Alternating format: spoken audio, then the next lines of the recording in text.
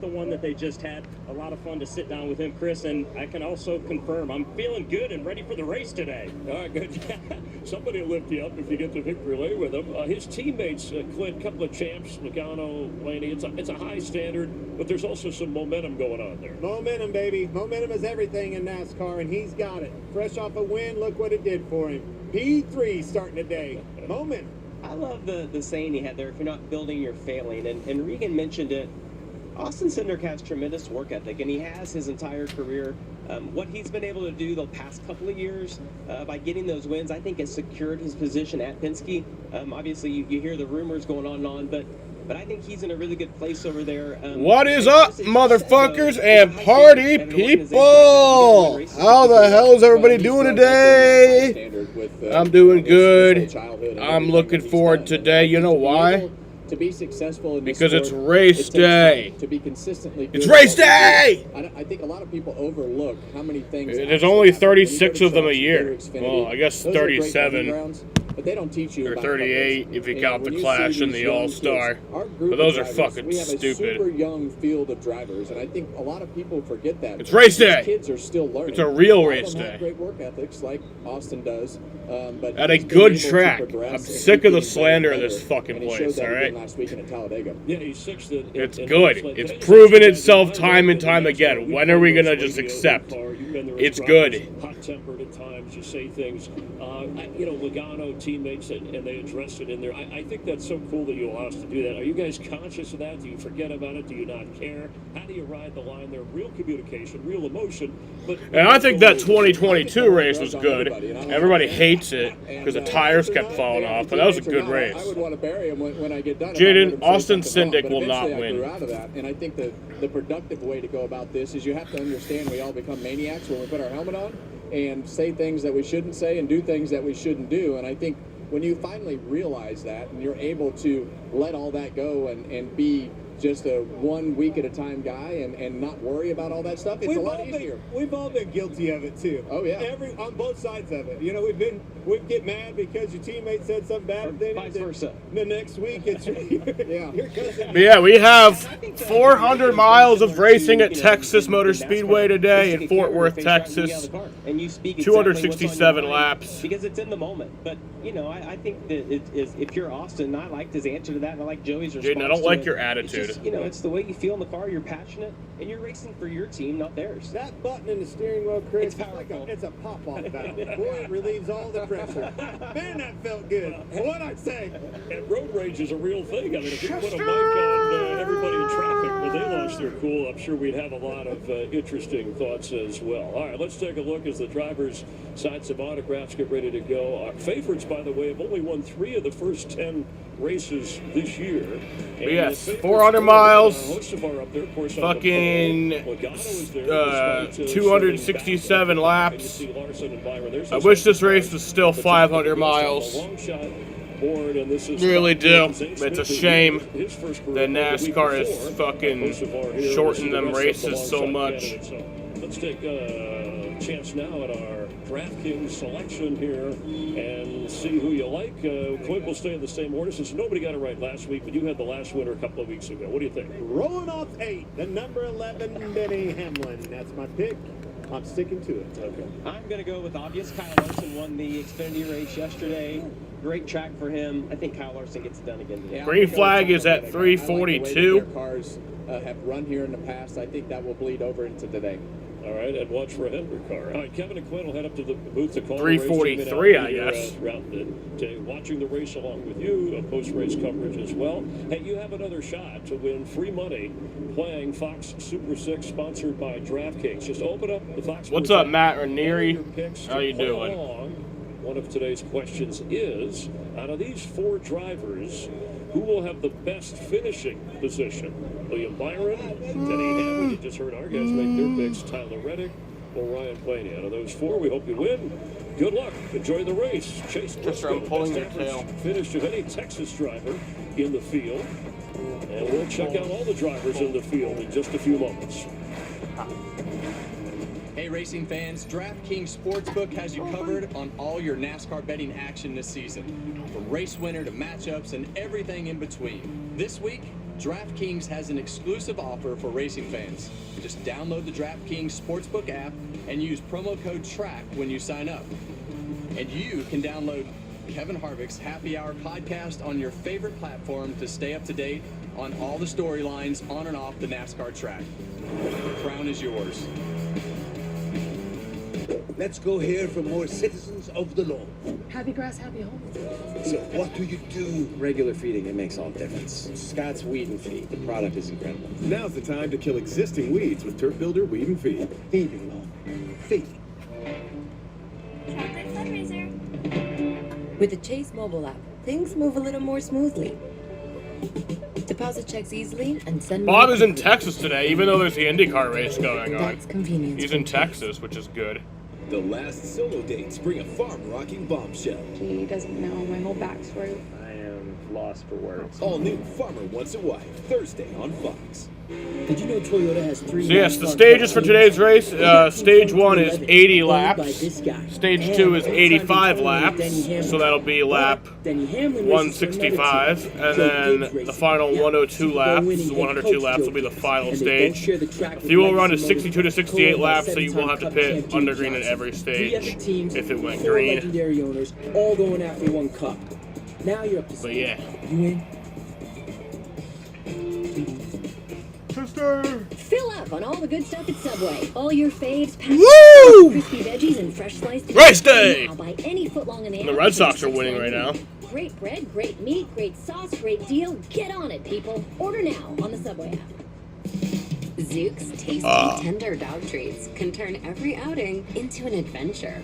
From park to peak, wherever you roam, don't forget the Zook's. Zook's dog treats. Choose your adventure. Welcome to Truck Country, where sweat becomes fuel, bumpers become bruisers, and pedals become pedestals. Where a future is written, one lap at a time, and burned into history. Welcome to the NASCAR Craftsman Truck Series. 76 degrees with sunny skies in Fort Worth, Texas. Yep, not a drop of rain in sight. By Goodyear since 1925. A little different here. Straight in here. Inspiring fans to keep looking up and keep driving forward. They say everything's bigger in Texas. Well, they ain't wrong. The food, the trucks, heck, even the... But nothing is bigger and better than... Yeah, that's right. Back today. The Lone Star State was forged by the bold. Let's go racing. And that indomitable spirit flourishes on the pavement. It's about to get really great. It's time to enjoy some bucking and bronking out on the racetrack. Hang on. So sit back, relax, and crack open a few cold ones. This is Texas. Just moments away from the Worth 400 at Texas Motor Speedway. In the crowd, Michael Waltrip with the Grid Walk. Michael? Hello, Chris. We're in Texas, and we love Texas Tootsies. You ever sing there? Oh, I sing. They don't give me a microphone, though. Oh, how about that? What about you, Ernest? You ever sing there? I drink and holler while the band sings, for sure. We figured out we need to line up our schedules so we're going to do that together. It's a Busch Light. Be a duo. Y'all are good together. I like this. I would if I could, But I can't, so I won't. But I want to. ain't that something? Y'all are great. Let's see what Brad's doing. BK, how are you? Whoa, there's Shea Wiggle. I didn't know you were here. Welcome to NASCAR. Mission Impossible, May 23rd, right? Yes, sir. This is the coolest, man. Very cool. Thanks. I hope everybody goes and sees it. I love you being here. Thanks for saying hi. Thanks, Rap. There you go. Hey, Brad. How you doing? Terrific. Ready for a great race in Texas. Right on his car. It won't be hard to spot. How did it run yesterday? Really good, really good. We haven't been qualifying the way we want, but I'm really confident we'll have the pace in the race. I love that. Have a good day here in Texas. Everything is bigger in Texas. 100th anniversary for Napa. Happy anniversary. Have a great day. See who we can find up here. Hi. Hello. How you doing? Hey, Joey, it's Mike. Hey, you got your kids with you? Got the JL kids with me. Yes, I do. Hi, you having fun? Yes. So win predictions for today. My win pick is Joey Logano. I got Joey Logano winning. Dom has Bubba Wallace winning, and Jaden has Ty Gibbs winning. And Dom's starting spot is 9th, which is also Bubba Wallace, so he's doubling down on that. Run high, run low, run everywhere. Bubba's almost won here before. I like that. You know, done pretty good. Yeah, good. Thanks for all you do, buddy. Hey, Kyle. Joey Logano does start 27th, though, so he has work to do. New colors, that's cool. Yeah, we got some 7-Eleven on board. You had a Slurpee today? Not yet. I'm going to go get one when I'm done with the grid walk because I'm thirsty. Well, don't forget there's free ones on 7-Eleven. Oh, really? Yeah, you get it? Yeah. The date. And today's May the 4th. May the 4th be with you. Do you get it? It is. It's with me. Let's go to the front. I'll see you, bud. Have fun.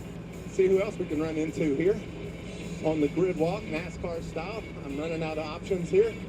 Has anybody seen Ryan Blaney? No, right there. Oh, there he is. He's hiding from me. I'll be damned. How you doing, bud? He showed a Kyle Busch bow. Is that a sign of things to come, Jaden? By the way. I know, he's famous. He's very That foreshadowing? More famous than me. He might be the only one on this pit road that's been here longer than me.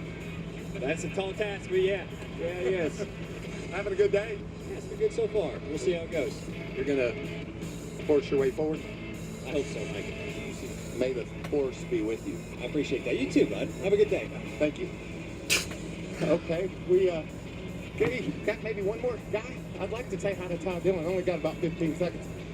Hey, I'm gonna go. I gotta throw it back to Myers.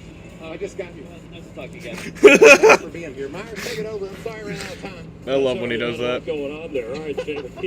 We have 400 miles to go. How about what are you watching in the first stage of this race that you think will set the tone for what you think we'll see throughout? Well, I just think about the Xfinity race and the truck race, a tremendous amount of cautions. There were 16 cautions in this race a year ago. So is that what we're going to have again today? Or is it going to be a little bit calmer? Tyler Reddick is a driver I'm going to keep my eye on at the beginning of the race. Starts in 17th. Saw him right before our pre-race show started. He seemed really confident in his I wonder if that grass is going to be mean today. The 6 champions of the sport. It was mean the last 2 days. A win of that group this year. What about drivers that really need a solid performance, or at least need to pull off? It's tough to pull off an upset here, I know. Yeah, I mean, Chase Elliott would be at the top of that list. We're looking at him right here. That team is performing well, but not great right now. If they can get a win today to back up what they did a year ago, it would be tremendous. The 11th race of the season, 16 to go until NASCAR's playoffs. Our opening ceremonies from Texas right now. Ladies and gentlemen, we ask that you please rise as you're able. Remove your hats and veterans render a hand salute as the 1st Cavalry Division Honor Guard from Fort Cavazos, Texas presents our nation's colors. Here to offer today's invocation, please welcome former NFL and Oklahoma Sooner running back, Spencer Tillman. Sovereign God of the universe, we stand in awe of your majesty and grace. Thank you for joy, pure and eternal, that holy other which has no equal and no opposite.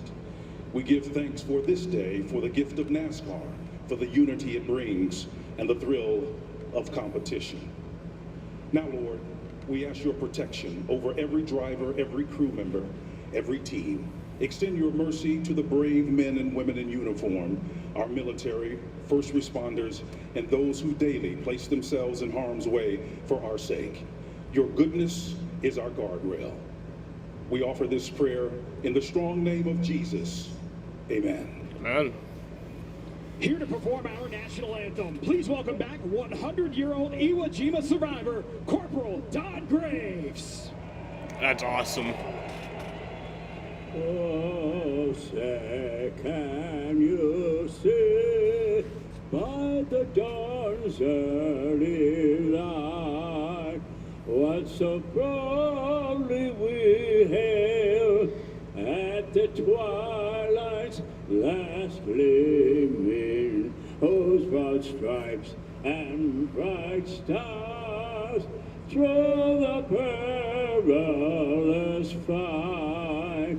O'er the ramparts we watched were so gallantly streaming, rockets regular, the bombs bursting in air, came through the night, that our flag was still there.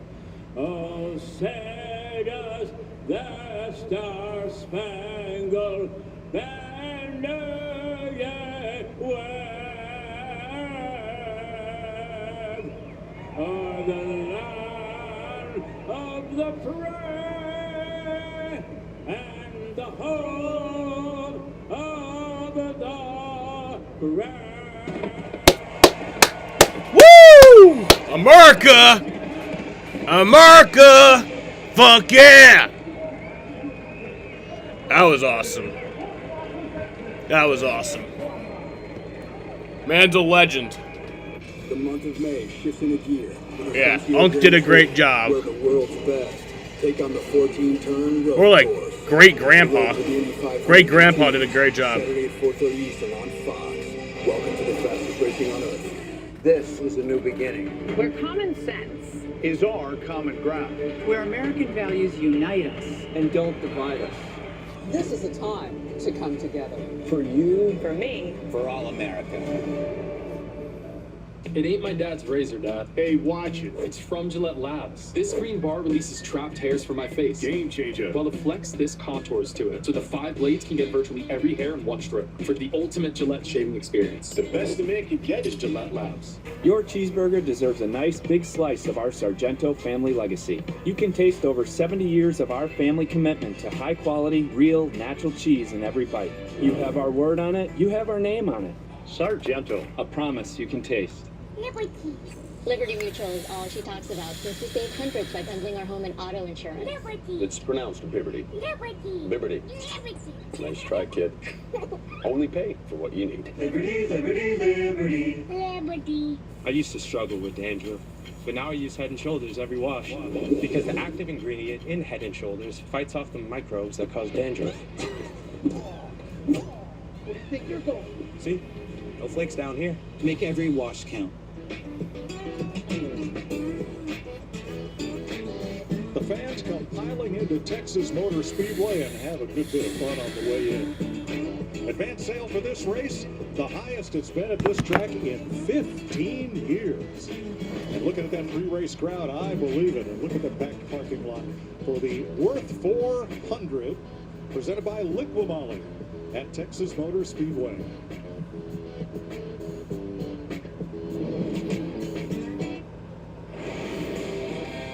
Some of the drivers to watch here in Texas, Kyle Larson, the only repeat winner in the last 9.5 tracks. Denny Hamlin, top 5. William Byron, most points earned in the next-gen car. Alex Bowman, 7 straight top 10s on the 1.5 miles. Brad Keselowski, 6 straight top 10s at Texas, including a runner-up finish here last year. Chase Briscoe, best average finish at Texas. They will do a scheme of the weekend. Hi, everybody, and welcome to our God damn it, the Twins just tied it. Alongside 3-time Texas Scheme of the Kevin weekend? Harvick and 2-time I don't know. Clint Boyer. I haven't seen all of them. That's what I got. I mean, look. It's the best I gotta do better. I keep hearing words like edgy and sketchy as drivers describe this track, Clint. Why is it so challenging? These Texans got a wild racetrack down here. Everything's more fun in Texas, including this racetrack. Bad, fast. Extremely fast getting into the corners. I think the 7-Eleven car Very is pretty chaotic sick. restarts. Last year's race here was all over the place. Tons of cautions, tons of carnage. You get on that outside, Kevin, off of 2, no man's land. Do not be there. Here's some of that. This is last year, folks. This is all the carnage that I was talking about. 1 and 2, extremely difficult, running out of room. But honestly, and then 3 and 4. You I get think it's on the between the outside, Kyle 3 and 4, Busch Kevin, hit that 7-Eleven ball. car and the Brad When you Keselowski look at these Consumer two Cellular lanes of the car. racetrack, one's really banked and one's really flat. And Those are wide. both pretty nice. So it creates a lot of challenges for the drivers and the teams to get that car as low to the racetrack as possible to create as much grip as possible. But from a driver's standpoint, this place loves the gas pedal. You want to have it on the floor as much as possible, and if you have to breathe it, you're going to lose a ton of time. So that edgy, sketchy definition that these drivers are giving, very true. So if you're set up for 1 and 2, what happens at 3 and 4? Well, if you're set up for 1 and 2, there's a lot of bumps down there, so you don't want the car to bottom out, but you want it to be as low as possible to those limiters and those rub blocks, because you have to run pretty much wide open through 3 and 4. But in 1 and 2, the car has to rotate, and that is how you make the speed. The question is, why are we setting up for 1 and 2? Very, very important corner off of 2. You can get underneath of them. That's where you start the pass. You complete it down in 3 and 4. We see it time and time again at this racetrack. The money's made down in 1 and 2. But Calamity Corner here appears to be the exit of turn 2. Well, it gets really flat. The way that the banking just flattens out so rapidly off of turn 2 makes those cars want to push. And when we get these cars nose to tail, what is the worst time to crash in this race? You have to be really careful. I think any time before the checkered flag is probably not a good time. Coming out of the back of the field. Oh, that's good news for us. Can't wait to watch Blaney, Logano, Elliott is back there. Chastain, Keselowski. Should I keep going? Those are some big names, and they're going to be coming up through the field, and we're going to be here for it. All right, let's go trackside.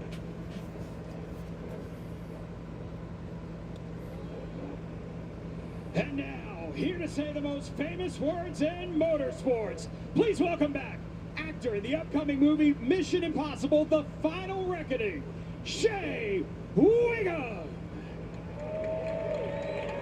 Drivers, start your engines. Hell yeah. Them engines are fired, boys. About to see some badassery. 38 of America's best set to battle. I didn't have my Adderall this morning 400 miles because we don't have any of it left. We got to get a refill tomorrow. But that's okay. To tell you the truth, we could take or leave the extravagance. I'll just be a little bit more goofy. The attention, the celebrity, the bragging rights, the bravado.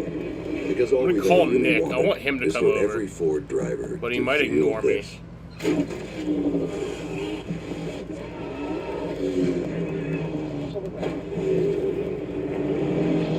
Jaden's making fun of me. Huge news. You can get a son of for just $3. Wait, I said son of. Look at the words. Son of Baconator is $3. Thank you. For bacon that just won't quit, gotta be Wendy's. It is stressful out there. And a lot of phone companies are making noise about great deals, but how do you know you're not paying more? We all need things that comfort us, that we trust. A nice cup of tea, fresh basket of puppies. It's okay, Reverend is still a W. When you switch, not only can you save 20% versus the other big guys, the price of your rate plan won't change for 5 years, guaranteed. Sometimes it's nice when things don't change. T-Mobile's new experience plans. Families can save 20% today, and your price won't change tomorrow. She really likes to, judge. Cold and smooth survival. He really has this problem where he judges people. Recognizable landmarks. You know? Like that. It's surprising that he's not into politics, because people who are into politics love judging other people. Head for the mountains. And with as much as Jaden judges other people, you would really think that he would at least have a political affiliation. Isn't about overhauling your life or always being perfect. Jaden, where aren't you judging me? My progress is making smart choices to help lower my A1C with my Freestyle Libre 3 Plus sensor. It's the little wins, baby. And getting one at half the cost of other CGMs, well, that's a big win. Come on, ladies. Try for free at freestylelibre3.us. Share it. Check it out. I'm gonna Pizza punch Cheesy Bites Jaden. Pizza is a game changer. With 28 cheese-filled bites around the crust, every single bite is a highlight. The Cheesy Bites Pizza, starting at $12.99. Get it on the Pizza Hut app. With Verbo, you save over $200 when you stay a week or more. And any reason to extend a vacation is a good reason. I'm hungry now. I'm gonna go get the rest of my 7-Eleven Stay pizza. longer and save with Verbo. After every nail-biting defeat, humbling lesson, or thrilling triumph,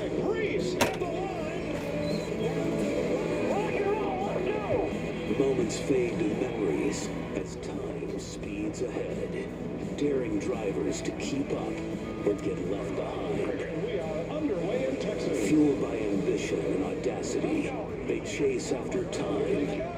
Fear, doubt, and danger be damned. Because no matter how many times they've come up short or won before, all of them know it's just a matter of time. Checkered flag is up. Until they're victorious again.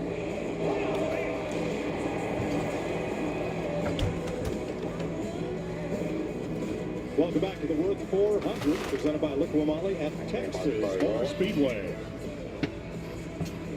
Field about to roll off behind that beautiful Corvette. Pace car, and there is our pole sitter, Carson Hocevar. As he puts it in gear and rolls off. Yep, Carson Hocevar is your pole sitter. How about you, Carson Hocevar? It's the boys at the booth. You got us? Yeah, man, I got you.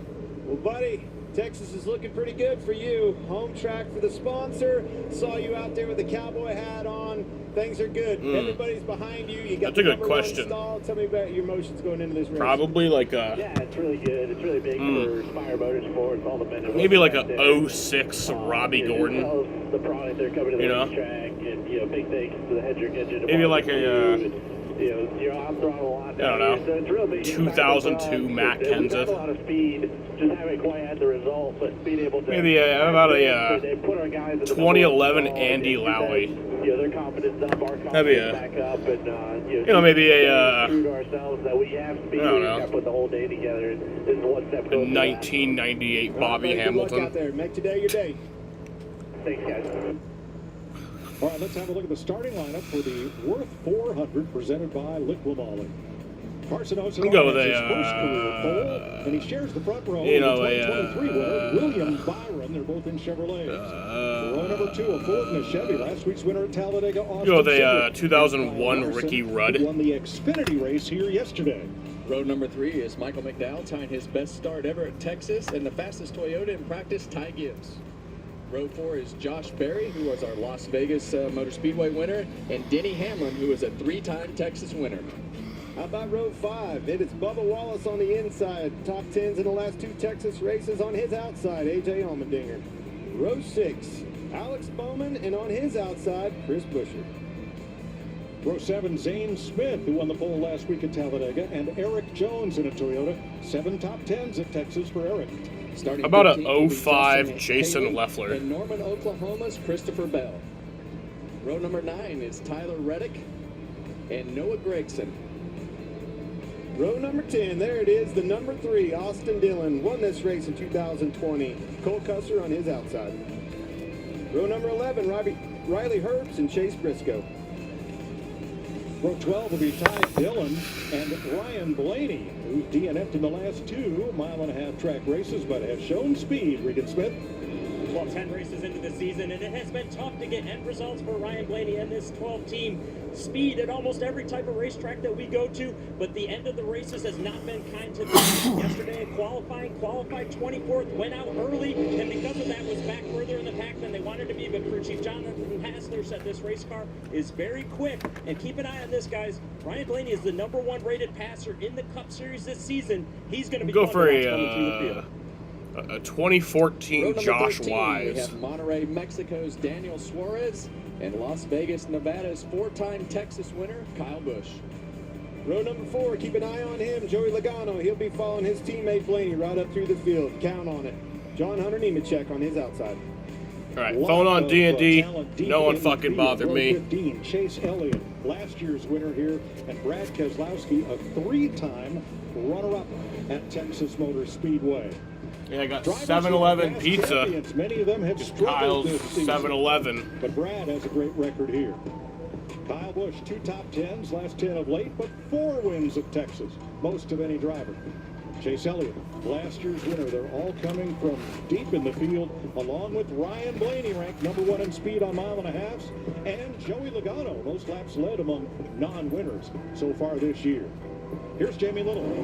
Mike, it's hard to believe for Chase Elliott fans, but this marks the 1-year mark since Chase Elliott drove the victory lane in a points-paying race. I talked to Alan Gustafson, his crew chief, and he's like, we're starting deep in the field, but you know what? We did last year. It was a complete team effort. effort, we were able to drive our way through based on strategy and take that victory. As for today, the car balance, it's good, and they are optimistic with a little help, a little luck, and a team effort once again. They can drive that beautiful gold number 9 to victory lane once again. Thanks, Jamie. Let's see if our crew chief, Larry McReynolds, is as nervous as many of these drivers are going into this race. I'm always nervous, Mike. It's been well documented throughout the pre-race. Texas is a very fast, unique mile-and-a-half track. In fact, it's the only mile-and-a-half track we go to where the two ends are very, very different. That becomes a challenge for the crew chiefs to get the car set up, driving good in all four corners. Now, let's use a couple of our Toyota Camry cutaway cars and show you what Clint and Kevin was talking about, the two ends. This is turns 1 and 2. 20 degrees of banking, mid-corner speed, about 165, little to no load on that left rear. Whole different story in 3 and 4, 24 degrees of banking, 13 miles an hour faster, and over 500 pounds of load on the left rear. Let's go to the left rear shock and pull it apart and see what goes on during travel. 1 and 2, not a lot of load, not a lot of speed, does not get against that travel stop. Whole different story again in 3 and 4. It gets against that travel stop hard. You have to do this for speed to keep the diffuser low in 1 and 2. But guys, you well talked about it. It becomes a challenge in those bumps in turn 4. Thank you, Larry. Great explanation of the difference of the track looks. Lights are off on the pace car, getting the 1 to go. It is not. And when that limiter starts to hit, from a driver's perspective, it just makes you feel so uncomfortable inside of the race car. But you want that thing to be as low as possible. So you have to live with everything that you can in 3 and 4 to get through turns 1 and 2 well. How about a 2010 Scott Speed? This place is really difficult. We've kind of watched it evolve throughout the course of the years. You know, you have two totally different corners. 1 and 2 pretty flat, really flat entry, which makes it challenging. 3 and 4, you kind of can't mess it up. Compared to 1 and 2, you feel like you're just on rails. So you try to set your car up for one or the other. You have to always work in trying to find that balance to be as good as possible in both, but it's not going to be perfect in both. It is a perfect day to go racing. Temperatures in the mid to high 70s. Wind out of the southeast at 5, different direction than it's been all weekend. Hardly a cloud in the sky. We'll run 80, 85 laps and 102 laps in the third and final stage. Fuel window 62 to 66 laps. So stops in every one of the 3 stages as we work our way through 267 laps. Yeah, and all these drivers right now, the nerves are high, but you know what you're getting ready to battle with in these conditions. With this particular racetrack, every one of these drivers knows how difficult it is. What they don't know is how that car is going to handle when it gets down to the end of the straightaway in turn 1. Here we go, we're going to find out. All right. Pace car to pit road. Pace car's off. 3 flags in the air. We are racing from Texas. Woo!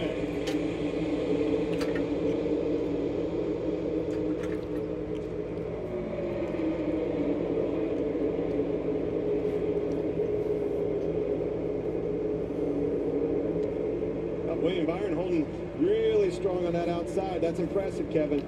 Well, we had the truck race and Xfinity race here. We saw that second lane. You got to be really careful right there up on the top early in this race. He thought better of it, didn't he? About 3/4 of the way through that corner in turn 4.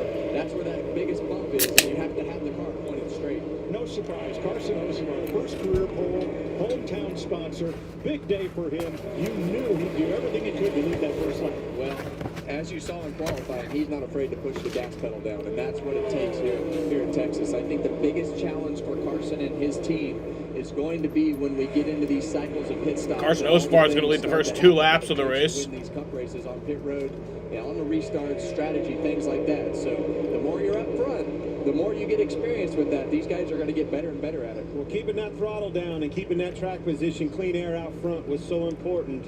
And he won that battle so far. It's going to play dividends. Had trouble getting off the 2, though. Yeah, he had trouble getting off the 2. I think got high, Kevin, had to lift. And Byron's trying to pass to the lead. Well, what happens a lot of times right there, you get these early laps with a lot of clean air and a lot of grip, but that car will take off. The exit of turn 2 flattens out really quickly, and if you get to that 3/4 mark around this corner right here, and that car is a little bit too high, it's going to take off, and sometimes it will bite you because it will slide all the way into the wall.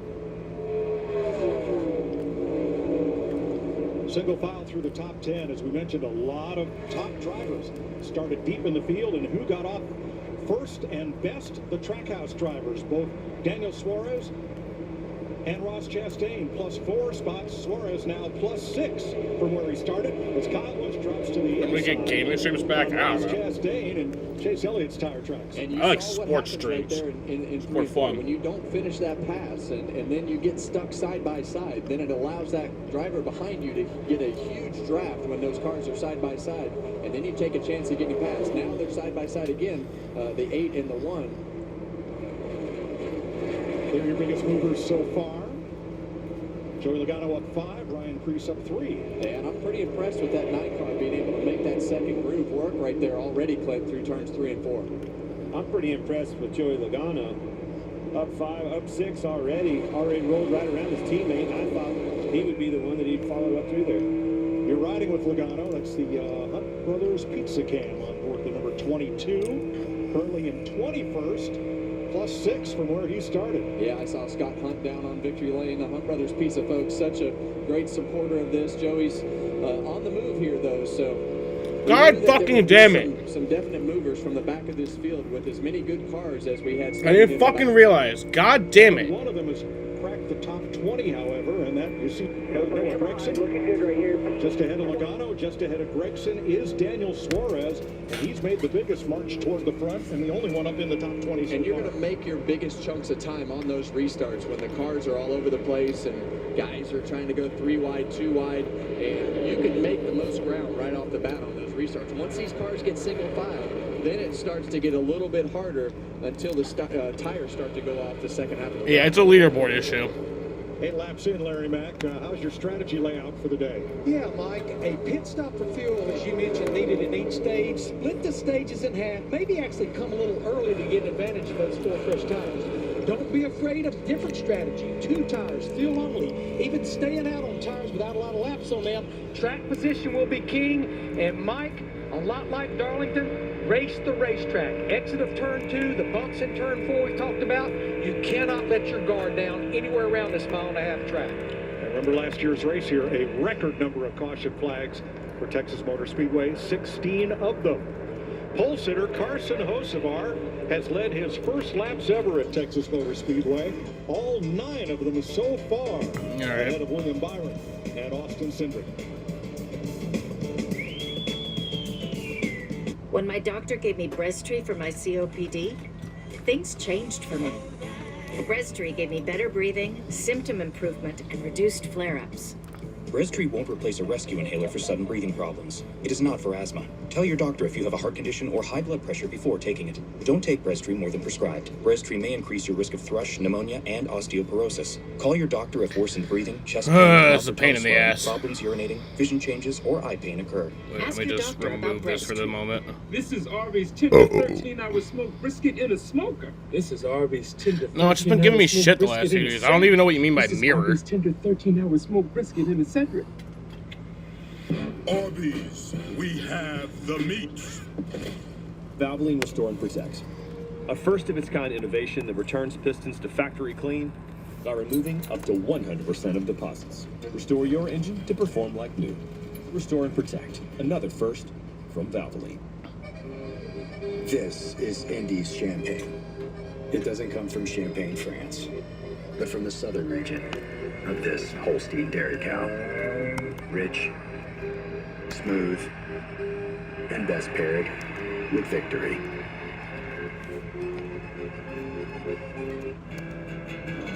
NASCAR salutes, together with Coca-Cola, honors those who serve at home and abroad. Visit the Finger Lakes RV Show, May 2nd through the 11th at the Finger Lakes Outlet Mall. Shop top RV brands like Brinkley, Grand Design, Jayco, Winnebago, and more. RVs starting at just $10,895. The Finger Lakes RV Show, May 2nd through the 11th at the Finger Lakes Outlet Mall in Waterloo. Online at buyersrvs.com. When you have Fios 1 gig internet, your day begins at full speed. There's video calling, temp controlling, uploading. Oh, and someone's at the door. Power your home and all your devices all at once. Plus, now you choose what goes into your plan with My Home. Get the speed you need and save on entertainment you love, like Netflix and Max for just $10 a month. Upgrade your home to Fios 1 gig today. Visit Verizon.com/myverizon. It's such a pain in the ass. RV Show, then 2nd through the 11th at the Finger Lakes Outlet Mall. Shop top RV brands like Brinkley, Grand Design, Jayco, Winnebago, and more. RVs starting at just $10,895. The Finger Lakes RV Show, May 2nd through the 11th at the Finger Lakes Outlet Mall in Waterloo. Online at buyersrvs.com. All right, lay of the land stages are 80, 165, 267. I do think in most cases the field is probably going to short the split lap just a little bit, and like we typically do well, we'll just have to play off the guys around us. We've seen times here where the strategy can kind of get flipped, so I just want to make sure whatever comes our way, communicate in the moment, execute in the moment, and if we do that, keep ourselves in the hunt, try to be there at the end. All right, let's bring it in. Team 5, here we go. Team 5! Cliff Daniels, crew chief for Kyle Larson, who started 4th and is running 5th. Behind Hocevar, Byron, Cindric, and McDowell, all Chevys in the top 5, but for Austin Cindric in 3rd. The first Toyota Denny Hamlin back in 7th. Not much movement right now, Kevin, but what are we waiting on? These tires are going to wear out. Yeah, well, we don't know that they'll wear out, but they're going to fall off. It's not great quality, so it's but going to be, we're that's what we're stuck with because of this. We're expecting that chunk of time to happen. We don't know exactly what lap that will be because this such is a pain in the ass. Tire, so everybody's experimenting a little bit as to what's going to happen. Well, Carson Hocevar looks like he has spit out the bit. He has had the fastest lap on track every lap of this race, including the fastest lap of the race. Jamie, is there any holding him back? But you can still see everything. You can still read everything. He's leading this race for the first time. I'm listening to his radio, and they're just telling him, don't overdrive it. You know, he ran the truck race on Friday night, and that really allowed him to know what to expect with this track and how it's going to change. Right now, really happy with the race car and the speed that he has, Regan. Jamie, it's been a great start for Joey Logano in the 22 car, up from the 27th position to 21st right now. I want to mention, though, that this car for him is very good in turns 1 and 2, 3 and 4, though he told crew chief Paul Wolf it's a little bit too loose down there. Clinton, Kevin, we've talked all week about the 2 different ends of this racetrack. I imagine Paul Wolf is happy to hear his drivers say 1 and 2 is the strong part right now. Well, that's what I would pick. I always wanted my car to be good through 1 and 2. As you see them up the racetrack already, I like the right side tires on that bottom hash mark. When that groove moves up, I always felt like the paint gained a little bit of grip as the rubber would build up on there. And with 2 races already in the books, we're starting to see these cars spread out at least 2 lanes. Now, Logano's march to the front, though, has stalled. The last time we saw him, he was right behind Noah Gregson, right behind Daniel Suarez, and that's the way they run right now. Yeah, and as you see those cars get side by side, now we see Chris Buescher up the racetrack right here. Oh, around goes the 4. Spinner in turn 2, and it is Gregson. Gregson's around. And that'll be the first caution flag of the day at lap 21. Leadership into 3.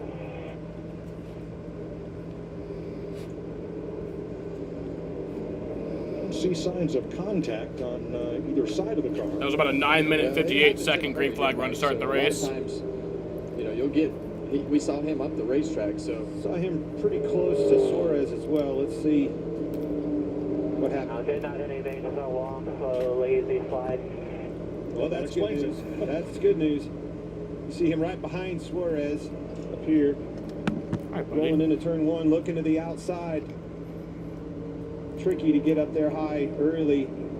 Thing just came around on him. Yeah, and that's the tricky part about this car. You saw one low, he was right on the right rear quarter panel to 99, and then there was another car spaced right in front of him. So, see that thing bounce off the apron. See that car of... Didn't take much, did it? No. As soon as that thing danced sideways, it was gone. Good save.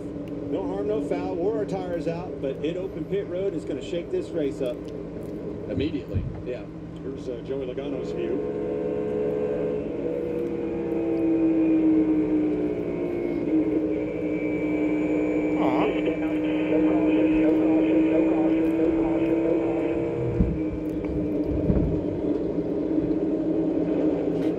That was a cool angle. So first caution of the day. Noah Gregson brings out the first caution. Could run the rest of the stage from here. Yeah, everybody's got to stop for at least fuel, but I think this sets up the strategy, Mike. What I've seen with the fall off, I want to put 4 tires on that race car, but I think clean air is king. If you're on back in the pack, this is where we may see some 2-tire stops right here just to get that track position, but I need some friends to do it with me. gonna think they're all, you got friends out here, Larry? Bring your friends with you to the racetrack. That's Chad Fincham up high. He will get the free pass and get back on Hello, buddy. the lead lap, running his second race of the season. And most everybody, not Denny Hamlin, but most everybody headed for pit road, Regan. Like this caution, a good opportunity for Josh Berry to adjust on the 21 car. Denny Hamlin's not pitting, but everybody else will. Especially in 3 and 4, he said he's terrible down there. Literally everybody besides Denny Hamlin. Discussing the bumps in 3 and 4, said the bumps are better than yesterday for him. Jamie. And at 24, William Byron said he's balanced at both ends, not something you hear too often here. Look for right sides only, maybe 4 tires for the 24. Meanwhile, Carson Hocevar, they talked about right sides only. He got a small air pressure adjustment for the 77, Mike. There's your strategy, shaking it up. 2 tires, 4 tires, everything in between. Fucking Syndic wins the race on pit road. Actually, 4 of the first 5 took on only 2 Hocevar lost 3 spots, but he got 4 tires. 11 spots. To tell you the truth, we could take or leave the extravagance, the attention, the celebrity, the bragging rights, the bravado, because all we've ever really wanted is for every Ford driver to feel this.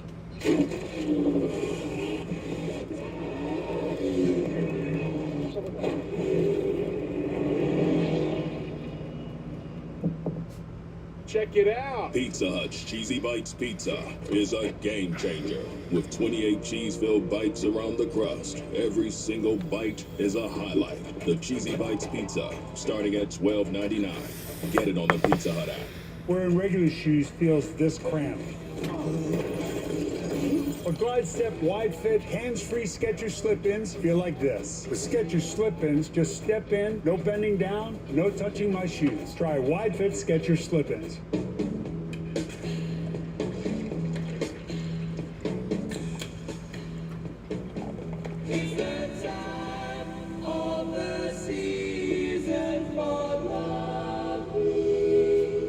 This is a new beginning. Where common sense Is our common ground. Where American values unite us And don't divide us. This is a time to come together. For you. For me. For all America. Looking to update your home's exterior? Skip the big box store and head to where the pros really go. Paragon Supply. Whether you're adding a porch, patio, walkway, or new facade, we have all you need and more. The best selection of stone, brick, hardscape, pavers, retaining walls, and masonry supplies for an entirely new exterior, for a backyard barbecue, and everything in between. Paragon Supply. Helping build Syracuse since 1888. Ryan Blaney gets a speeding penalty.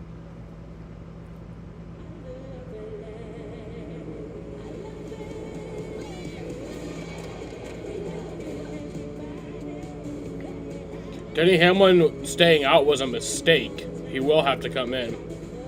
He heard the code Cowboys, but said that the 11 team was talking over itself.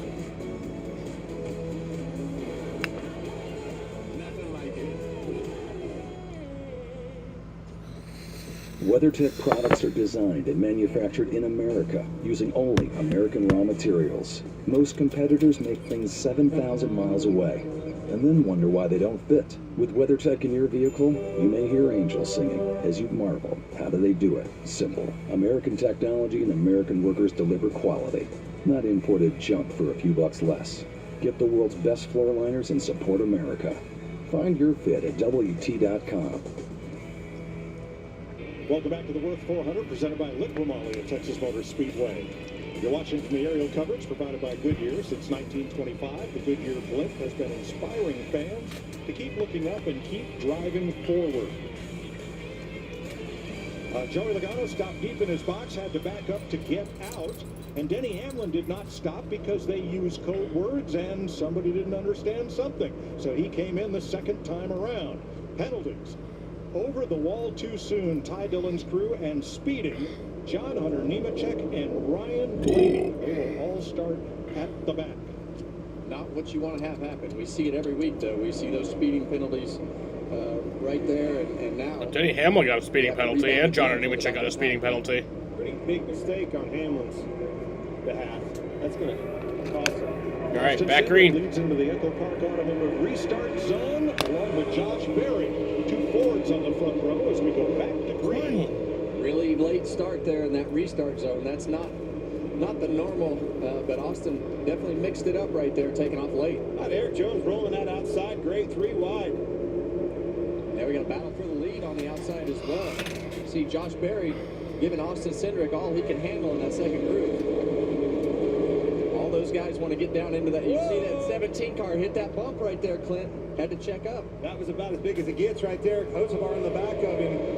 What, about 180 mile an hour? A little love tap. Get you some. Larson loose into the corner. The restarts here at Texas Motor Speedway are some of the most intense moments that these drivers will experience all year. You saw some moments right there that didn't look that big on TV, but I promise you, inside that race car, it scares the heck out of you. Right behind this group, Michael McDowell charging forward. Had a good qualifying run. Restarted 8th, picked up a spot here on the restart. Chasing down the leaders. I like what we have here. We're going to get a good snapshot of the 2 tires, right? They kept the track position. Cindric, Berry being able to hold on to that. You know these 4 cars are going to have an advantage coming up through them. Now, Hocevar got a good jump there on the restart, and why not? He's the first car with 4 fresh tires. That's 77, currently in 4th. Well, now we're going to see how good that 77 car is. You talk about those 4 tires, but putting him back in traffic, that's when you find out the most about your car. Whether that, you're going to be mixed up in traffic all day, Clint. Sure, you want to cycle back towards the front of the pack with something easily happening, but you want to be able to make some moves as this race goes on. Let's go back to the restart. Have a look at it. Well, you see the 2 and the 21. This is in turns 3 and 4, but you see the front of that car, the way that car bottomed out, and then it shot the front end up the racetrack, allowed made Chris Buescher have to check up, and that was a wreck that didn't happen. That was a wreck that didn't happen. Both those guys pretty lucky right there. Tell you what, I'm impressed with Ty Gibbs. He was making some gains there on the outside, going for it. Everybody's cars, they know what to expect now. You knew that restart was going to ratchet up, and it'll only intensify from here. Yeah, and I really like the way that Ty entered turn 3 right there.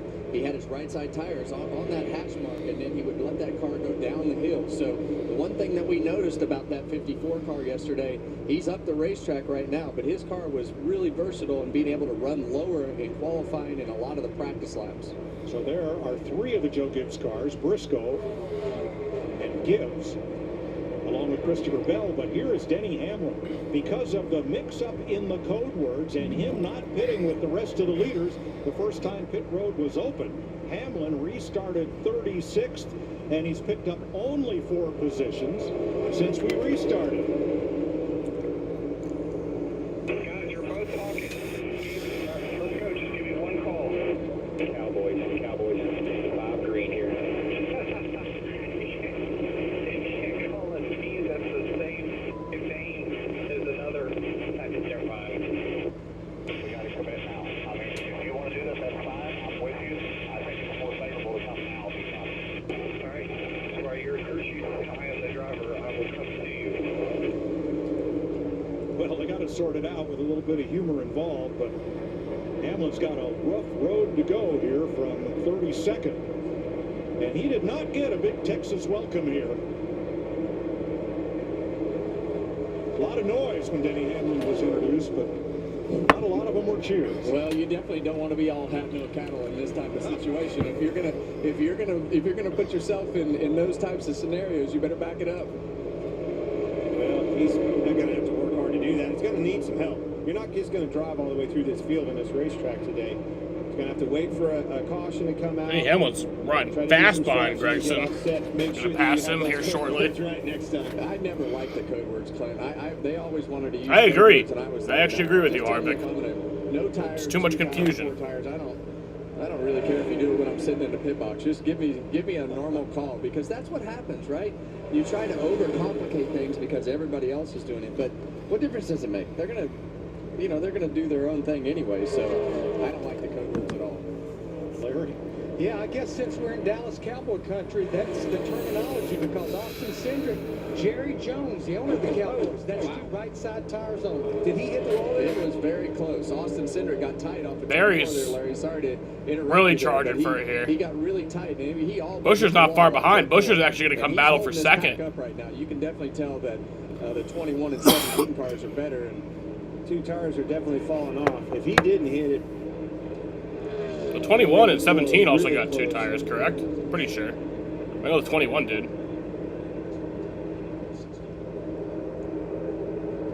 .45 to go in Pretty sure, at least. Austin Cindric has been out in front now for 13 laps after Carson Hocevar led the first 22 and Denny Hamlin led 1 lap under caution. Have you always had trouble with your weight? Me too. Discover the power of Wegovy. With Wegovy, I lost 35 pounds. And some lost over 46 pounds. And I'm keeping the weight off. Reducing my risk. Wegovy is the only weight management medicine proven to reduce risk of major cardiovascular events such as death, heart attack, or stroke in adults with known heart disease and obesity. Don't use Wegovy with semaglutide or GLP-1 medicines or in children under 12. Don't take if you or your family had MTC, MEN2, or if allergic to it. Tell your provider if you plan to have surgery or a procedure, are breastfeeding, pregnant, or plan to be. Stop taking and get medical help right away if you get a lump or swelling in your neck, severe stomach pain, or any of these allergic reactions. Serious side effects may include pancreas inflammation and gallbladder or severe stomach problems. Call your prescriber. Did you guys see the F1 Lego race? Wegovy may cause Shit's low crazy. blood sugar in people with diabetes, especially if you take medicines to treat diabetes. Call your prescriber about vision changes if you feel your Those heart are all racing while at full-size rest, or if you have cars mental changes. Depression made or from thoughts Legos. of suicide may occur. Common side effects include nausea, vomiting, diarrhea, constipation, stomach pain, flu or upset, And like the drivers are headache, driving feeling them. tired, dizzy It's or pretty damn bloated, cool. gas, and heartburn. Some side effects lead to dehydration, which may cause kidney problems. With Wegovy, I'm losing weight. I'm keeping it off. And I'm lowering my CV risk. Ask your prescriber about Wegovy. Did you know Toyota has 3 NASCAR Cup teams? We got Team 2311, owned by this guy, and 3-time Daytona winner Denny Hamlin. But Denny Hamlin races for another team, Joe Gibbs Racing. Yeah, Super Bowl winning head coach Joe Gibbs. And they both share the track with Legacy Motor Club, co-owned by 7-time Cup champ Jimmy Johnson. 3 epic teams, 4 legendary owners, all going after 1 cup. Now you're up to speed. You in? Let's go see what NASCAR on Prime's all about. Let's do this. Starting off big, the Coke 600. Green flag. Woo-hoo! Nashville. Michigan? Hell yeah, man. Mexico City. Mexico City? Someone say road course? Yeah. Finally, Pocono. Stream all 5 Cup Series races. NASCAR, it's on Prime. Come on. Play the Fox Super 6 NASCAR Challenge. Download the Fox Sports app right now and enter for free for a shot to win cash prizes. See the Fox Sports app for details. Austin Cindric has now led 18 laps. Josh Berry's had a look at him, and Chris Buescher, who was 12th prior to the last caution flag, he is right there with the leaders. Another of those cars that took 2 tires. There's the Ford Performance Cam view for Buescher. Let's show you what happened to Austin Cindric. See, up high out of the groove, higher than Barry already. That's as close as it gets. I don't see a mark on the right side, but I wouldn't want it to be the decal on that. And even off of the exit of turn 4, Clint, you know how fast that banking rolls down, and that problem starts late center of the corner. And as you start to try to just put a little more wheel in that car, next thing you know, you kind of jump over that, you jump the curb there, and it just takes off on you. Well, I tell you what's taken off is the speed in this 2 car. He is struggling. He's holding this lineup. You can tell they're getting close. They're having trouble getting around him, get aero tight. Josh Bale drive right to him and then get tight and have to reset and re-go back after it. But Buescher, man, this Buescher is impressing me. He's coming, Regan. Mikey is coming to the front very rapidly right now, and the things worked out perfectly for him in terms of that first caution. Crew Chief Scott Graves said, if it presents an opportunity today, I will be very aggressive with my play calls on the pit box. Didn't feel like they were aggressive enough last year. It cost them a good result. Keep in mind, Chris Buescher, hometown driver, trying to get his first top 10 at Texas. Looking good right now. Well, you see right now, it's kind of a cat and mouse game as you go into the corner. You want to go the opposite way that car in front of you goes. You see Austin Cindric, he keeps mixing it up. He's in that second lane, and if he can keep the momentum of that car up, it'll make it a tough pass for Josh Berry. But what'll happen is, if Josh Berry guesses wrong on the entry to the corner and gets tight like you saw with Austin Cindric, Chris Buescher is right there to capitalize on that and make a pass, and that's what you hope for. Got Denny being funny. Some of the biggest movers. Oh yeah, I saw that. Ryan Reddick +5 since that restart. Denny Hamlin up 6 from the back. Ryan Blaney from the back. Priest and Brad Keselowski's been passing cars. All the Reddick fans, put a smile on your face. He is fast, ladies and gentlemen. Marching up through the field, he's moving, he's making passes, and he's doing it on the racetrack where others can't. You see him on the outside of the racetrack. You saw the car bounce right there. That tells me that car is making good grip. If you've got the confidence in your car to go up and run in that outside groove, well, then you're good. As these groups spread out, you see the 5 car up the racetrack, and when this racetrack starts to have choices, those are the 2 guys that you really start to point your finger at to say, okay, now you got to be versatile. You got to move around. The groove keeps moving up, and the 5 and the 45 are definitely the 2 cars that we would point at that can do that better than anybody. Now here are the first 2 cars with fresh tires. Larson in 4th, Hocevar in 5th with 4 fresh tires. 3 ahead of them. Larson took 2. I'm watching Larson. You can see he's a little nervous getting into the corner. That car's light on its feet. Looks a little bit loose to me. Look at Hocevar get tied into his wake, and then here comes Byron to his inside. And that 5 car did that on purpose. He saw that Hocevar had a run, and he actually pulled that car back down in front of him, and that caused Carson to lift off that corner and allow William Byron to all but go by him. We have a heat miss. Went into the corner and drove it way off in there. The car took off the hill. Now Hocevar back to his inside with the upper hand. All right, so there's 2 of the Hendrick Chevrolets up into the top 5. But Jamie, one of their teammates who usually does very well here, not having a great day so far. No, he's not. He was pretty optimistic coming in, and he told me this morning they were better than where they qualified 11th. But things got a little bit worse when they came down pit road. The front changer had an issue with the gun, and that extended their stop. He lost multiple spots, restarted 19th, and he's since lost 2 more. Not going anywhere back there in 21st. Zane Smith there just ahead of Bowman. Smith in the 20th spot. So midfield there. 30 to go in stage 1. Yeah. Tyler Reddick ahead of Gibbs there. Yeah, you saw Tyler Reddick. He just went around the outside of that 54 car. We think these are 2 of the best cars on the racetrack. But this groove is moving up rapidly, Clinton. I think, if it does, it's going to be really hard to make any passes on the bottom of the racetrack.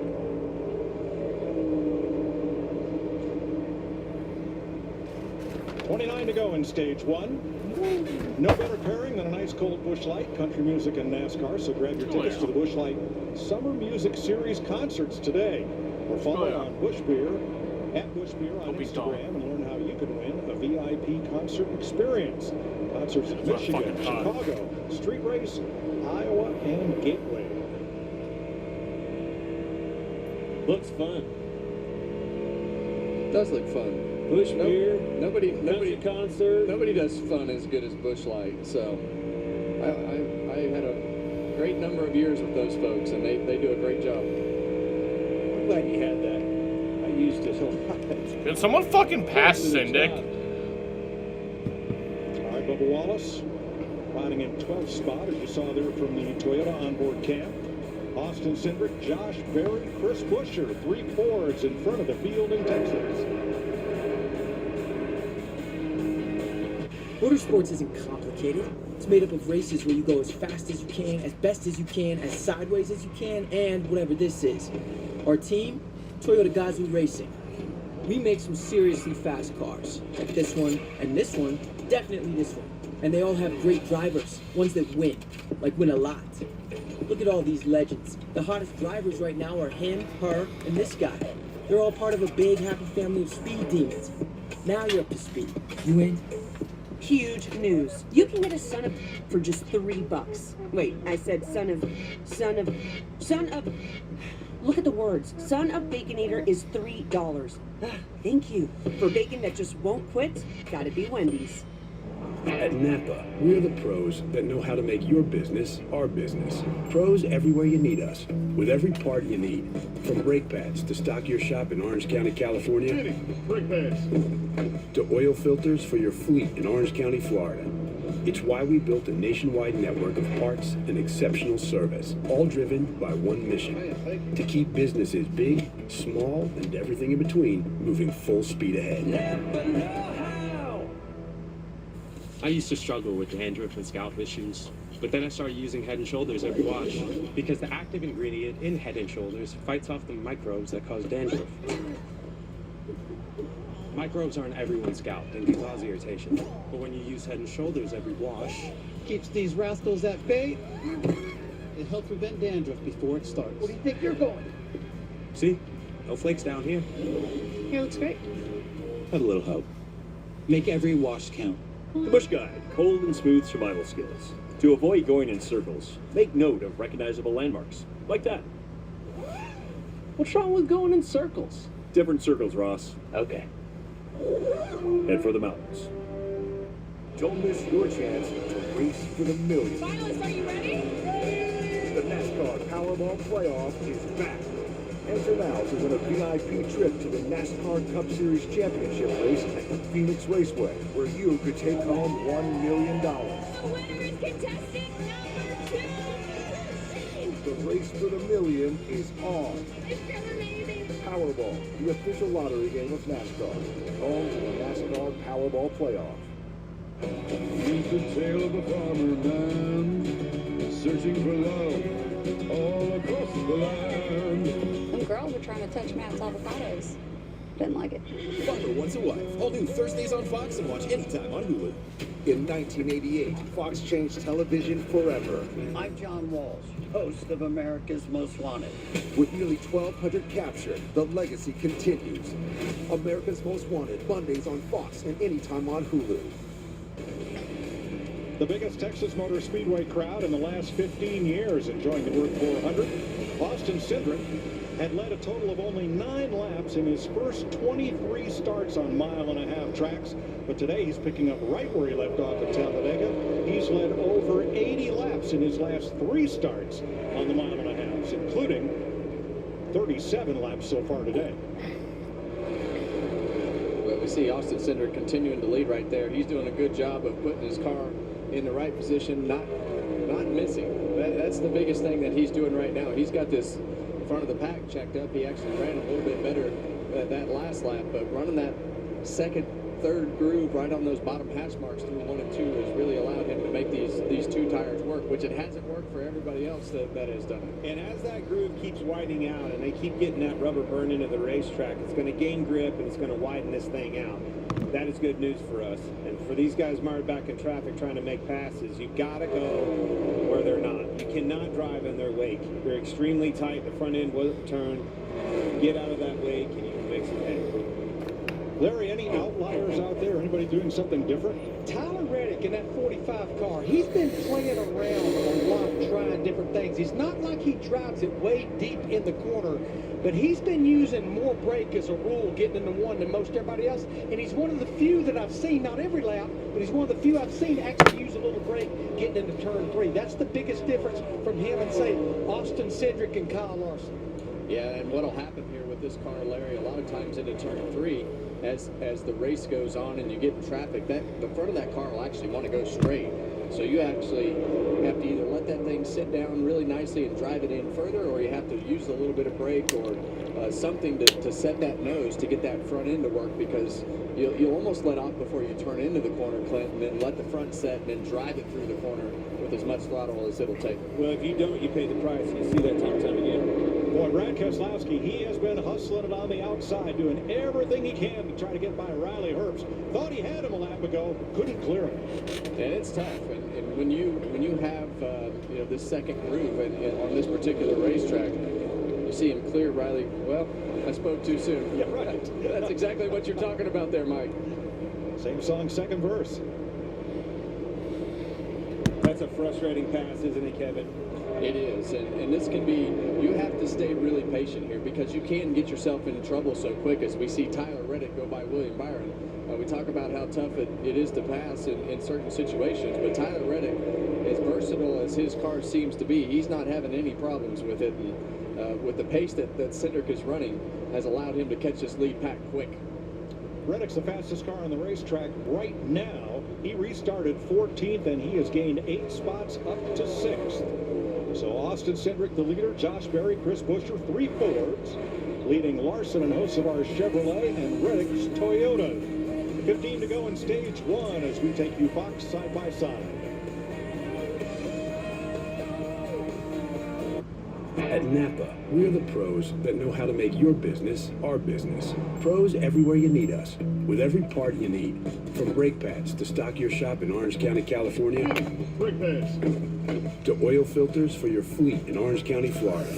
So we got 14 to go on the stage. Network of parts and exceptional service. Cindric is still leading. To keep businesses big, small, and just everything fucking in between, stupid. moving full speed ahead. It is stressful out there. A lot of So the last 44 laps. about great deals, but how do you know you're not paying more? Looks like he's going to be Mr. 69, unfortunately. Tea, fresh basket of puppies, and team up.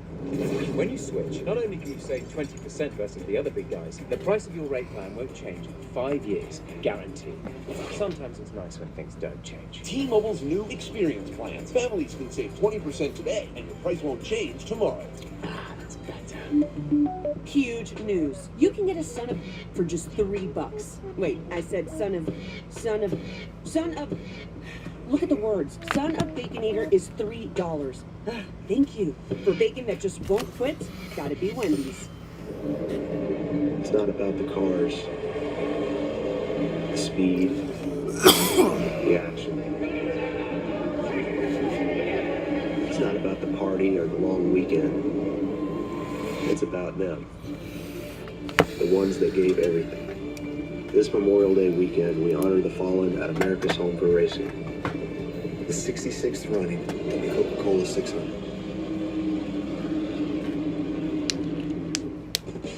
Cindric is Mr. 69. Or date night. You catch a rom-com where a surprise we make out at the end. Or you could have real fireworks.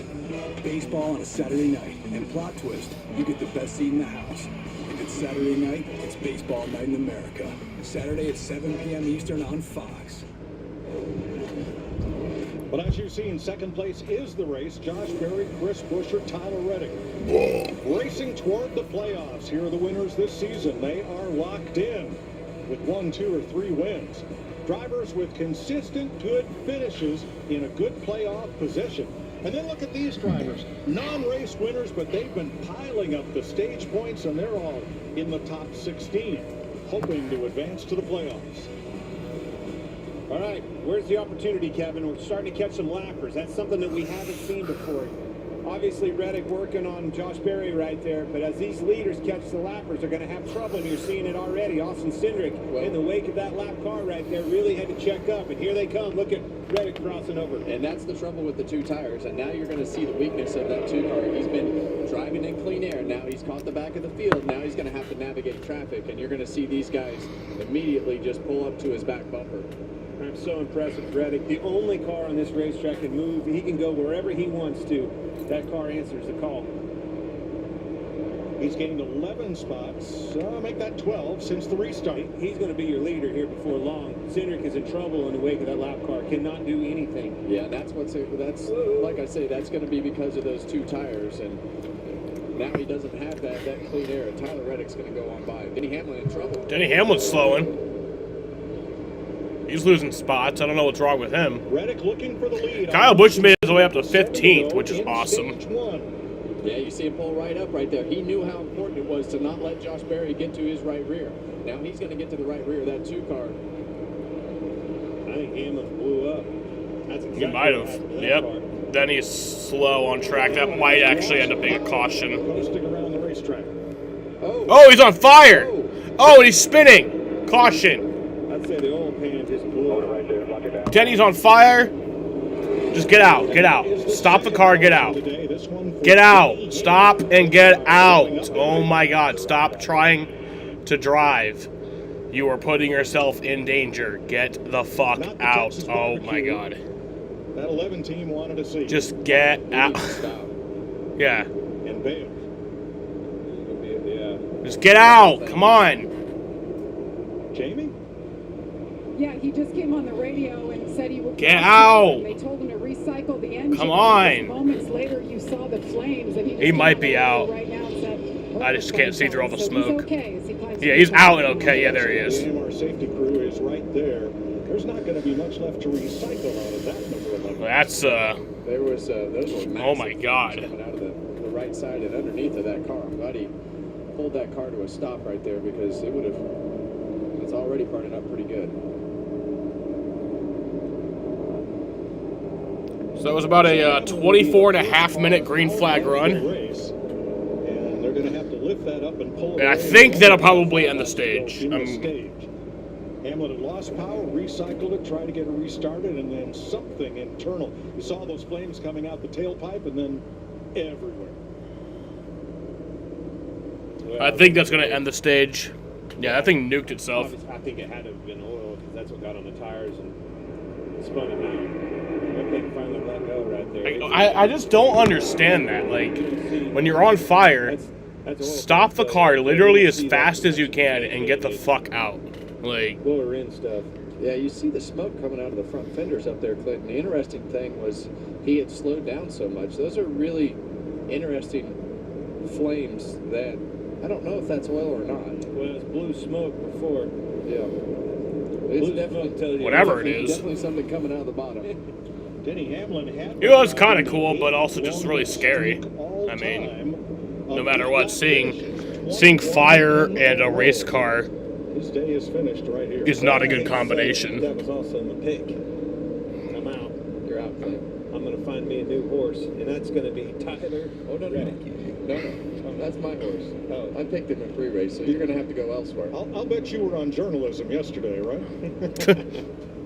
Lost $100. I lost money to my buddy on that, too. I'm not paying. Fuck the Kentucky Derby, dude. Well, we did hear your best stats of second place before the race, so... that saved this Austin Cindric. He was having trouble with the lap card. I don't think he was going to make that pass, and Tyler Reddick was going to be... Like, can we just be honest? Horse racing is just straight up animal cruelty. NASCAR pit crew Like, rankings right now. seriously. Chris Buescher, the best. I don't hate everybody who attends it because they might not really understand that to the full extent, but, you know, horse racing is fucking straight up animal cruelty. They can't consent to it.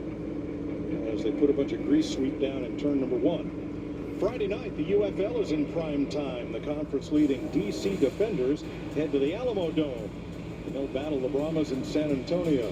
That's Fox UFL Friday. It kicks off at 8 p.m. Eastern.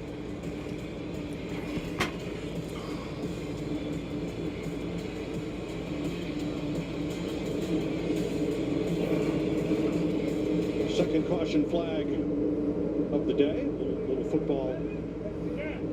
There's always a football. Where there's a pit crew, there's a football, right? It sure was. There sure is. And I think as you see Dak there on pit road throwing with some of the crew guys before the race today. How cool is that? That's fun. That's something to go home and tell your kids, right?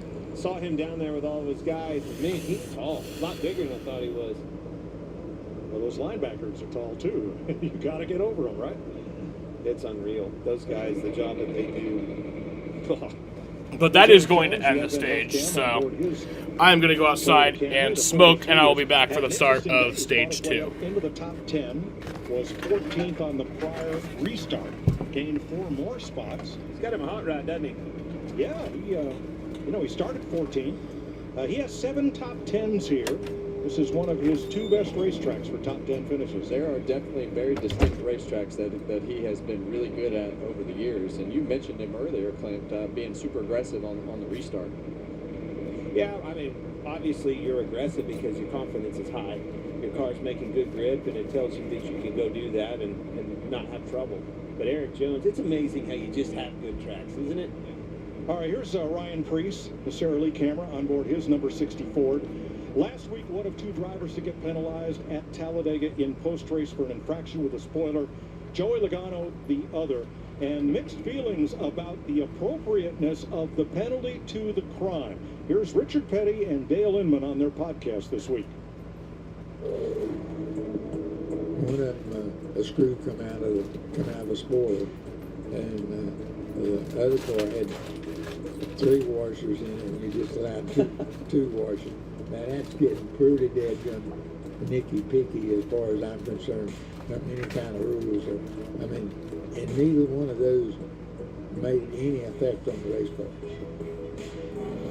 Well, Kevin, I understand the Logano infraction and the penalty that went with it. But in the case of Preece, at every other track, the NASCAR rule is you can have 3 shims underneath that spoiler to get it up to the proper angle. They did. They raced with the spoiler at the proper angle. But there's an exception for the drafting tracks, Daytona, Talladega, Atlanta, where you can only have 2 shims. So where you have a rule and you have an exception, the exception is what's going to trip people up.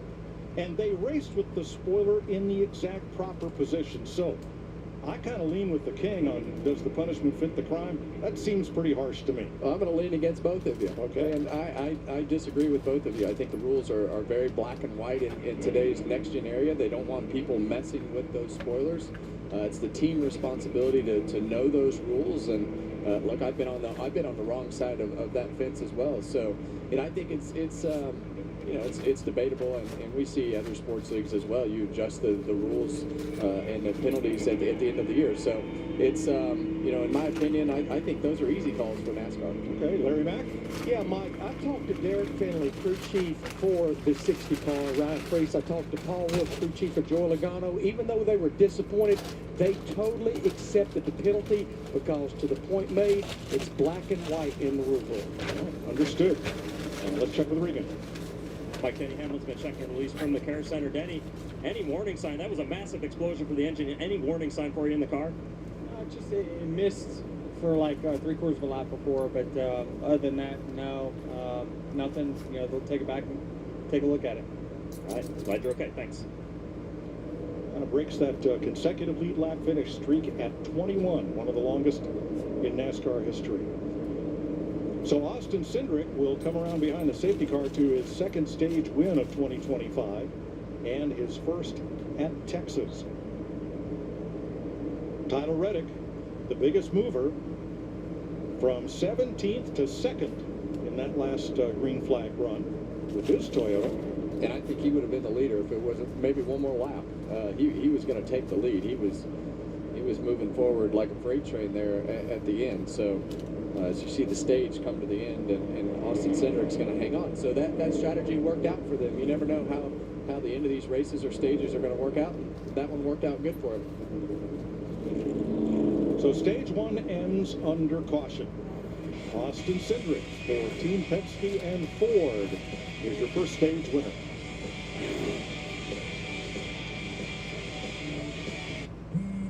When it comes to your wireless plan, don't settle for less. Get more with a free 5G phone and real unlimited data from Straight Talk.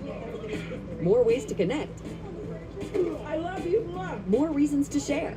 And when you spend less with Straight Talk, you can get more moments to yourself by getting something for them.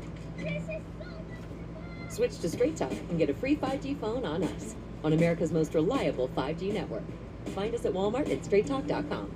Toyota has 3 NASCAR Cup teams. 2311, owned by these two, but this guy actually races for his team. And they both share the track with the team owned by this guy. 3 teams, 4 legends, all going after 1 cup. Now you're up to speed. You in? Looking for a reason to try the $5 meal deal with new McValue? Here's 1, 2, 3, 4, and the price makes 5. So much. Get more than you expect with the $5 meal deal with new McValue.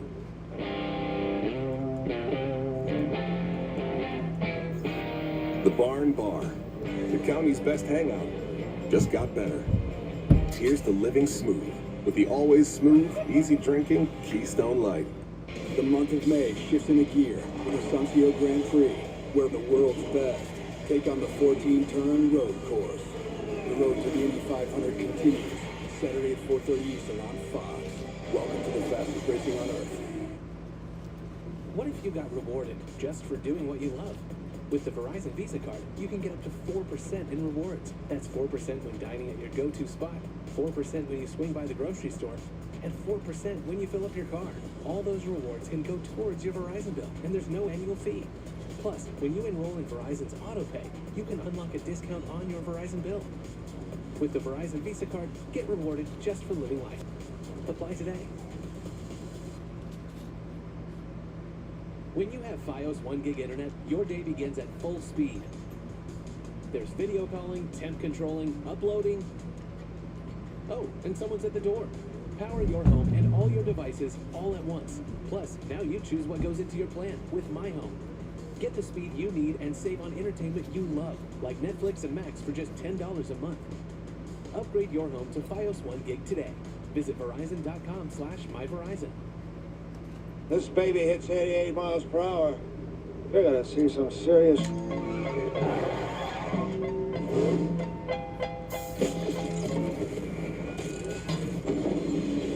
wanna know if we still got it. They say that's true. They wanna know how I feel about... And even when I was close to defeat, I rose to my feet. Taking my time to perfect defeat. And I still got no Saturday is baseball night in America. Kyle Tucker leads the Cubs against Juan Soto and the Mets. And the Giants take on Byron Buxton and the Twins. Check local listings for the game in your area. Saturday, 7 Eastern on Fox. Jamie Little? Well, Mike, it takes a solid pit crew to win in this series, and that's exactly what Austin Cindric did last week. Now, his pit crew made up of veterans, some of whom have been with him since he won his Xfinity Series championship. So let's meet Team 2.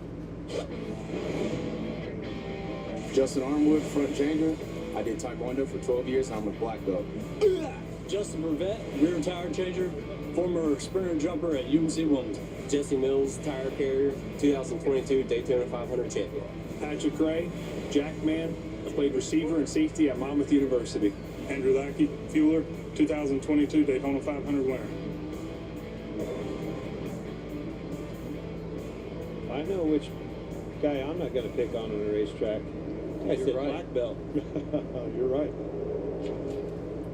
Brian Wilson, the crew chief, Doug Campbell, the spotter, up on the roof for Austin Cindric, the Talladega winner. Pit road is open, and here they come, Regan. Josh Berry did a very nice job that run, holding on those two tires. End of the run, though, told the team had a little bit of a vibration he was concerned with and needs it to point better on the exit of the corner in the 45 of Tyler Reddick. Very quick at the end of that run. The balance is really good. It freed up a little bit that run, Jamie. Well, for Austin Cindric today was to win that stage, get that extra playoff point. Those right side tires coming off the left side this time as well. He had only taken 2 last time around. They'll make an adjustment for the balance as well. Carson Hocevar just too tight. 4 tires for 77. Cindric is not going to win this race off pit road. It's going to go to Josh Berry. Tell you what, a good stop for 5. Taking my time to perfect the beat. Still got love for the streets, the DRE. And there is the race off.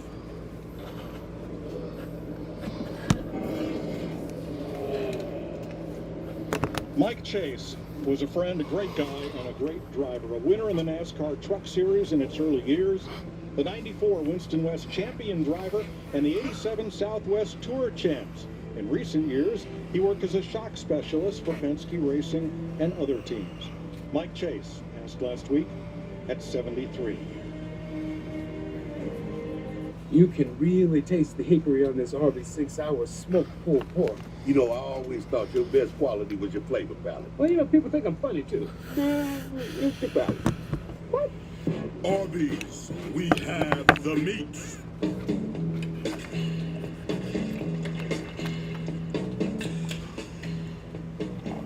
It's the time of the season for love. As a person person living with diabetes, I'm all about making progress. My progress is making smart choices to help lower my A1C with my Freestyle Libre 3 Plus sensor. It's the little wins, baby. Try for free at freestylelibre3.us/share. What's up, Eldon? Hey, Eldon, how you doing? Kind of a big deal. I've never seen you in a Use the stream Car before. Gurus app. How you That's doing? a price drop alert. So the deals come to you. Oops. Big deals right when you need them. Car Gurus. Download the app today.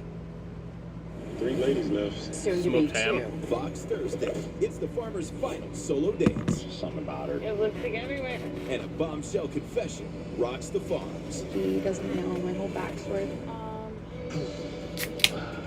I am lost for words. All new Farmer Wants a Wife. Thursday on Fox. Who the hell is watching that? The beacons, the places we call our own. For over Be 100 good. years, Paragon Supplies the You gonna go to New Hampshire again this year? Skyline. Our devotion to helping build the places we call home is what drives us, and our commitment to quality and unparalleled selection and service sets us apart. For stone, brick, hardscape, pavers, retaining walls, and masonry supplies for large-scale commercial buildings, backyard barbecues, and Drinking a cold beer, eating a steak. I'm drinking a cold beer. Paragon Supply. Outfitter knows what you're looking for. The perfect style for your bath remodel with the look of tile you want. New textures, You are? Hell yeah. shapes, and styles. Works with your budget, low maintenance. With no messy growth to clean. Quality and beauty that lasts, backed by a lifetime warranty. Sounds like Bathfitter's In style September are a now. pure match. And with new designs, now there's even more to love. Time to set a date. It just fits. Go to bathfitter.com to book your free consultation. There's a reason Chevy is called the heartbeat of America. A heartbeat strong, steady, unwavering. Like the people who keep this country moving, doing what they do best. Helping neighbors, pitching in, and getting it done. For them, only America's most dependable truck will do. In every Chevy truck. You already got every tickets Chevy next to me? driver, Oh my god, I didn't even know that. dependability comes standard. That's crazy. Welcome to Truck Country. Welcome to the NASCAR Craftsman Truck Series. At a Texas Motor Speedway, they've been racing here since 1997, covers this track over 1,500 acres around it. Over the years, we've seen cattle, we've seen horses, mechanical bulls, and Jamie McMurray is here with me. We're on top of the camper with the fans here, and they've been nice enough, as Clint Boyer pointed out, with this tailgate king. A kangaroo, a baby. Jamie McMurray is holding a fucking kangaroo right now. I'm dead fucking serious. What the fuck is happening? Well, so yeah, I got to be honest. When I woke up this morning, Chris, holding a kangaroo was the last thing I had on my bingo card. Well, they actually, I guess they do. You know, they raise them on a farm nearby here. And I don't know. You know anything about breeding? No, Chris. I don't know anything about breeding kangaroos. One guy told breeding. Okay, I don't know anything, but if you maybe put a 50 in the pouch and then you have an imagination and hope things work out. I did see an armadillo wandering around out here. That's part of it. By the way, American-born, not Australian-born, but the only Australian driver-born to win a Cup race is, remember, Marcus Ambrose. Hang in there with her. We'll continue to watch the race with Sky, the kangaroo. Let's go back to you guys in the booth. Boy, thanks, Chris. Wasn't it W.C. Fields who said never share the screen with children or animals? Those are my friends. What are they doing down there? They found the fun, though, didn't they? They did find the fun. All right, here are the stage points. Yeah, the Top 10 fucking kangaroo. finishers at the end of stage 1. I don't know, fucking kangaroo gets to a racetrack. Stage 1 and end up in victory lane at Texas was Kevin Harvick in 2019. All right. Very selfish here, Kevin Harvick. Hear a lot about that guy. Very selfish. Hall of Fame. Did you make the, what was that? The Texas Motorsports Hall of Fame. Pretty cool. Friday. That was pretty cool. Very nice. Yeah. We were fortunate to have a lot of success here, so it was fun to go back and think about all those great memories. All right, Justin Haley and Eric Jones nabbed for speeding on pit road. All right, getting ready to go back green. Safety violation on the green flag. He'll also start in the back as we are back to green. And we see a great start there by Josh Berry. Actually, see Kyle Larson pull down to make sure that. So Josh Berry takes the lead on this restart. Inside of him, a lot of speedy dry down there on the bottom. Bradway up high again. Didn't work out this time for gaining spots. And by the way, Barry, the graphic was incorrect. He did take 4 tires on that pit stop. Larson to the bottom, second place.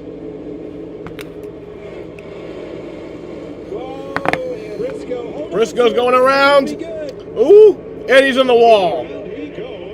Caution. And that all happened over that bump. The higher you go up the racetrack, he was the 3rd car up in the top. The higher you go over the racetrack, and especially on low tires, like Larry showed us at the beginning of the race, that's when these cars bottom out. And that's exactly you hit the what wall happened right there. And that was like a 38-second green flag run. Spin for Chase Briscoe. And he is on pit road, which is closed. All that means is he'll have to restart at the tail end of the longest line, which he would anyway from having brought out that caution there. He was in 10th place at the time. Let's see what happened. Well, you're going to see exactly what I just said. And the higher you go up this racetrack, right after you get past that tunnel, you're going to watch this car bounce. Oh, bottom out, spin out.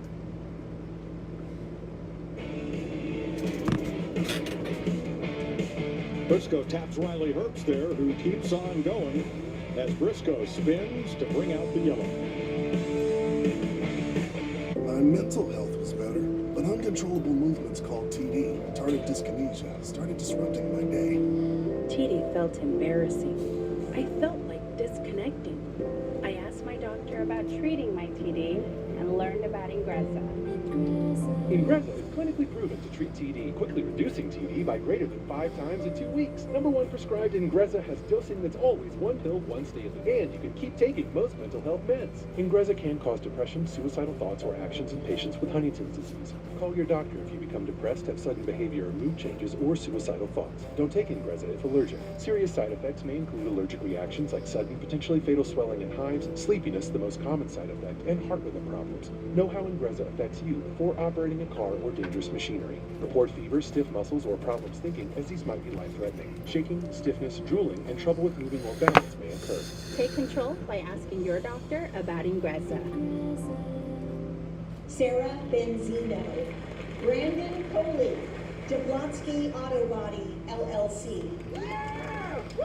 What did she call Harper? Oh, you mean Jablonski Auto Body, LLC. We actually sold the twins naming rights. You know, like stadiums do. Kids are so expensive these days. Here he comes. Oasis Breeze Tan and Spa. If you need a tan, I'm your man. Could do business with you. Or we can look at some investment options for you. Works for us. The right money moves aren't as absurd as you think. Huge news. You can get a son of for just $3. Wait, I said son of. Look at the words. Son of Baconator is $3. Thank you. For bacon that just won't quit, gotta be Wendy's. Hey, sweetie. You good? Someone stole my Old Spice antiperspirant. Now I'm smelling like perspirant. I did. Force 24/7 sweat protection. You did this to my pits. At Ace, we know whether you grill with charcoal, gas, pellet, or griddle. We've got the perfect grill for you. Because only your local Ace has all the best brands in one place, like Weber, Big Green Egg, Traeger, and Blackstone. With free assembly and delivery of your new grill, along with all the sauces, rubs, and grilling extras, you'll have everything you need for your perfect barbecue. That sounds pretty perfect. Around the block, what you need in stock, with service so good it's guaranteed. Ace is the place with the helpful hardware, folks. There's no party like an all-star party.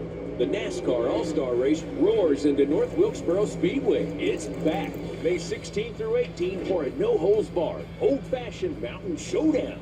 NASCAR's biggest stars going for all the money and bragging rights under the lights at one of racing's most iconic tracks.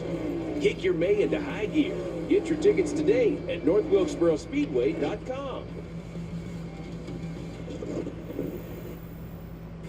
Next week, there's no place like home as NASCAR heads to Kansas Speedway with action starting with ARCA on Friday at 8 p.m. Eastern on FS1. Yeah, just click your heels together. Right. Hop, skipping, and jump. I think I'm driving up there. All right, Chase Briscoe gets off pit road after some damage repair. Same for Riley Herbst, and you'll see both of it right here. And this angle really shows how the back tires basically come off the ground. And outside of that black rubber, see it right here. Look at that. Boom. And that car is, you saw the flames come out of the pipe when he has already lifted. It's obviously worse as it goes up because the 60 hit the same thing. You saw when they both bottomed out, you know, the smoke come out from underneath both cars where they bottomed out on the I love that racetrack. image, Andy. Yeah, and that could have been a lot worse for Riley Herbst right there. Luckily, he was able to keep that car straight. Could have hooked him right It would have been into the fence. It had been probably a day-ending problem for the 19 had Herbst not have been there. It kind of saved him. Well, and it leaves Toyota's in now 4 of the last 5 positions, counting Denny Hamlin, who's off the track, and Christopher Bell, who's had a couple of trips pit side. Jamie? Yes, he has. It's been a rough sequence of events. He came down at the end of the stage to pit, and they had a safety violation. So they brought him back in, and he said, can you guys reconnect my air hose for the cooling system? So you see they went in the right side. They made an adjustment, let him go. Well, then they didn't connect it all the way. Had to come back in, and you see this mechanic goes in there completely, and this took about 15 to 20 seconds, maybe even a little bit longer. So now Bell will restart 34th. So things turning even worse for this team. Yeah, and you do not want that disconnected today. This is a high workload racetrack in general from the driver's standpoint, but it's definitely hotter than most of the races that we've been at this year. When you get inside that car and something quits working, it shows up pretty quick here. Getting cooled off, it's about the only one left. Gibbs is having a tough day.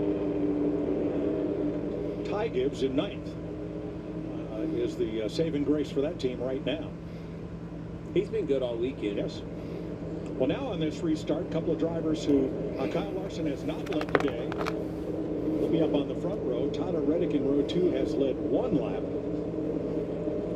while Cindric and Barry have led 59 and 9 laps respectively, with Carson Hocevar leading the other 22.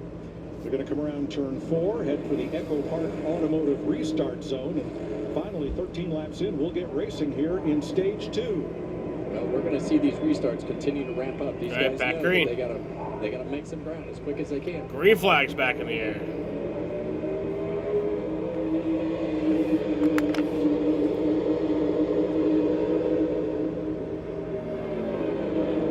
See if Larson can do anything on the outside here. Here goes Larson.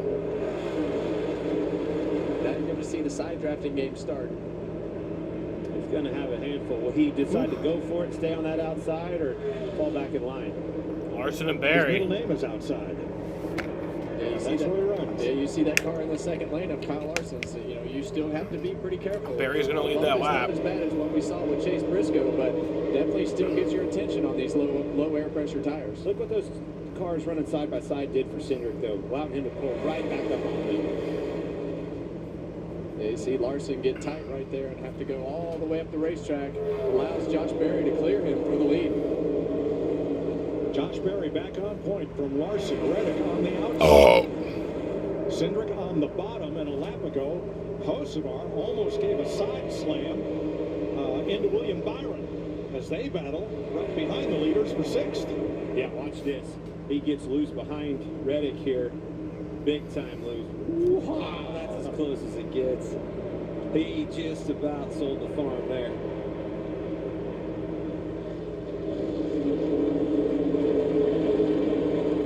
But here, that's just gathered up and race on. Well, and that's the way these kids are in today's world. They'll have a moment like that. They can reboot immediately and just push that pedal down again. McDowell, the veteran of the 71, to the inside of Byron. Gibbs and Wallace closing in. Yeah, and you see Bubba Wallace get a little bit tight right there. Ty Gibbs throw the block on the 48 car there of Alex Bowman. Gives him a really shallow entry into the corner. Kyle Busch is there. And with him, Ryan Preece covers the spot. Yeah, that's 2 corners in a row right there. That 23 got really, really tight off the exit of the corner.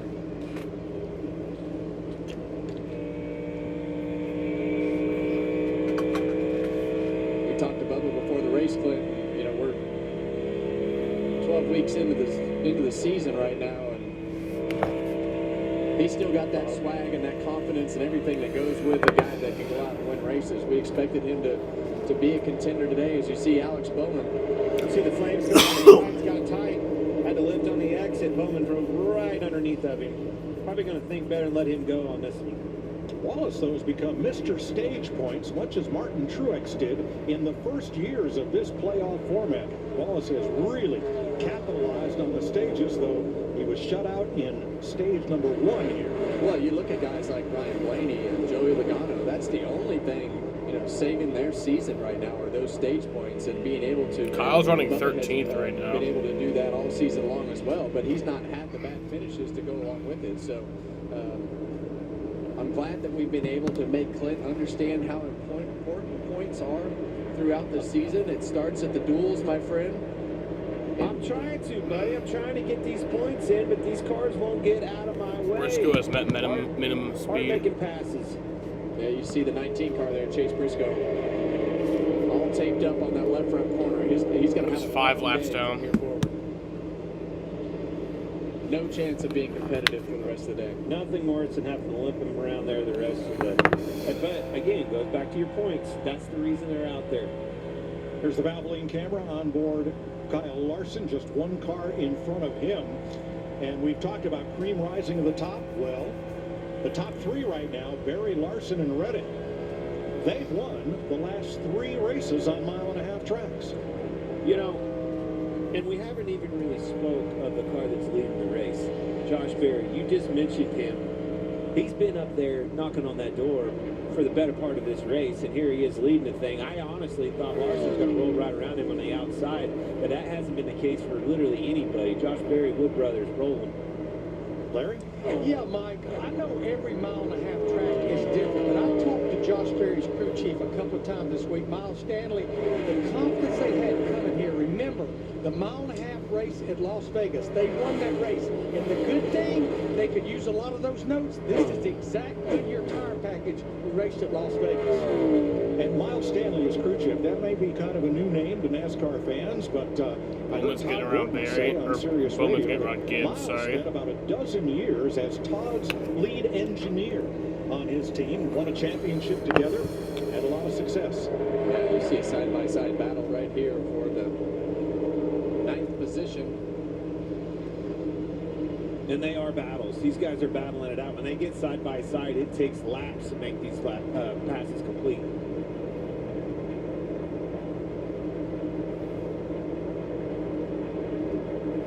It's great that we've seen that second groove develop like it has. It gives these guys an option.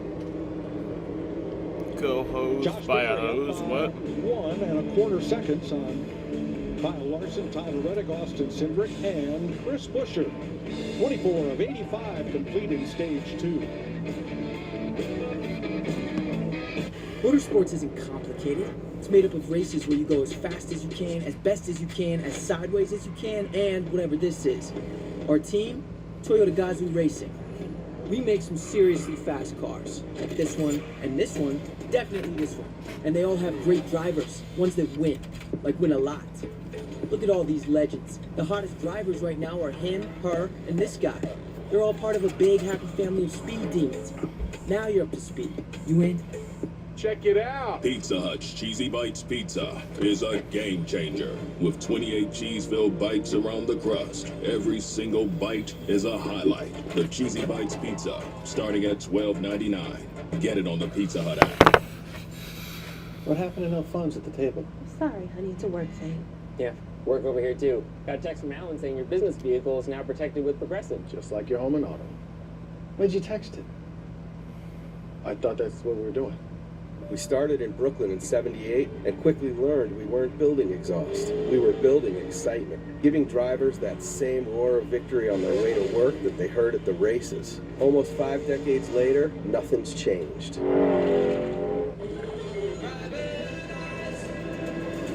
This kitchen's a ticking time bomb.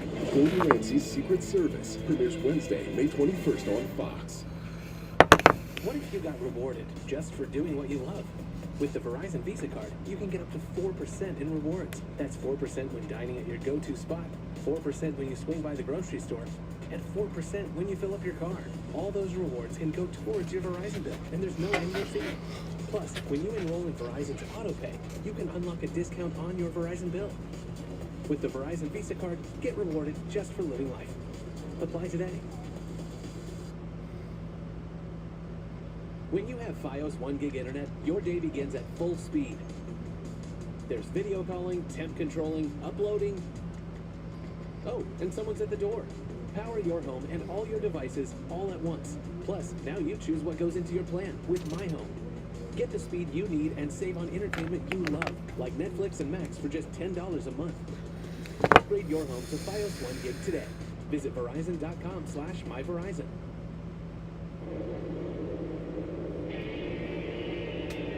Josh Berry continues to lead at 109 laps complete in the Worth 400 at Texas Motor Speedway.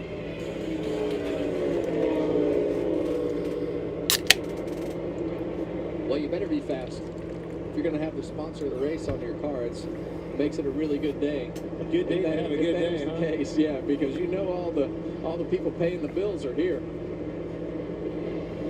Ty Gibbs battling Michael McDowell. The cars both had good qualifying efforts. Both started in the top 10. Both have been racing in the top 10 all day long.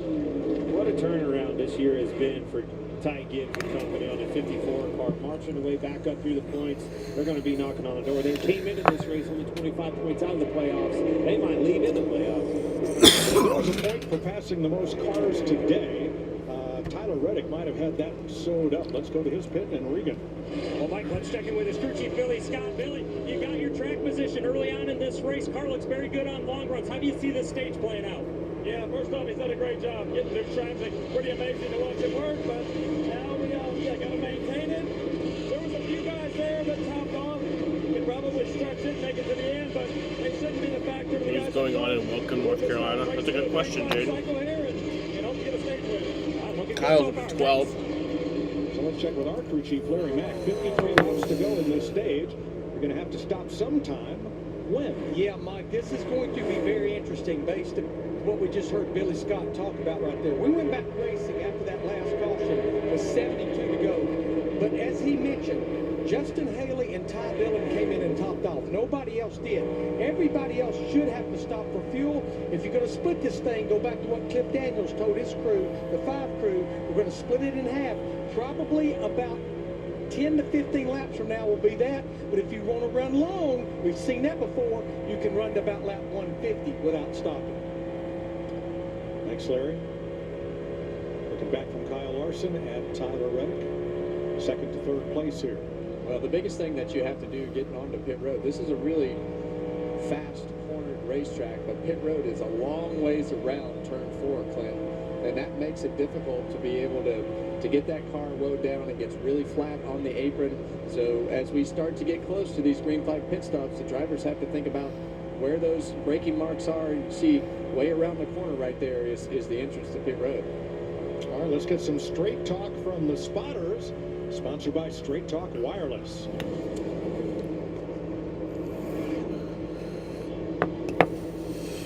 Go to stage 5-0.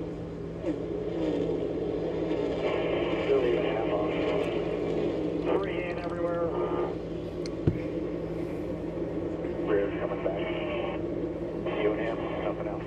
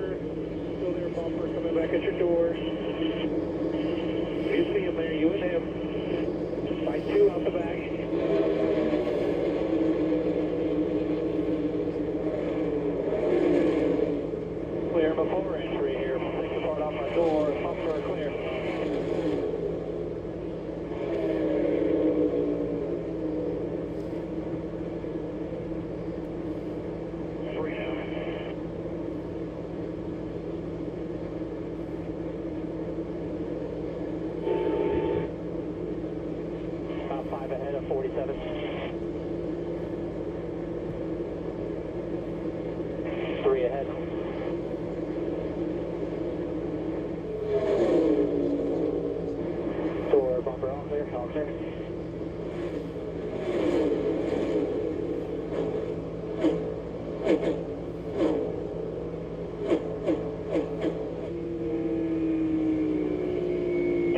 Stage points are not out of the question right here. They're Bubba. Right now it's Bubba. We're as good as these guys. Got 45 laps to get them. Yeah, 6 to chase.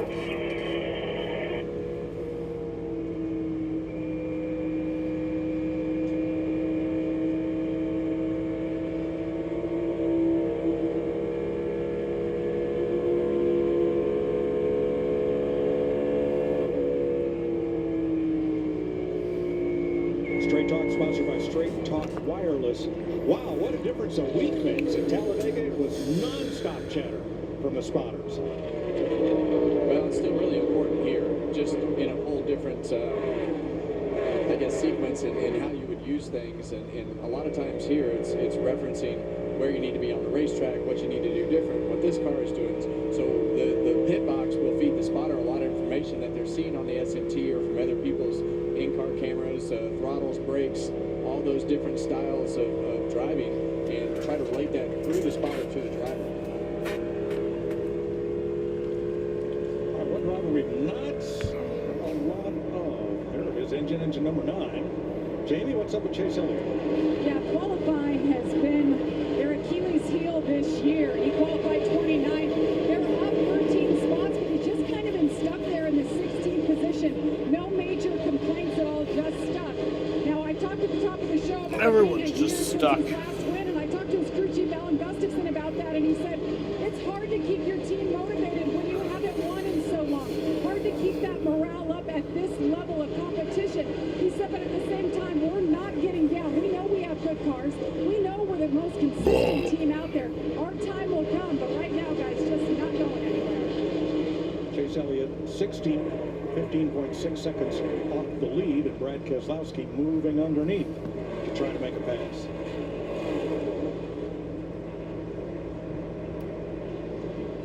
Well, we see both of these guys. We covered both Chase Elliott and Brad in the pre-race today, just talking about where they're at with their season, the performance of their cars. And, you know, I think Brad is in a spot where he's going to, from a points position, he's going to have to probably win a race to get himself into the playoffs. And I think that Chase Elliott, like Jamie said, they've been very consistent in doing the things week in and week out. Top 5s, top 10s, grinding away. Spinner, Josh Berry. Oh, man! Josh Berry from the lead. Spins around. Hits the wall. Trying to pass that lapper running high on the racetrack. I think he got into that bump again. Just Oh, my God. With Briscoe, Kevin. We'll have to see. Oh, my gosh. Driving off into the sunset he was. How did that happen? That changes everything. Yes, it does, Mike. He's Everybody running will be 7th good at the here, but moment. I think like the last stage, you're going to see a smorgasbord of strategy, just trying to get that track position. I think actually lower than that. Those 2 tire stops seem to work pretty well in stage 1. Let's go back and see what happened to the Wood Brothers 21. Yeah, and you're How going did to this see, happen? just like Clint said right here, he's going to try to run that third groove, and all the way above that hash mark right there, bottom out. And as soon as it bottoms Bro, out, he just the car fucking comes out lost from it. underneath you. As a driver, you get so comfortable, especially when your car is driving as good as Josh Berry's car was. You get so comfortable in being able to put that throttle down, but that bump will take those tires out from underneath you, and that car will be around. So it was like backwards 15-minute before you and even know it. 39-second green flag run. See how high it was, but look how high the groove is. Well, look at the difference in the line. You see, Kyle Larson, you have to be straight going through that bump. If you have any wheel in that bump, especially when you're high, it will get out from underneath you. And It also depends on how your car's trimmed out, too. Some of these cars are probably lower than others and things like that. There's a reason that car's been fast all day long. yeah, but At the end of the day, that thing bottomed out and lost. it definitely bottomed out, but he was all the way up, and you have to let that thing fade down a little bit. All right, here's the radio from Josh Berry's team.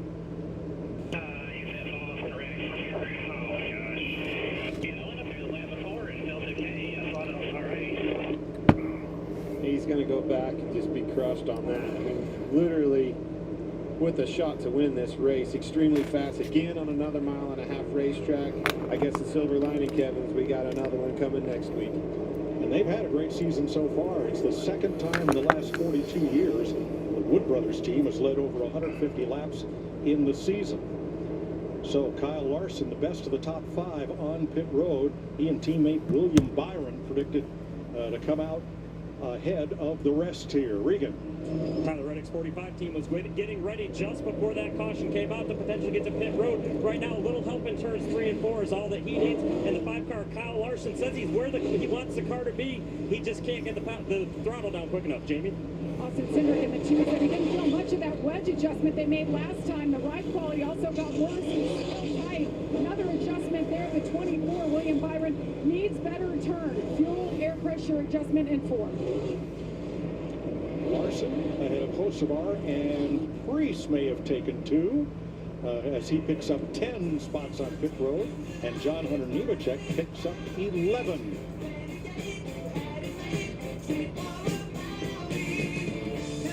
NASCAR fans, the time is now to turn your love of racing into free tickets, merchandise, VIP experiences, Fire on pit road. and much more.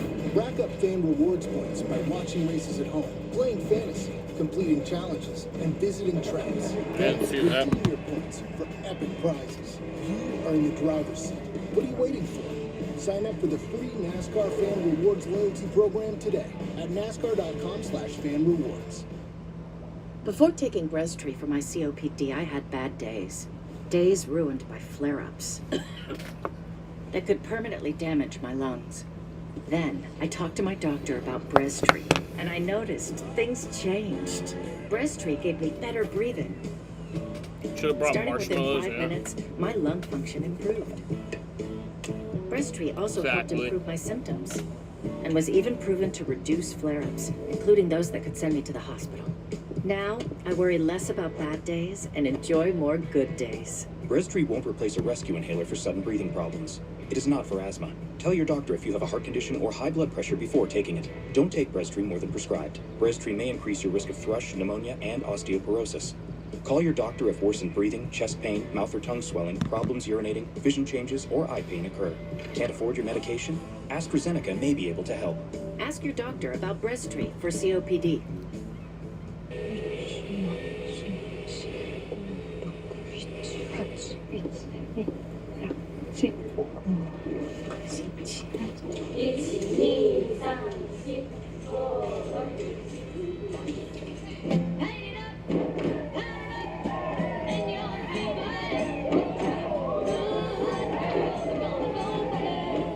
You were made to chase your passions.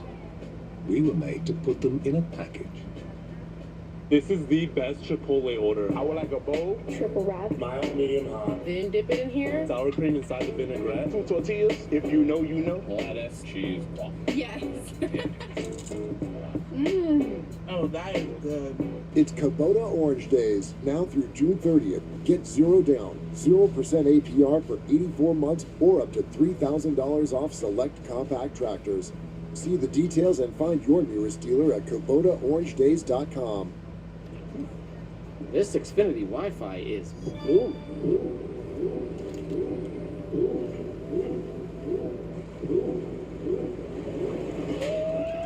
I just placed another 7-Eleven order for the same fucking thing, except I got a Slurpee this time.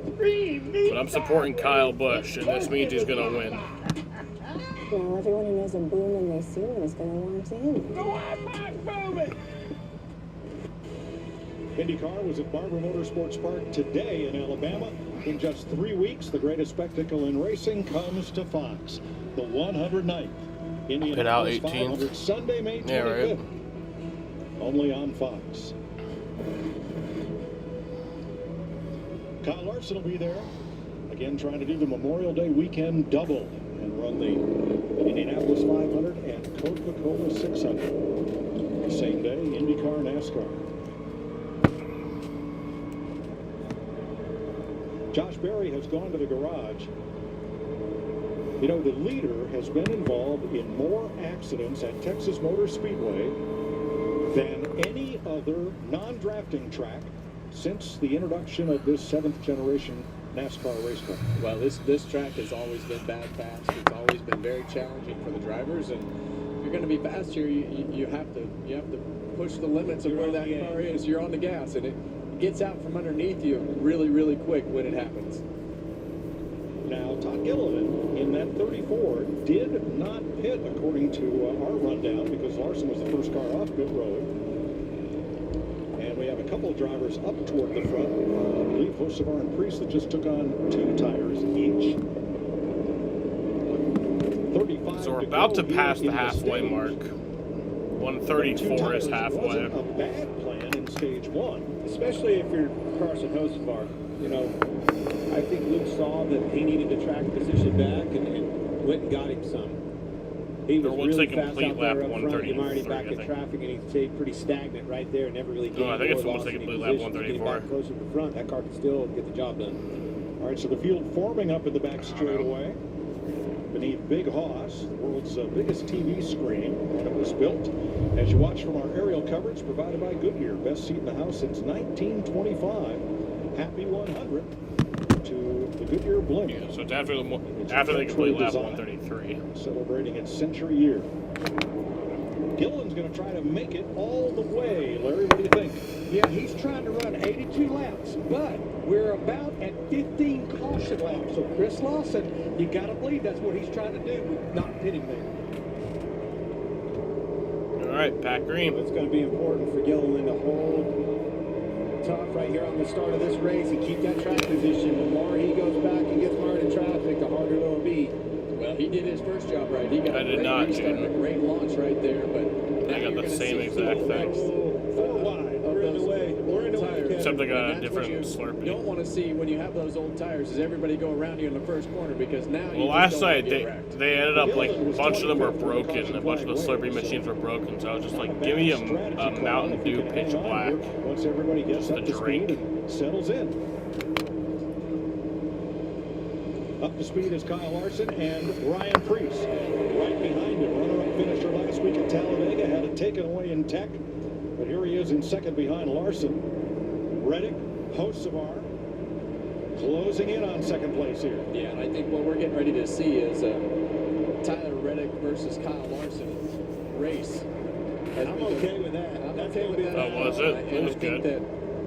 I think that Tyler Reddick. There's a lot of ice in there, though. Has been a little bit better on the long runs. Obviously, you never know what the adjustments are out of that 5 car and what they've done to make it better. But right now, he's got that track position, and that's the most important thing. Catching him's one thing, passing him's another. Well, here's 4 tires versus 2 as Reddick motors around the outside of Ryan Priest for second. And you saw Ryan Priest just basically get out of the way right there. He wants to lose as little amount of time as possible by not fighting Tyler Reddick and wasting a bunch of time. So he just falls right in that gap. He just needs to minimize the amount of positions that he loses. Well, let's have a look at our Chevrolet team update with Larson, the race leader. Hocevar, who also took on 2 tires, in 4th, and William Byron, who's apt to be a contender here for the win, in 6th. Alex Bowman, always a top 10 contender here, now in the top 10. And Kyle Busch in the top 15 as well.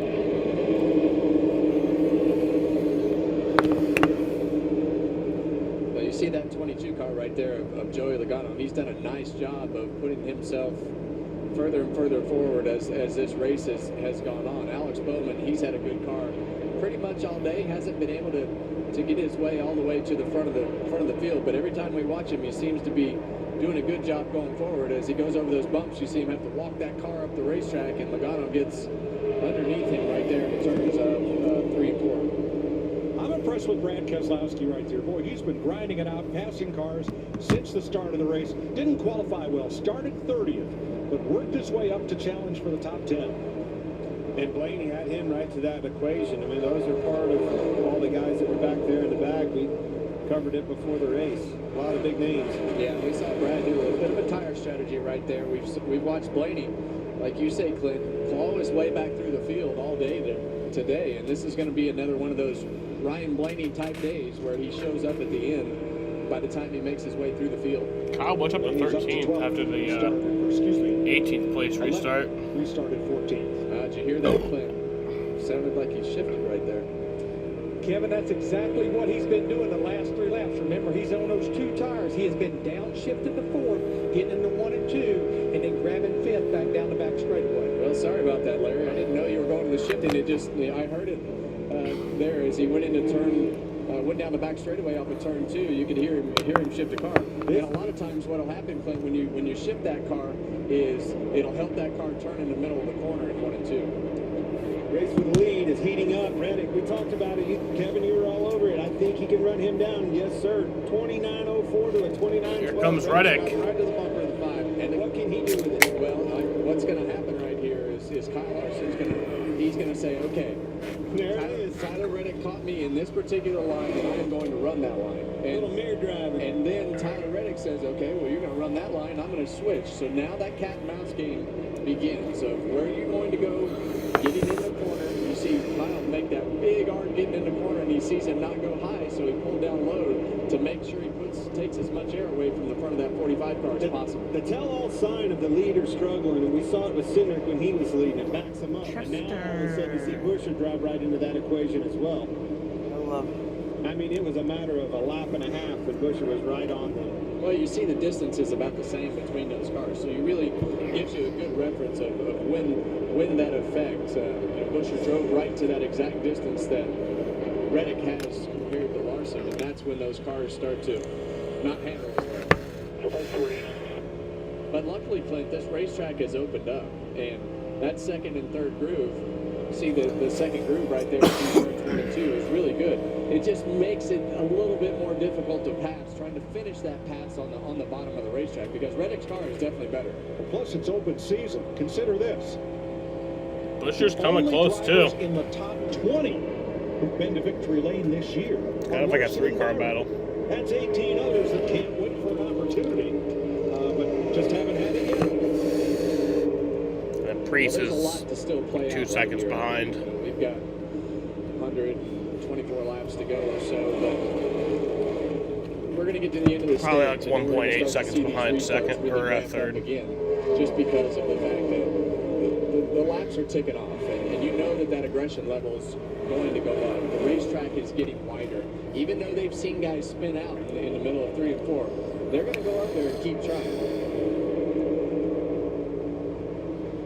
And what happened to Todd Gilliland, who restarted on the pole? He was 25th at the time of the caution flag. He's holding station at 18th.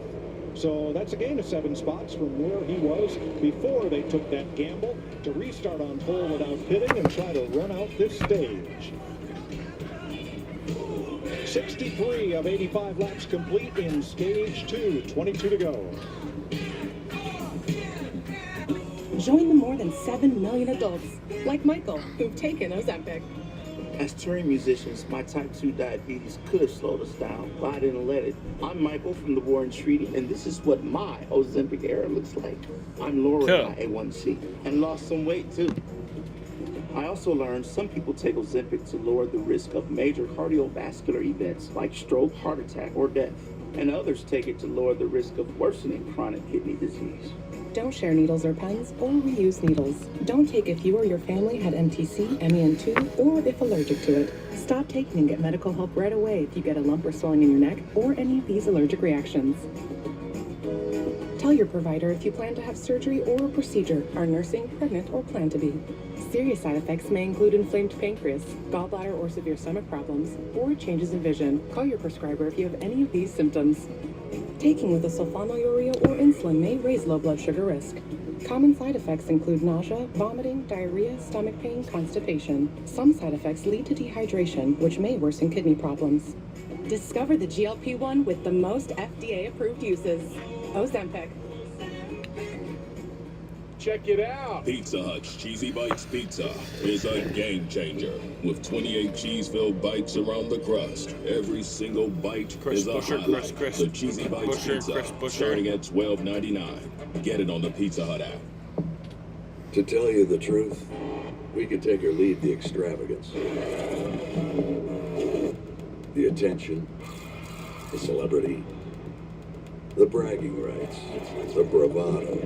Because all we've ever really wanted is for every Ford driver to feel this. Fill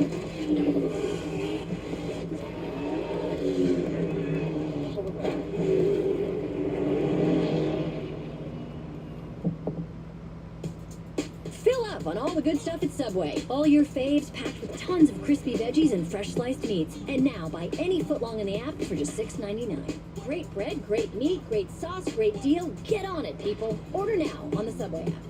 Welcome to more where that came from. Welcome to the edge of your seat. Welcome to NASCAR.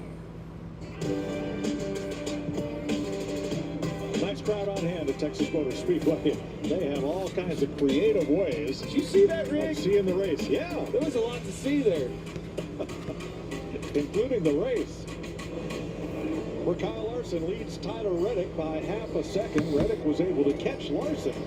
Not able to get by, so it's Chevy first, Toyota second, Ford third with Chris Buescher. Ryan Preece hanging on to fourth, and Carson Hocevar in fifth. Larson so far has led twice for 21 laps today. Won the Xfinity race yesterday, substituting for Connor Zilic, who continues his recuperation from a back injury. The Xfinity Series doesn't race again until Memorial Day weekend in Charlotte. Yeah. Tyler Reddick's been the best of the Toyotas pretty much all day.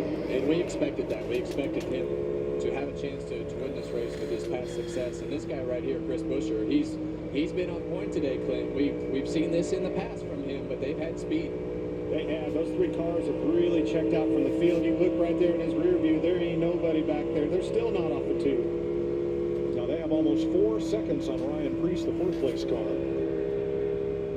So 2 of the RFK Fords in the top 4 here. Yeah, this is going to work out pretty well for Ryan Preece, I believe, with his two-tire strategy. He doesn't have the speed of the others, but our pole sitter, Carson Hocevar, he's definitely fallen back a little bit, but they pulled that strategy and put themselves back up in the top 5. First career pole for Hocevar this weekend. Bowman is really rolling here as of late. Got some speed in this race car, driving back up through the field. Started 11th, went back to 16th. Now we're running 6th. Come on. Right behind him, Bubba Wallace just got past William Byron. There are the two of them. Hendrick now with 3 cars in the top 8. William Byron fighting tight. There he says he overheard on the radio.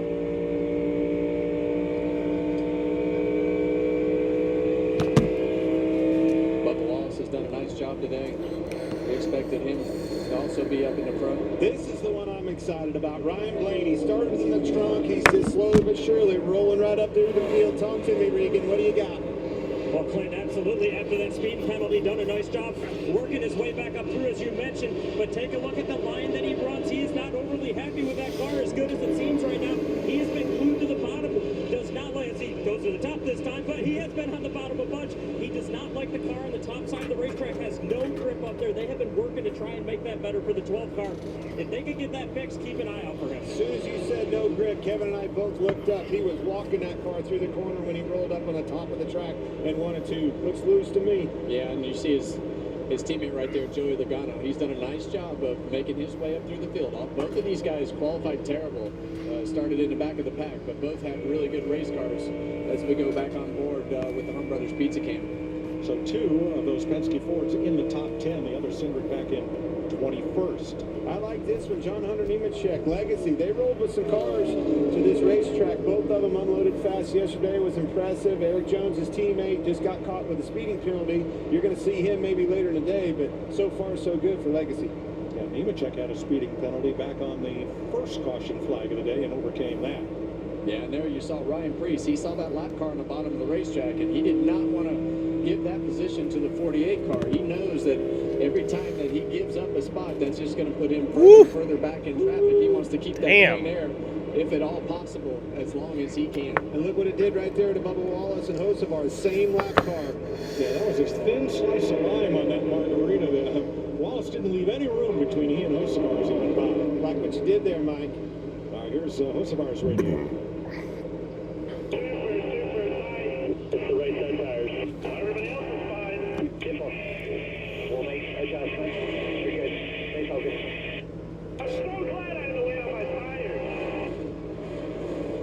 Cinco de Mayo tomorrow. A lot of drivers not happy. We mentioned Austin Cindric, who earlier led 60 laps, but he's back in 21st, Jamie. Yeah, and that 60 laps led is the most in the race so far. Back in 21st, he came down pit road last time by, or last time we stopped, and he was in the top 5. They had a 12-second stop. They're trying to make bigger adjustments to help the tightness in this race car. That set him back to restart 13. Since restarting, he's back in 21st, so just going backwards, not happy with the way that car is, and it seems to just be getting worse as we ride. Well, we saw Austin struggle when he got behind those lap cars earlier and definitely had lost a handle on the racetrack right now. 6 to go in stage 2. Right now, Joey Logano poised to pick up the final stage point. You heard on his radio earlier, hey, stage points are a possibility. Now, at that time, he was running 15. He is +5 since then and into the points. Oh, man. That's Chris Buescher. Chris Buescher is blown up now. Caution is not out yet. It will come out. He's going to get it down on the apron and kind of out of harm's way here. If there is a caution, it would be for debris, but he's got to go half a lap. Maybe not. To pit road. Well, now that comes apart. He's hoping that tire comes apart and the carcass goes up on the racetrack. He wants that tire to come apart to get that caution. He was in 3rd when that happened. Oh, yeah, but did. That will be a caution. It is on the track. Caution. Yep. Throw that caution. We're going to have Caution. to. They got to throw it. Better see it. Not yet. Still not. There it is. Caution. Caution is out. So that was a 14-minute and 58-second green flag run. About. If you wish hard enough, it'll happen. And yeah. So the caution is not for Chris Buescher. Caution is out. For debris. That will end stage He 2. slow down. He wanted that carcass to come off and go up on the racetrack to minimize his damage. He would have preferred that it come off the car sooner, but in the end, he's going to lose one lap right here. But it should allow him to stay out. Right, Larry? Kyle Busch P10, yeah. One stage point. Well, we'll double check with NASCAR. You know, I have it with Chris Buescher here. Debris and not for him. Right. Is he eligible for the free pass? We got in the wall a little bit too, right on the front straight. Is that before or after the Buescher? And this is a game that you Like play passing with that Buescher. rubber air pressure. Because he's the only car one lap down. I think it's after. Boy, just in the nick of time. You want to run the air as low as you can to get as much grip in these cars as possible. And you want to run the car low, but you also use that car as suspension. After, yeah. Listen to this. All right. Yeah, he felt it. Well, I'm going to go outside and smoke, and I will be back for the start of the final stage. Pretty hard, too, didn't he? Yeah. That's a crushing blow. Home track, doing so good. I think this should be the stage end. 2 more laps.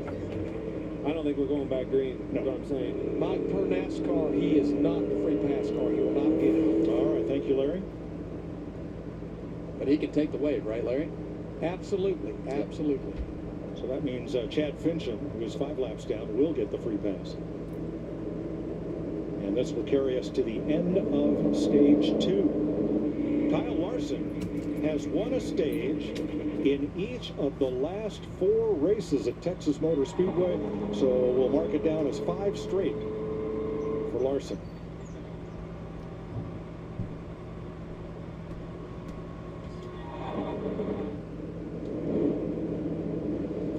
So that's a series-leading 6th stage win at Texas for Larson, and 6 in 2025. His 68th career stage win, most of any driver. Huge news. You can get a son of for just $3. Wait, I said son of. Look at the words. Son of Baconator is $3. Thank you. For bacon that just won't quit, gotta be Wendy's. Rory never thought she would live out her dream. Then one day, she did. You were made to chase your passions. We were made to put them in a package. The Freestyle Libre 3 Plus sensor tracks your glucose in real time. And over time, it can help lower your A1C. This is progress. Learn more and try for free at freestylelibre.us. Valvoline Restore and Protect. a first-of-its-kind innovation that returns pistons to factory clean by removing up to 100% of deposits. Restore your engine to perform like new. Restore and protect. Another first from Valvoline. Kyle Tucker and the Cubs battle Juan Soto and the Mets. That is a monster shot. Or the Giants take on the Twins. It's Baseball Night in America, Saturday at 7 Eastern on Fox.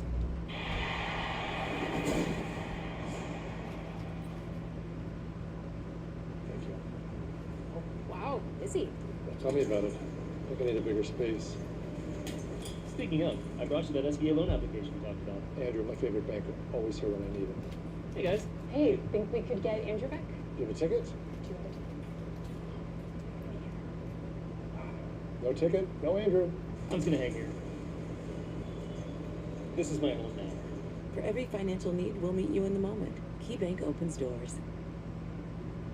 If your bath has seen a lot of life, nobody gives it new life like Bath Fitter. Whatever shape your bath is in, Bath Fitter will transform it with an amazing number of styles and watertight walls that are grout-free and easy to clean. With 40 years of experience, Bath Fitter knows what people want. An affordable remodel that isn't just beautiful, it's guaranteed for life. When it's time to give your bath new life, it just fits. Go to bathfitter.com to book your free consultation. At Mother's, we've never met a highway we didn't love or a mess we couldn't take on. Mother's VLR makes it easy to clean, condition, and protect your interior vinyl, leather, and rubber surfaces. While Mother's Total Interior Detailer and Odor Eliminator and Refresher instantly restore that like-new interior look and smell when you need it most. Mother's interior care products help keep your interior clean, fresh, and road life ready. Give it that mother's love. Cindric in particular, Penske cars especially, do a great job of putting themselves in the front of the pack to get those stage points, to give themselves a chance to win. And ultimately, the Fords have the best cars on the super speedways. And when you're in position that much, eventually you're going to break through. And I'm really happy for Cindric and his team. Kid works hard, drives hard, and I feel like he gets better every year. So it's fun to see those guys win. I love the emotion afterwards. The Regan Smith hug. Poor Regan. The hug? That wasn't a hug. That was a hug. He put his fist to his chest. He got over to him. I saw him lift him up, kind of. He did lift him up, and then when he put him down, he Hulk smashed him. Join Kevin and the crew every Tuesday and Thursday. Is this the best podcast in NASCAR? We think so. Tune in and see Kevin Harvick's Happy Hour presented by Echo Park Automotive. We're at the end of stage number 2. In what movie was it famously said, "You can't pit now, Cole, we're eating ice cream"? Oh my gosh, we just got delivered ice cream. Kevin, look, there's your flag. Days of Thunder. Oh yeah, Harry Hog. So, Jamie, we're eating Andy's frozen custard. Oh, I hear you guys. To you. Send some down to us, all right, Mike? We're out. Well, you guys, we've talked about Ryan Preece multiple times this year since joining RFK. Today, he's top 5 once again. So let's go ahead and meet his pit crew. Kyle Box, front tire changer, strength conditioning coach at RFK Racing. Steve Price, rear changer, Ryan Preece, semi-professional amateur golfer. Jonathan T. Willard, tire carrier. I was an inside linebacker for the Clifton Tigers as well as the Tennessee Titans.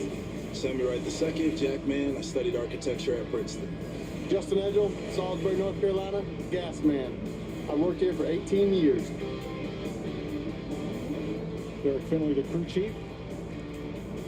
And up on the roof, Brandon Wilkinson, the spotter. Well, more bad news for Chris Buescher in the 17. Coming into the pits, he had a commitment line violation. So now he's not eligible to take the wave around and get back on the lead lap. So he will be a lap. The good thing for Buescher, he's the only car one lap down when we restart. You know, they named a flavor for Cole Custer. They call it Cole Custard.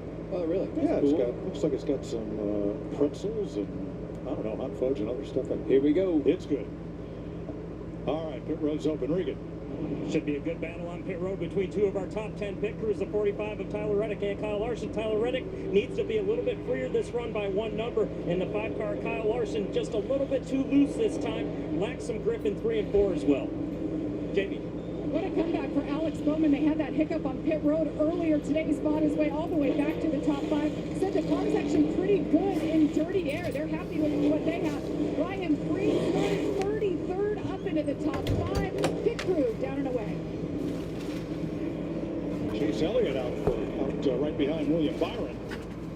Look at here. Got one backwards right there. That is Cole Custer. I believe there might have been Bruh. from William Byron. Oh, and there it was. Pretty heavy contact, too.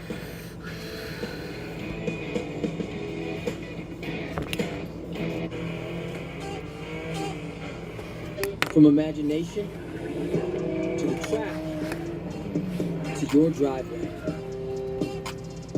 You in?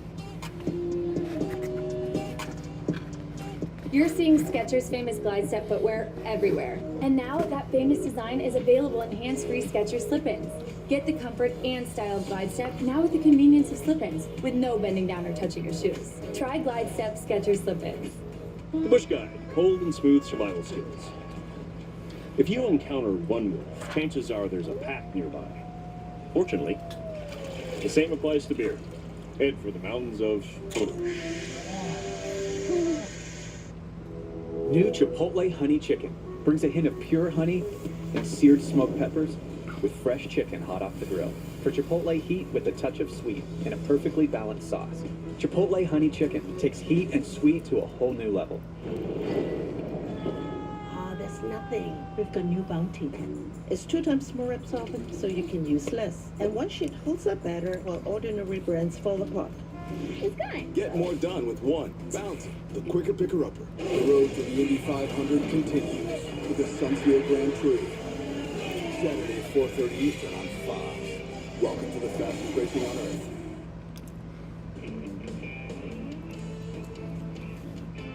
Success happens when you have what you need, where you need it. I think Jaden cursed Chris Buescher. On jobs large and small, across 16 disciplines, throughout the Northeast, FW Webb delivers. Yeah, Alex below 1. Selection, Alabama. expertise, solutions. We've got it. Wow. For a limited time, get a large 25th, god damn it. and 10 of our famous char-grilled wings. Always cooked to order for just $25.99. That's a smoking hot deal. Call Got a or order pina online colada at Slurpee. OIP.com. OIP, flame smoking good. To avoid digital threats, just turn on NordVPN. Improve your protection against trackers, malicious websites, and malware-ridden downloads. Get the deal now. live entering the final stage of this 400-mile race here at Texas Motor Speedway. Never gonna win with this pit crew. Well, not with that attitude. Just behind us is his pit crew. And the story in the first half of this race was with the 2 Ford winners from earlier this year really dominating, including Austin Cindric and Josh Berry. But things changed a little bit over time. Yeah, it's been interesting to see just kind of how the strategy has worked out in this cycled again with these pit stops. So see what happens here in this next stage. Denny Hamlin brought out, and here's a guy who's won in Texas, 2-time winner already this year, a little bit of an engine problem. Yeah, had an issue early on. You see Hamlin's day is over right here. Heck of a save by him. I've never seen a fire like that come out of a car. So unfortunate for the 11 team that their day is over. Cindric takes stage 2, but then afterwards he finished stage 1. He finished 20th in stage 2. Lap 88, Chase Briscoe spins. He came in with the best average finish at Texas. And then Josh Berry. This was crazy to see because I've never seen a leader spin out like this, gotten a little bit of dirty air, got a little high on the racetrack. I think it just shows how treacherous this track is. We talk about it every time we come here. He was exiting turn 4, trying to lap the pony where the Chris Buescher, the local well from nearby Prosper, Texas, bringing out the caution, blowing a tire a moment ago. And then stage 2, Kyle Larson, who this year has led the most laps and has won the most stages. So the success of the Hendrick cars, they've won here more than any other team at the Texas Motor Speedway. Larson in good shape. Keep an eye on going forward. Well, Reddick, I think, has the best car. If he ever can get into some clean air, I think the 45 has the best car, but you got to keep your eye on Carson Hocevar as well. 7 the pole, has finished top 6 in the first 2 stages. Still in a good position right now. I think he's done a really good job today. 4 races this year were settled till the last lap pass. Maybe we're in for another one. Mike from Captain Kangaroo. I'm Chris. Back to you. Thank you, Mr. Green James. Man, he set him up bad for that, didn't he? Yeah. Got the last word in, and there was it. He's just mad because he didn't get the All right, now William Byron is your race leader, but listen to his radio. Yeah, the steering wheel's a little to the left here. It's screwed. Splitter's screwed up. We probably need a bit. Yeah, I don't know. You just tell me what to do. Yeah, we can try it. It's the splitter fucked up. Special. Yeah, and as hard as those cars hit right there, and you look at that splitter damage and the fender damage, that'll pretty much probably end William Byron's day as far as the way that the car is performing. Well, that two-tire stop, I wouldn't saw say those that. right sides go rolling by. That put him in that situation where that car was coming around a lot sooner, or he was coming out sooner than he was supposed to. All right, Michael McDowell pitting outside the box. He'll start in the back. Back green. Todd Gilliland, who did not pit on that last caution, it worked out fine for him. 17th after pit stops, a gain of 8 from where he would have been at the end of that prior caution. We're back to green. Byron taking off. And let's see how long he can hold the lead with a car where the steering angle is off just a bit. I'm not being as bad as they thought. Bubba Wallace. Oh, Bubba goes around. And, oh! This is the big one. Multiple cars. Bowman up and into the wall, and Allmendinger collected. Bowman, Allmendinger, Gregson. He was. Man. Well, that's the big one we didn't have last week. That guy was late to the party. Yeah, well, we knew that these restarts were going to continue to get more and more physical, and we saw him get into the wall, got all jammed up there off of turn 2, and Bubba lost control of his car, and that just caused a chain of events. Man. 7th caution flag of the day. The 7th caution. Now, Allmendinger qualified up in the top 10. He qualified 10th. He ran in the top 10 until the first pit stop.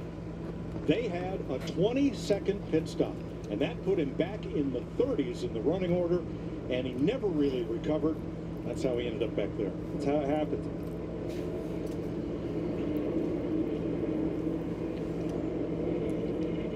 Damage to the bumper cover and the right rear corner on Wallace's car. All right, watch right the 23. Here. See, kind of a 3-wide situation. He's pretty high coming up off the corner. Well, I think the 22 was in his back bumper right there, Clint, or close enough that it just caused that car to get tight. He was certainly close. I don't know if he got into him or not. You see Allmendinger really ramped off the 4 car. Tell you what, when Bubba went around there, that car almost took flight. Yeah, the 20. See the That was about a catch, 26-second green flag round. Catch and did their job, put it right back down on the ground. Yeah, it doesn't look like from that angle that the 22 was on that back bumper, but when those cars are all jammed up and one's right there on that left rear like that, it just takes it feels like the front tires don't even work anymore with the way that the front end will take off. Well, let's watch and listen here from Logano. He's pretty darn close to it, which is why when a 23 brushed the wall, it slowed him down enough that it turned him around.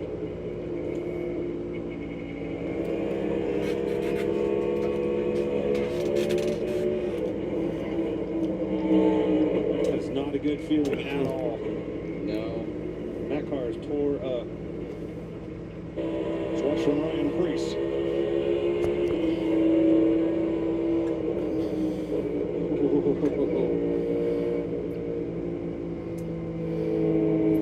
Well, it looked like Allmendinger took the biggest hit, not once but twice in that one. 7th caution flag of the day in Texas.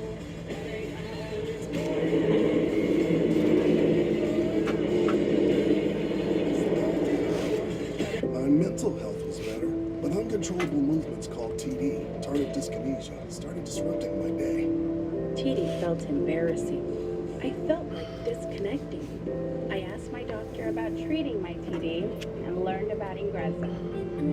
Ingrezza is clinically proven to treat TD, quickly reducing TD by greater than 5 times in 2 weeks. #1 prescribed Ingrezza has dosing that's always 1 pill once daily, and you can keep taking most mental health meds. Ingrezza can cause depression, suicidal thoughts, or actions in patients with Huntington's disease. Call your doctor if you become depressed, have sudden behavior or mood changes, or suicidal thoughts. Don't take Ingrezza if allergic. Serious side effects may include allergic reactions like sudden, potentially fatal swelling and hives, sleepiness, the most common side effect, and heart rhythm problems. Know how Ingrezza affects you before operating a car or dangerous machinery. Report fever, stiff muscles, or problems thinking, as these might be life-threatening. Shaking, stiffness, drooling, and trouble with moving or balance may occur. Take control by asking your doctor about Ingrezza. Check it out. Pizza Hut's Cheesy Bites Pizza is a game changer. With 28 cheese-filled bites around the crust, every single bite is a highlight. The Cheesy Bites Pizza, starting at $12.99. Get it on the Pizza Hut app. When it comes to your wireless plan, don't settle for less. Get more with a free 5G phone and real unlimited data from Straight Talk. More ways to connect. I love you more. More reasons to share. And when you spend less with Straight Talk, you can get more moments to yourself by getting something for them. Switch to Straight Talk and get a free 5G phone on us, on America's most reliable 5G network. Find us at Walmart and StraightTalk.com. With new McValue at McDonald's, you'll get more than you expect. Like buy a double cheeseburger and add chicken McNuggets for $1. Because 6 final calls for a 6-piece chicken McNuggets. Get more than you expect with new McValue. Let's go see what Nascar Prime's all about. Let's do this. New Garden Fish 11th. Damn. Big, the Code 600. Green flag. Woo-hoo! Nashville. It's not great. Michigan? Hell yeah! And Mexico City. Mexico City? But not terrible. Someone say road course? Yeah. Finally, Pocono! Stream all 5 Cup Series races. NASCAR! It's on Prime! Come on! Next Sunday is the Advent Health 400 on FS1. Remember last year? Sure do. The closest finish ever? I know. Chris Buescher remembers.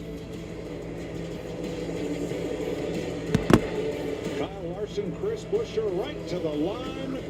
1/1000th of a second was the difference. See what happens this year next Sunday at 1:30 Eastern. For pre-race, the green flag at 3 here on FS1. That place sure has been magical with this race car. And ever since we went to this Gen 7 car, it has been on point at Kansas Speedway. Well, that was about as dramatic as you could make a finish right there with the way that all worked out. Pretty exciting to watch. All right, so Bubba Wallace around, collecting Alex Bowman and A.J. Allmendinger up into Noah Gregson. Joey Logano was right at the front of it, and then Chad Fincham arrived late to the party and was involved as well. Took several good cars out of our race right there. Alex Bowman, Joey Logano, Bubba Wallace, all battling in the top 10 all day. A.J. Allmendinger's taken his car back to the garage for repair. Bowman is hauled back to the garage, and so has Fincham's car.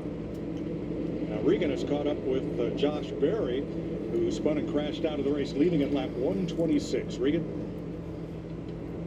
Unfortunately, Josh Berry out of the race car as they continue repairs on it right now. Josh, looked like maybe across those bumps. Did it just get upset on you? Yeah, definitely caught me off guard a little bit. Man, our car was so good.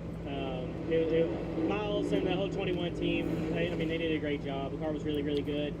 And yeah, I was kind of Josh Berry left 41 laps Like I felt like if I crossed the bumps pretty straight, like I could get through them pretty good. And then obviously we caught the lap traffic. I went around the outside of the 62, I think, and felt pretty comfortable. And then I caught the 51 and just hit the bump and got loose and spun out. So obviously disappointing, but I found in these cars, if you're gonna be fast, it's gonna be uncomfortable, and I'm not really sure what I'd do too much different.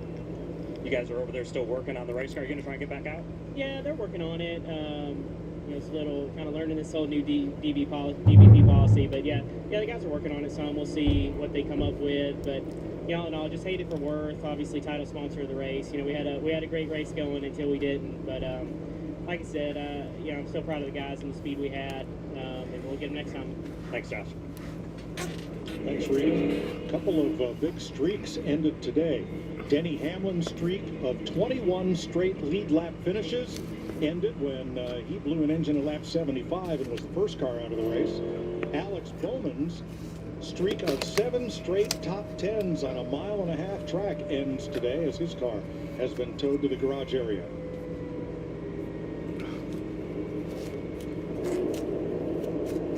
Here's a look from our aerial coverage provided by Goodyear as we get ready for the restart.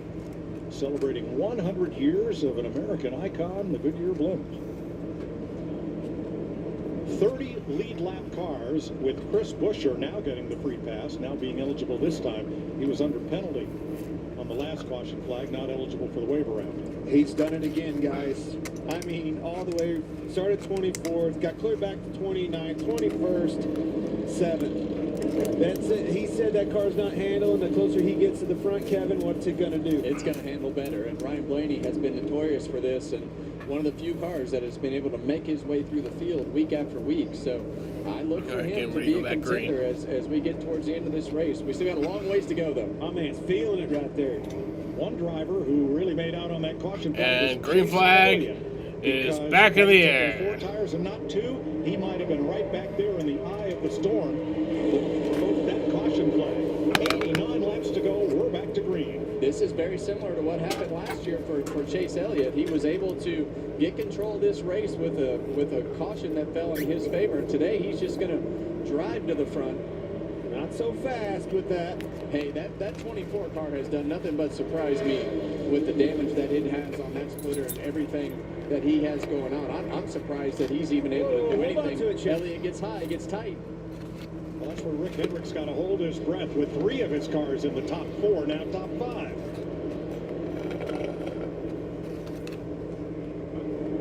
Blaney tried to get back in line behind Ty Gibbs right there. Really stacked him up behind him. Not a good turn 4 for Chase Elliott. That's a 2-tire scenario. Hocevar moving on the inside there.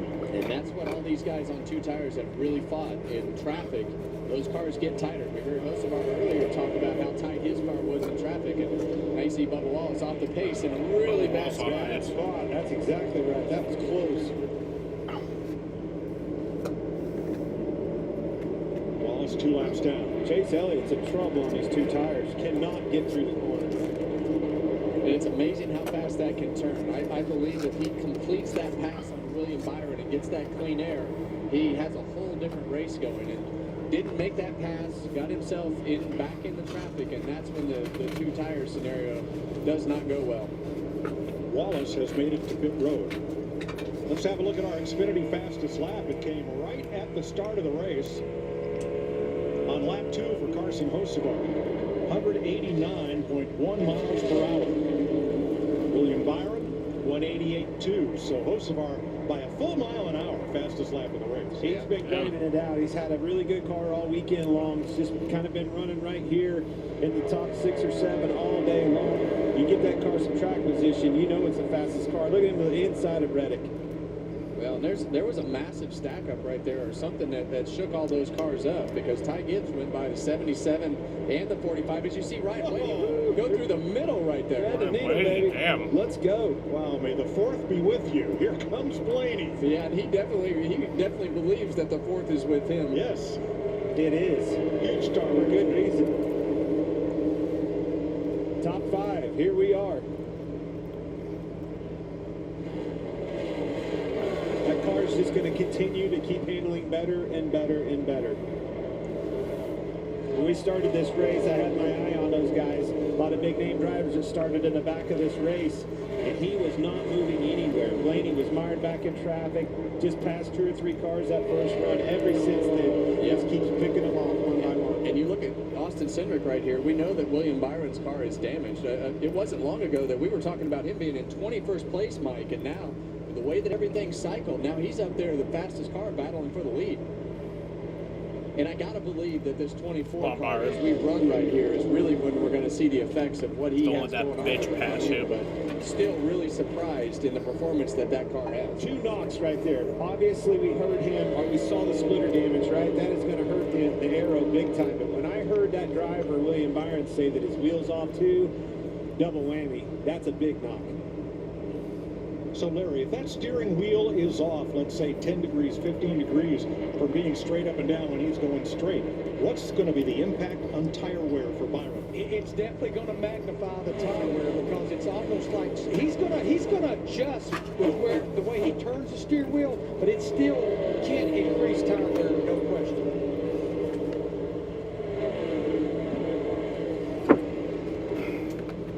And I believe as this run goes on, that his pace will be a little slower. And you see it right there. Look how much he's got all those cars stacked up behind him right now. Shut up, Harvick. Ryan Blaney, the fastest of all the top 10 last time by. you see him compared to the leader. Yeah, big difference there. 26 to a 55. Look at that. 64 rolling. But that's what, now he's made up that gap. So as you see these next laps go by, you're going to see that lap time slow down because William Byron's car is starting to fade. He's stacking them up big time behind them. They're all starting to stack up. Larson moving around trying to make them move. Kyle Larson got a huge runoff turn 2. Just flew right up to Cindric in the back straightaway. It's at the bottom, went to the top. And Cindric does not want this pass to be complete because they all know that the 24 car is in trouble and they want to be the first one behind him. So Kyle Larson did a great job right there of taking that momentum and finishing this pass off. You have to be careful when you catch these guys. Catch them at the right time. If you catch them where you have to just put it right behind them, it really stacks you up. You have to get on the brakes. You lose the front wheels. The car gets tight. You have to slow down, and they all come on you. And it cost him 3 positions. That quick, too. Ty Gibbs has come into the picture in 3rd. He's the highest running Toyota in this race, and he wants to turn the conversation back to when will he win, not will he win. Hendrick Chevy's fighting it out at the front. Larson and Byron. I am getting fired up. You don't have to look back any farther. Look, we talked about Gibbs all weekend long. Ty Gibbs, the speedy he had in there, and I cannot believe this Ryan Blaney is right there in the conversation for the lead. Well, he needs to finish this pass quickly because being side by side has pulled Ryan Blaney right back up to him, so he needs to finish it right here.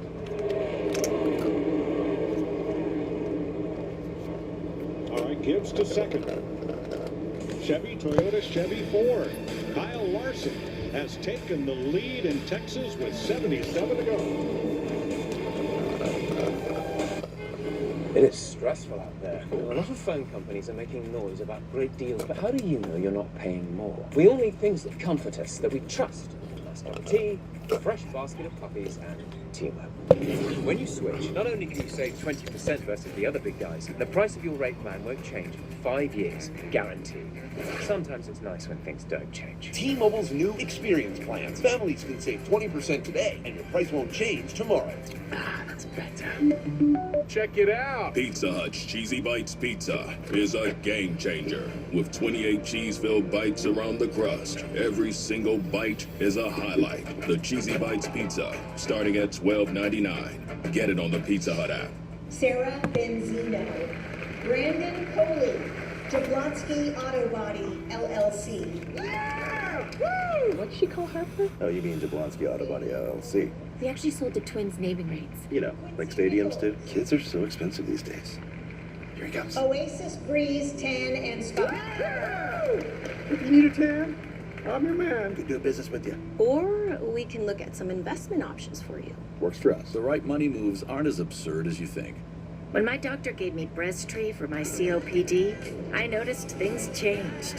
Breztri gave me better breathing starting within 5 minutes. It also reduced flare-ups. Breztri won't replace a rescue inhaler for sudden breathing problems. It is not for asthma. Tell your doctor if you have a heart condition or high blood pressure before taking it. Don't take Breztri more than prescribed. Breztri may increase your risk of thrush, pneumonia, and osteoporosis. Call your doctor if worsened breathing, chest pain, mouth or tongue swelling, problems urinating, vision changes, or eye pain occur. Ask your doctor about Breztri. Huge news. You can get a son of for just $3. Wait, I said son of. Look at the words. Son of Baconator is $3. Thank you. For bacon that just won't quit, gotta be Wendy's. This copyrighted telecast may not be reproduced, retransmitted, or used in any form without the authorized written consent of Nascar Broadcasting. Nascar would like to thank all of our fans for your support, and we hope you enjoyed today's broadcast.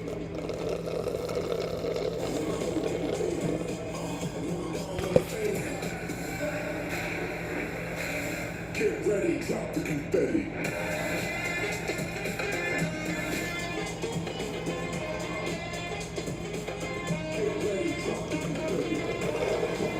Those are the most recent winners on 1.5 mile tracks, all different.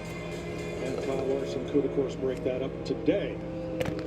But Ryan Blaney has just passed Ty Gibbs for 2nd spot, so it's Chevy, Ford, Toyota in the top 3 spots. Reddick, Hocevar, Priest, Cindric, Logano, and look at Gilliland there in 9th after having that odd strategy.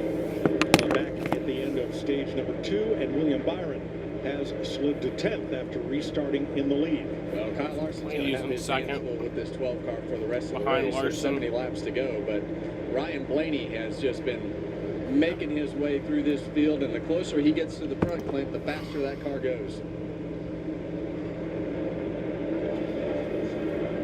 It sure does, and it's amazing. He does it each and every week. It really doesn't matter if it's a short track or an intermediate or anything else. He's one of the only guys that can drive up through the field, and it's his ability to drive a looser car than the rest. And here's one of the others, Joey Logano. After Kyle's running 15th. Working his way up through the field. He started this race back in 27.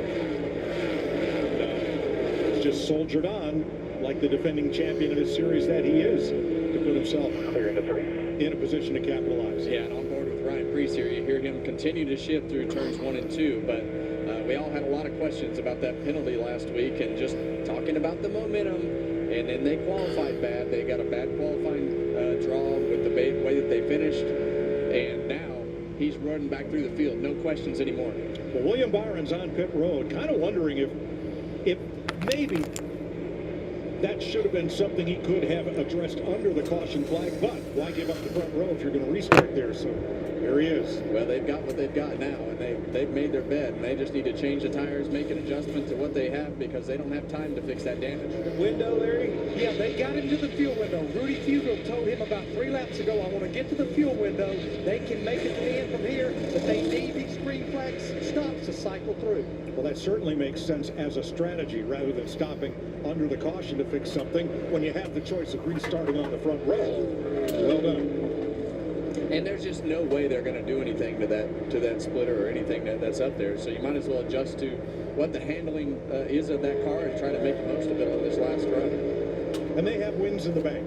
All right, so don't need to gamble, do you? No. Yeah, well, you can.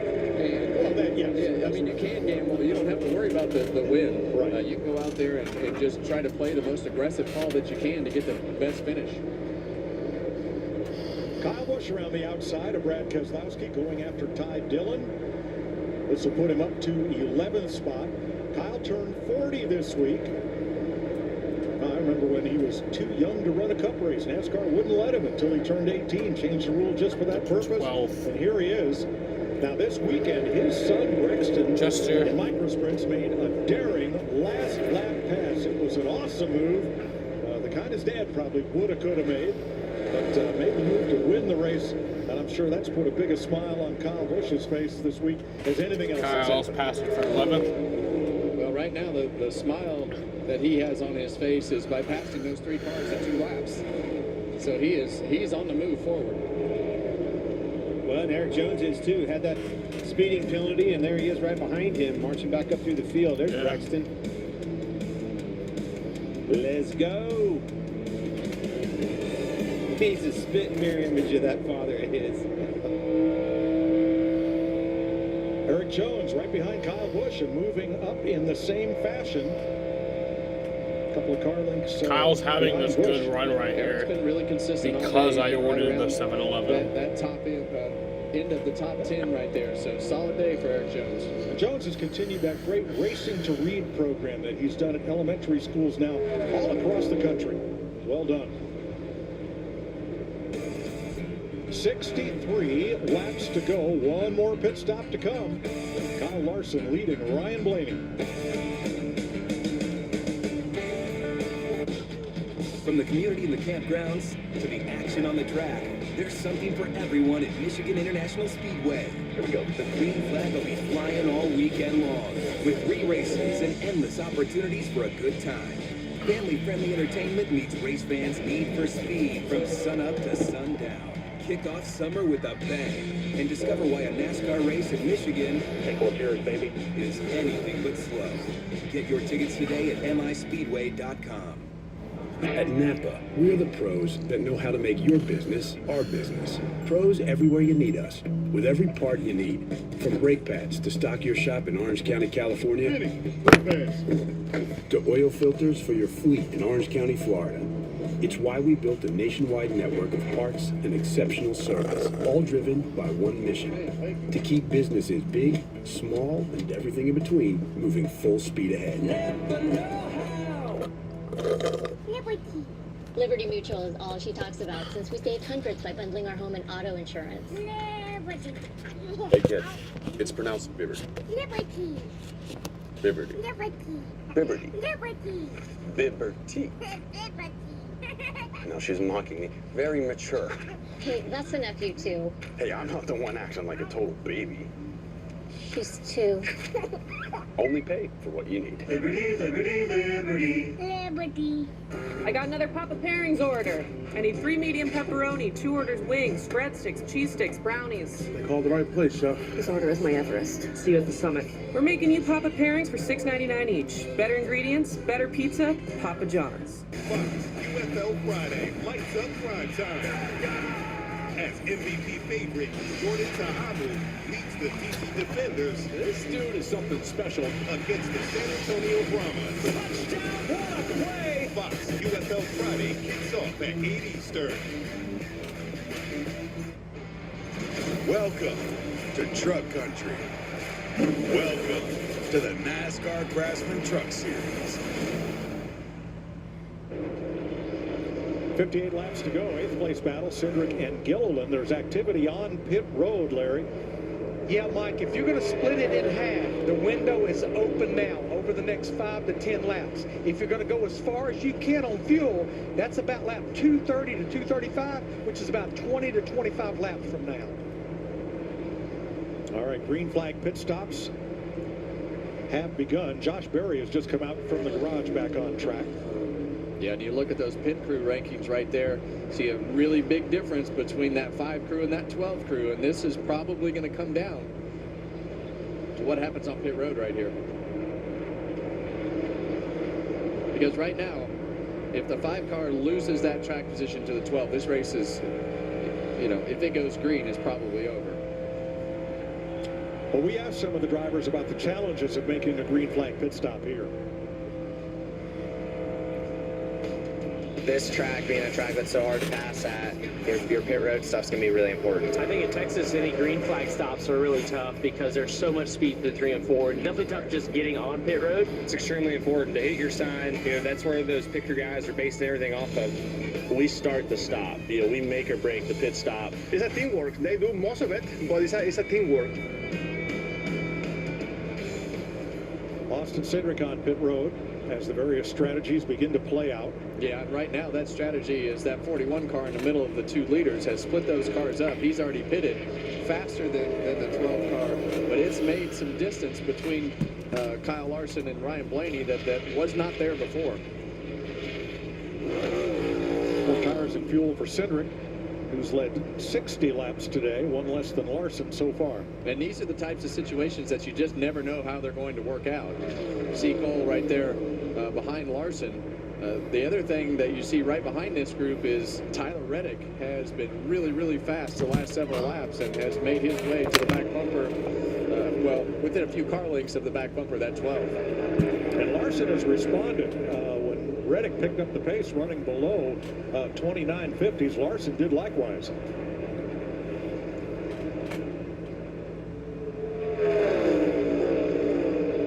Custer there on fresh tires, just 2 laps down to the leader. There are 4 cars, 1 lap down, including Cindric, who just pitted. Yeah, and Cole wants to get by Kyle Larson. He wants to unlap himself. He wants to do everything that he can do to keep himself from being 2 laps down. So he wants this pass to happen as fast as possible, if possible.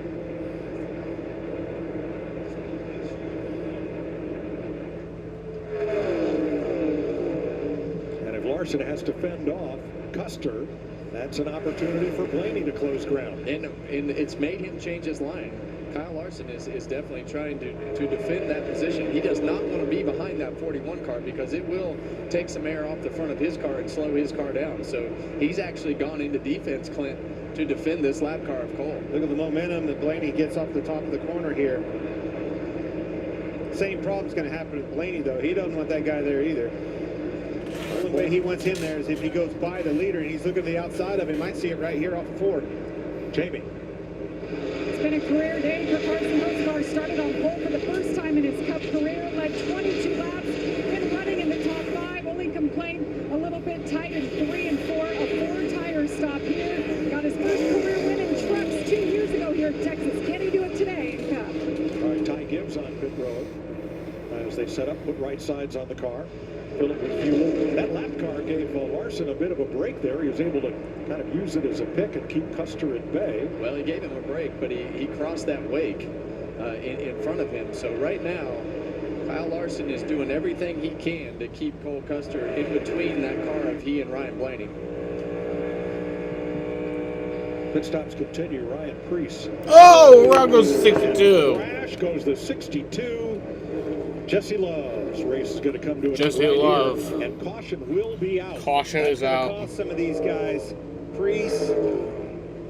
Talked about Byron has been on pit road. Yeah, so Preece is going to be questionable right here as you see Kyle Larson. You high-sided? You won't roll? Yeah, I can't roll. Her tires are blown out of it. Yeah, and what we just witnessed right there was Kyle Larson take the caution flag and not waste any time slowing down. He wanted to make sure that he tried to put Ryan Preece a lap down and as many guys as possible that were on pit road so that they couldn't stay out. So he accelerated that caution pace to make sure he kept those guys a lap down. So there are 8 drivers now 1 lap down, most of whom had just made pit stops, and since we didn't... So it was a 19-minute and 55-second green flag run. And take the wave around, provided all the lead lap cars stop. Let's see what happened here to Jesse Love. On the inside of Van Gisbergen and just got loose up off of 2, come around. And that's the experience that he needs. I know that this is an untimely caution and didn't want to wind up in the fence, but Jesse Love's here to learn, right? Like he has to understand what these cars are all about, where that edge is, and he'll know that feeling before that happens next time.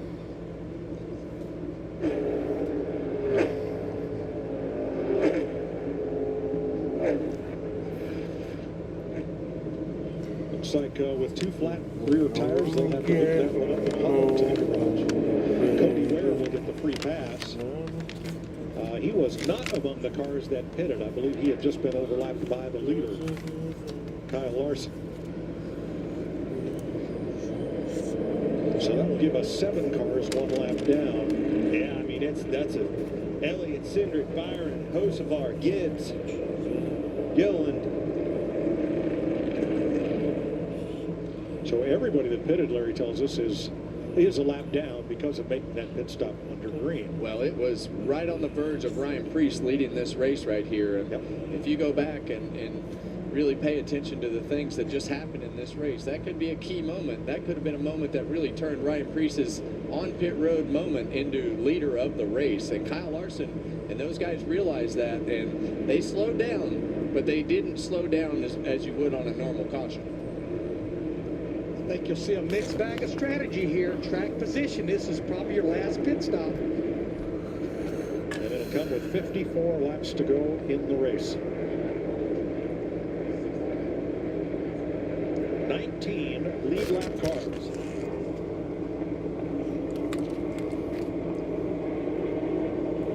We'll see who comes to pit road. Kyle Larson leads them in. Riggin. Ryan Blaney on the top left of your screen. They have been loose all day long. This is the first report from him, though, that it's on the snug side. You'll see right here they're going to go with 4 tires on Ryan Blaney's car. The 45 of Tyler Reddick. He was too snug this run. Been fighting with that just a little bit. And the 5 of Kyle Larson, very close still. Just a little bit too tight as it's going around the corners, but it's not bound up at all. I believe all the lead lap cars pitted. Dow coming out there. I think it's obviously a 2-tire stop. And Larson leads them off pit road. Yes, plus 15 for McDowell. Reddick. Plus 8 for Zane Smith. All right, we'll take our last break before the checkered flag here with 46 to go in Texas. And the field all jumbled up with a caution and pit stops. Yes, came out 4th. Good. To tell you the truth, We could take or leave the extravagance. Let's go! The attention, the celebrity, the bragging rights, the bravado. Because all we've ever really wanted is for every Ford driver to feel this.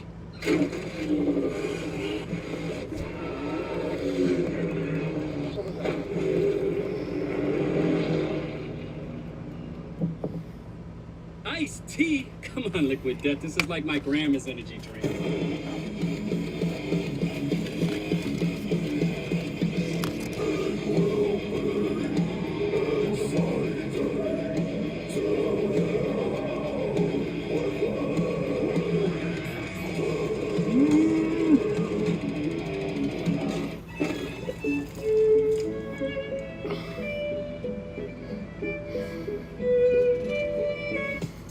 Fill up on all the good stuff at Subway. All your faves packed with tons of crispy veggies and fresh sliced meats. And now buy any footlong in the app for just $6.99. Great bread, great meat, great sauce, great deal. Get on it, people. Order now on the Subway app. It is time.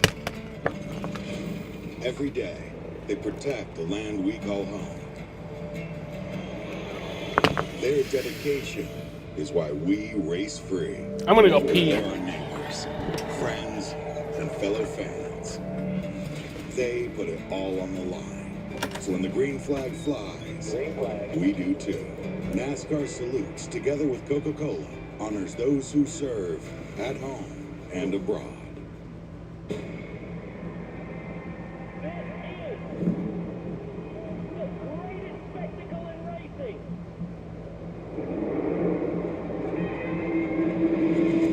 We are green. 33 drivers are going to split into the eye of a tornado. Let's go. It's the biggest race of the year. It's the most historic. Get out on the inside. Pass in the grass.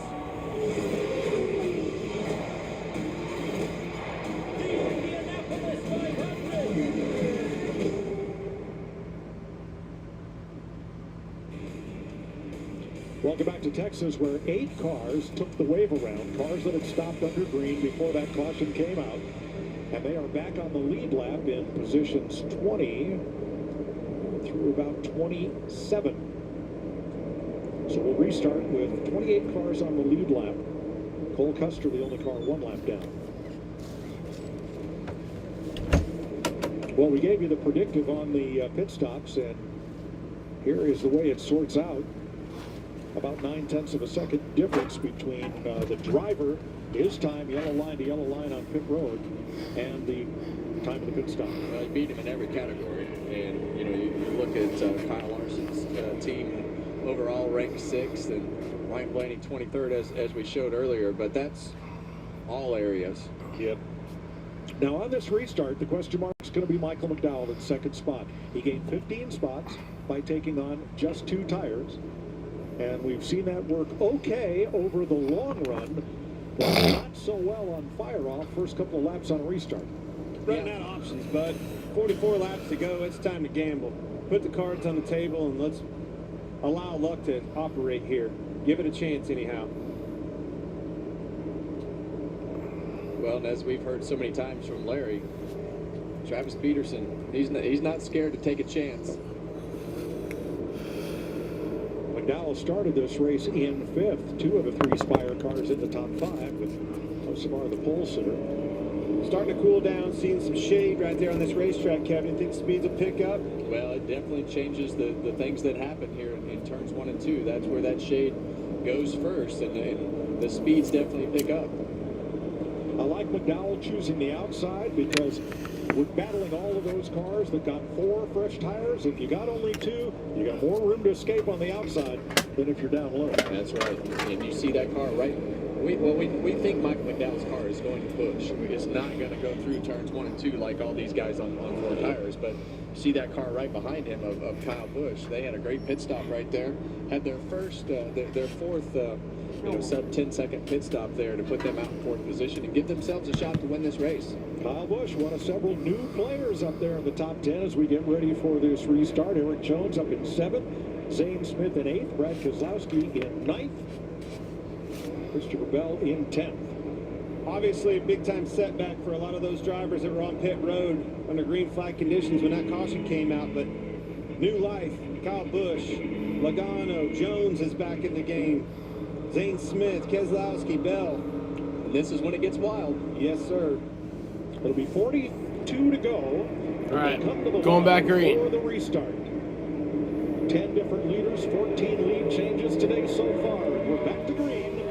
Larson, McDowell head for turn 1. Second row did not get a good jump. Stenhouse is having trouble back on the back. Oh, Bell's way up the racetrack. Bell. Come on, Kyle. There you go. Bell with the back hauls it in. For third. Another car in trouble way in the back. I think that was Hocevar. Hocevar, I believe, yes. Come on. There you see that 45 car, Tyler Reddick, up on the outside of Ryan Blaney. This could be a massive move with what we think on the long run is probably the best car with Ryan Blaney. And right now he's got that clean racetrack. We know it takes a couple laps. Blaney's clear right there. He got loose into the corner. Reddick into turn 1. Carter was wiggling around. Christopher Bell a lap ago in turn 2 fell from 10th to 21st.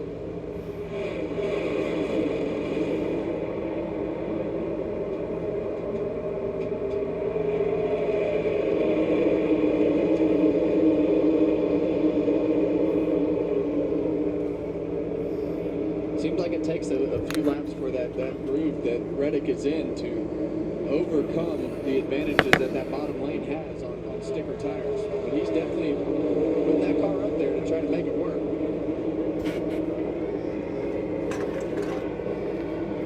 Reddick around the outside for 5th place. 3 to the 43, 6 behind him. How about Michael McDowell?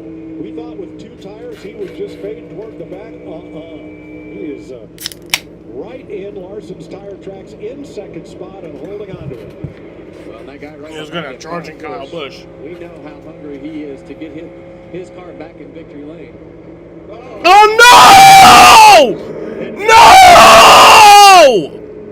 No! No! And Ricky Stenhouse, who fired off 14th on that restart. This is literally a joke, dude. This is literally a fucking joke. It's literally a joke. My life and this fucking shit and my fucking life and this and the fucking Red Sox and the fucking Suns. It's a fucking joke. It's a fucking joke. This is, I mean, I would consider this still on low air, wouldn't you, Clint? Because the way that this car goes through that, you see it right over that bump. And we've heard a couple drivers talk about it's a fucking joke. You have that wheel in there, and these things are so close to being around. If you hit that bump wrong with wheel in it, you have to have the wheel straight. And man, we have seen so many opportunities out of this 8 car. From Joey Logano. He's going for it. Just got out from underneath him. There it is. That's where it starts. I'm gonna fucking kill someone, dude. I'm gonna actually like kill a Man, he's person close, but Stenhouse almost clipped him when he came back because of this. And like when that person is dying, they'll be like, "Why are you doing this?" I'll be like, "Because of this," and I'll explain what happened. And they'll be like, "Okay, I kind of get it, but like seriously, still, why me?" And I'll be like, "Well, it had to be someone." Yep, avoided a big one right there. Well, okay, I understand that, but like, can it be someone else? And I'm like, well, no. And then I kill them.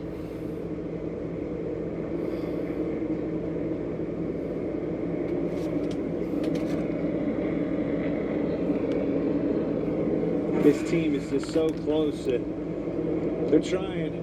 Everybody's digging. They're getting close. You don't run up front like that. As long as they'll have their day. And they had the speed. They had the speed today. Made the pit stop. Put themselves in position and. I said he turned 40. Okay, we talked about that, which makes him one of the old, bold drivers in the sport because he harkens back to a time a good driver could carry a car.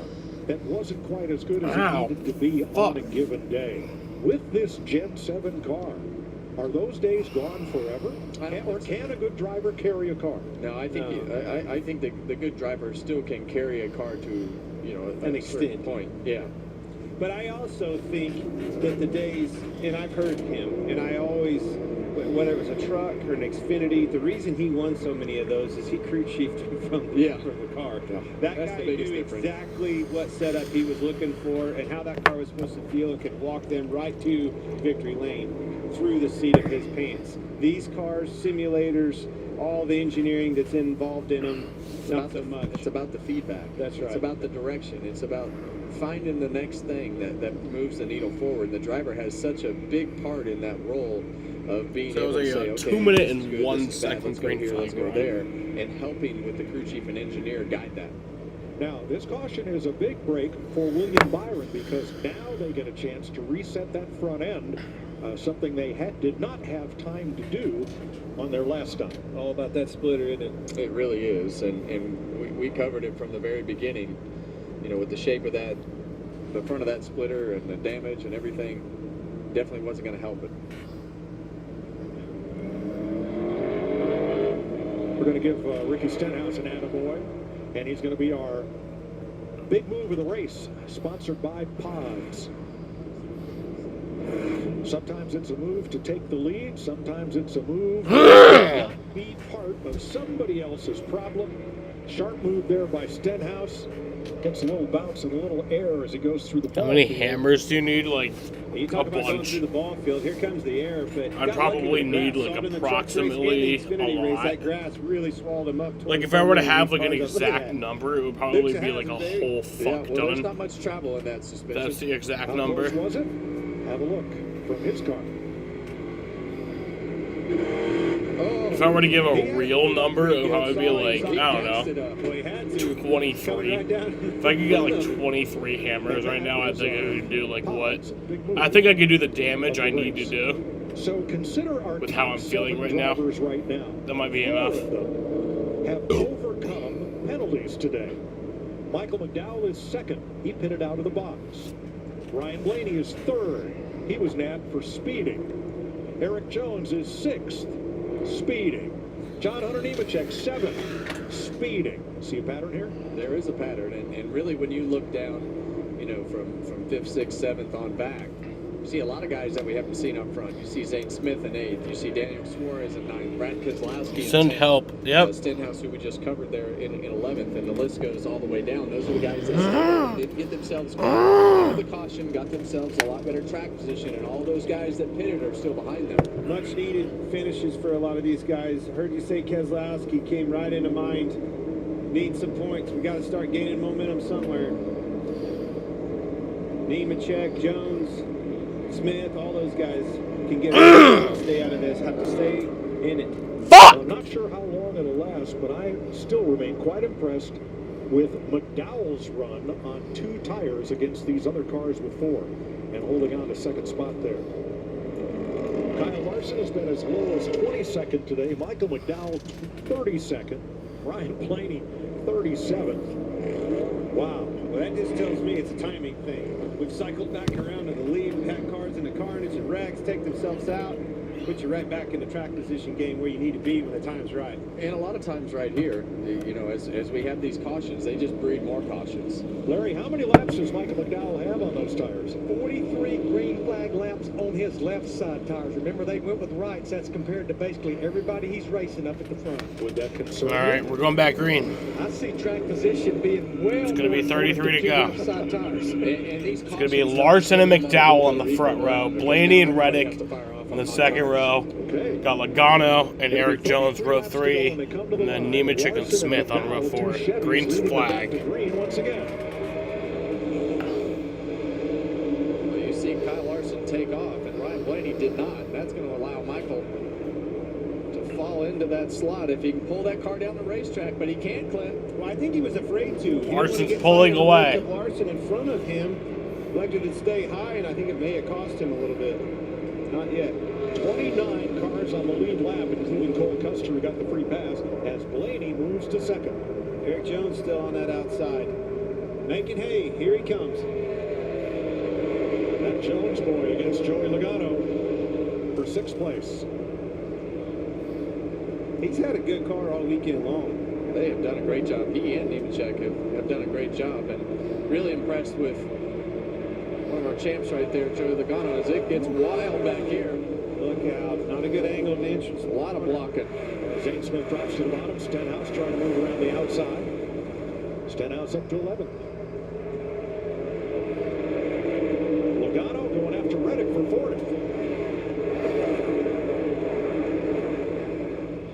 Reddick, he continues to try to make that second lane work up there.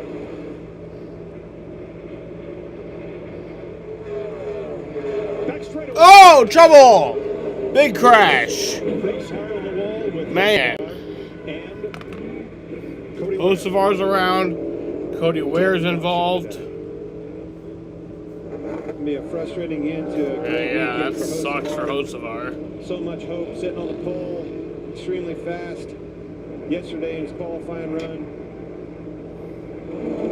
Well, this is what we talk about. Yeah, these guys are, they just get more and more aggressive and take more and more chances as this goes on, and these cautions just keep coming. That thing is all cattywampus down pit road. Watch your speed, get in here. He's in the Let him get stopped before you go. far pit Just stall. in case. Priest makes it to his pit, and so does Hocevar.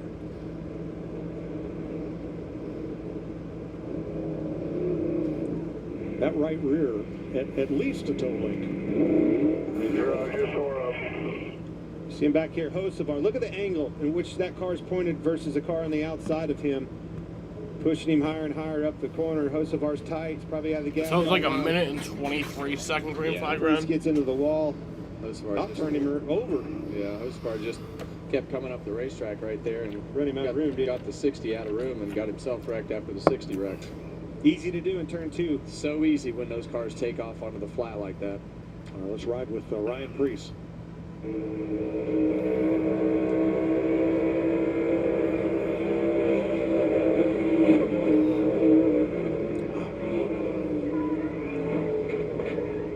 Damn.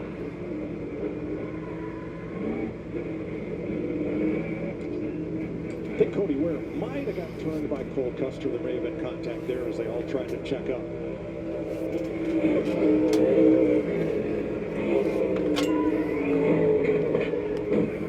Look at that.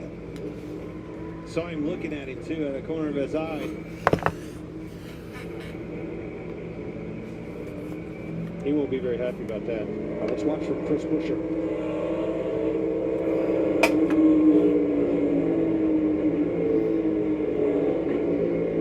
Listen to him downshift. Damn nice. Get loaded up. Fantastic job.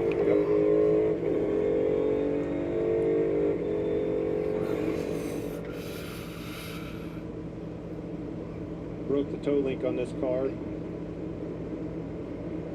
Jamie? Travis Peterson is the crew chief for Michael McDowell. They're on those older tires. We talked about that.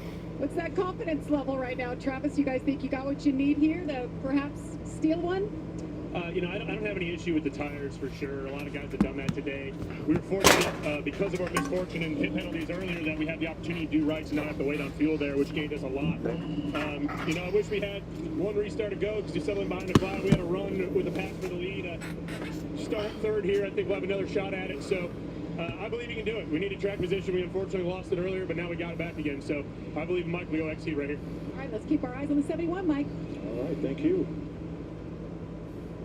He's had a great day so far. What do you think about that optimism, Clint? Love it. Like a crew chief that backs his driver up. His biggest problem is those two cars in front of him I'm mad. have been the fastest cars.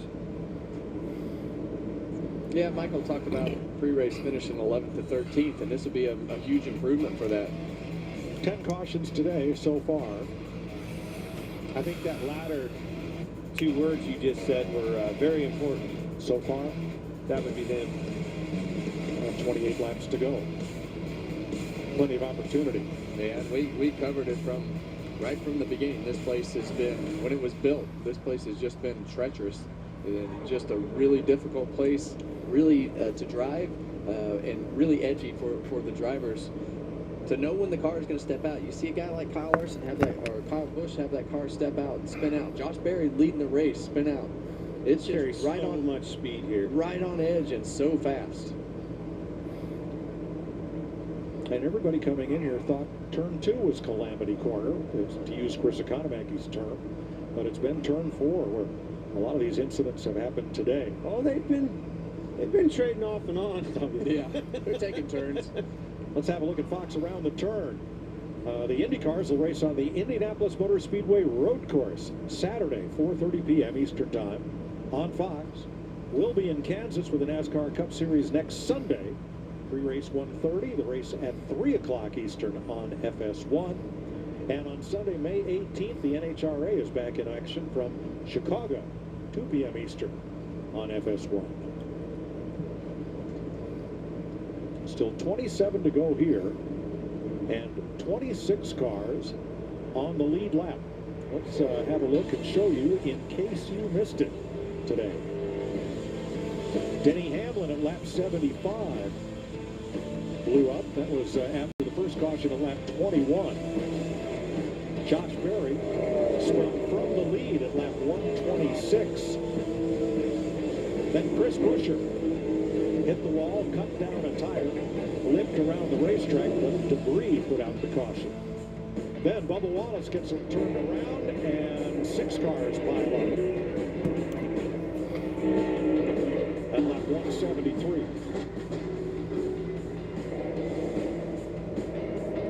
And then Kyle Busch at lap 229 spins off turn number 4. That was caution flag number 9. Currently working the 10th one. At lap 237, Carson Hocevar into Ryan Preece, and Cody Ware also involved. 30 cars, well, make that 28 cars on the racetrack, with Preece and Ware having gone to the garage. How about this leader today?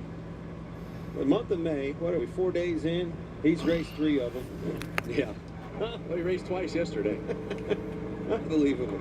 That's right, he won the Xfinity race. Summit for Connor Zillage, who's back is mending, and then went right off the backstretch to the dirt track here to drive a high-limit sprint car. Yeah, they were hosting a high-limit deal, hosting a 3-race weekend here. Big weekend for them. Old dirt track's been there a long time. Put on a lot of good memories over there. Old track had to have been heavy with all this rain that they've had in this area. You know, them babies were flying. He just reminds me so much of the drivers of the Parnelli Jones, A.J. Foyt, Mario Andretti era. Anything, anytime, race it to win. And they will, and he does. But look, doesn't he just look bored? I've seen all the rest of the guys wiping their eyes and doing stuff. He just always just so chill. His demeanor is so calm. You cannot make this kid mad. I've seen him mad like once in my life. And the other thing is, he races, you can't rattle him either. Nothing. Even, you know, if he's flipped upside down or whatever it is, Yeah. I mean, he just is in so many scenarios that he can adapt and adjust. And see him right here taking the lead in the Xfinity race yesterday and driving off into the sunset. But I think racing all that probably helps you overcome it too. I'm going to race tomorrow night, get me another win. Get that behind me. Now Sam Mayer on that restart and drove off into the Texas sunset. Hoping to do the same today. Well, this restart right here, Ryan Blaney hasn't been able to get a very good start on the last couple starts, and now he's going to have an opportunity to be side by side with Kyle Larson. He's got to fire off well to where he can get himself in a position to side draft and try to defend himself from being beat through the middle of turns 1 and 2 to have a chance down the back straightaway. So we got to get out of the restart box better. Well, and Blaney has not been in clean air all day. No, I still believe that his car may be faster in clean air than Kyle Larson's. Well, he's got to get there. Yeah, And this that's the restart hard where he's part. going to do it. We've seen it all day today. The only other opportunities are lap cars. And with 25 laps to go, closing in on the end of this race, you're not going to see many lap traffic. So, very important to get them elbows up, get aggressive on this restart, get yourself a good jump. Alex Bowman, Jesse Love checked and released at the infield care center. I believe you have to get in position and then almost before turn one, Kevin, where you can crowd and take his exit away at 2. Starting on that outside, very challenging to do. All right, getting the 1 to go. It's going to be 23 to go when they go back green. Oh, big surprise. Well, did that surprise you? That surprised me a lot. Me too. So much for everything we just said. Scratch that off the record. So he still won't be in clean air. Yeah. Blaney, that is.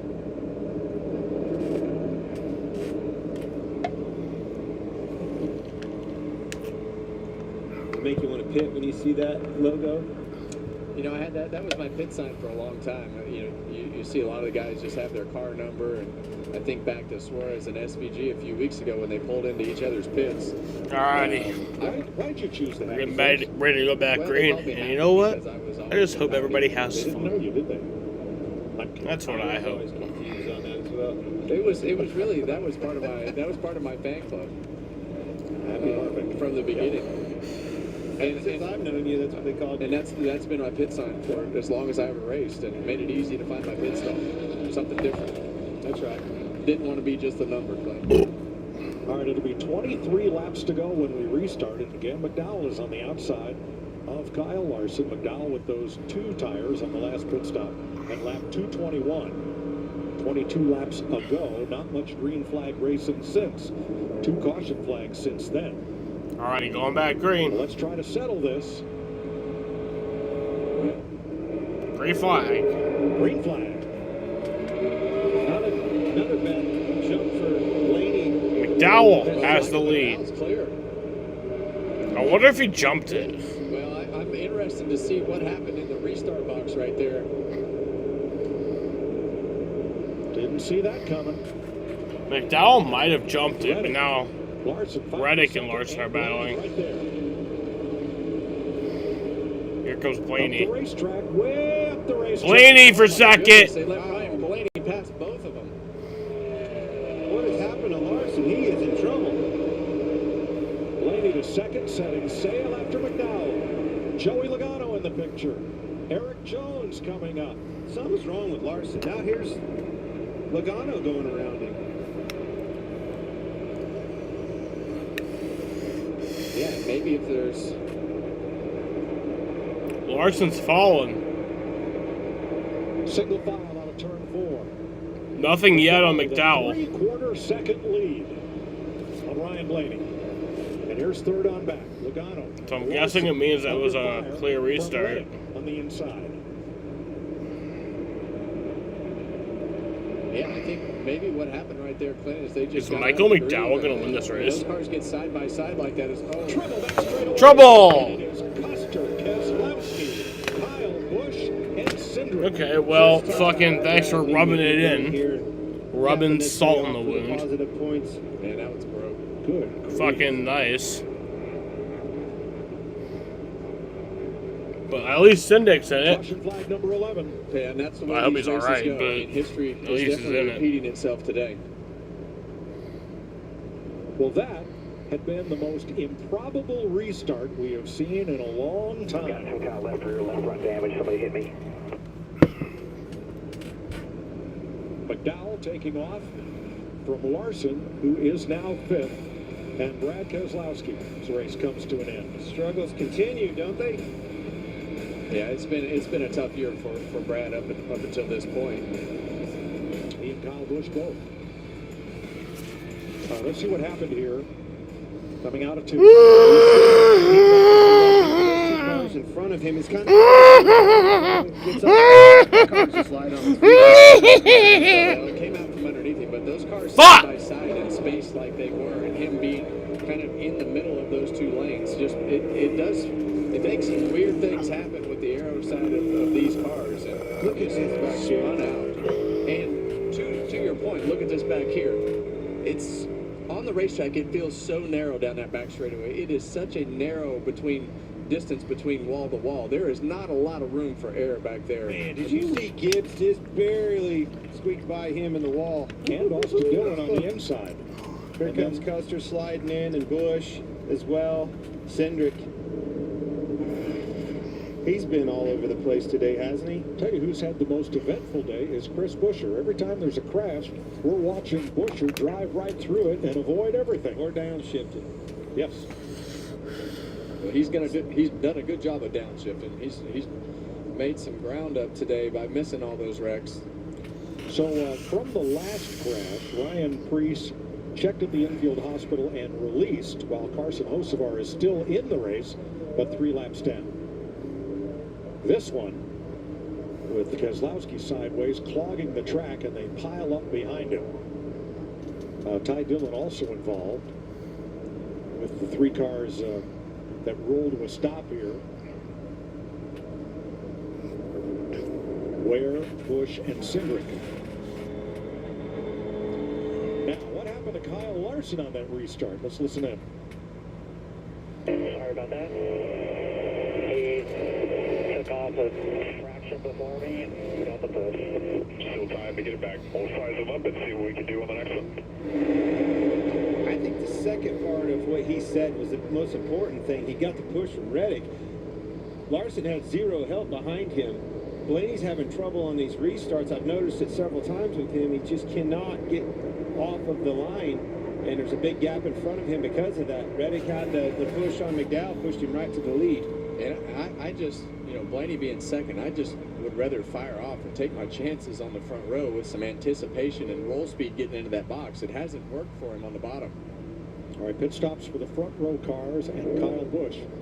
As Keselowski is hauled back to the garage, Chris Buescher stops as well, here with 18 laps to go.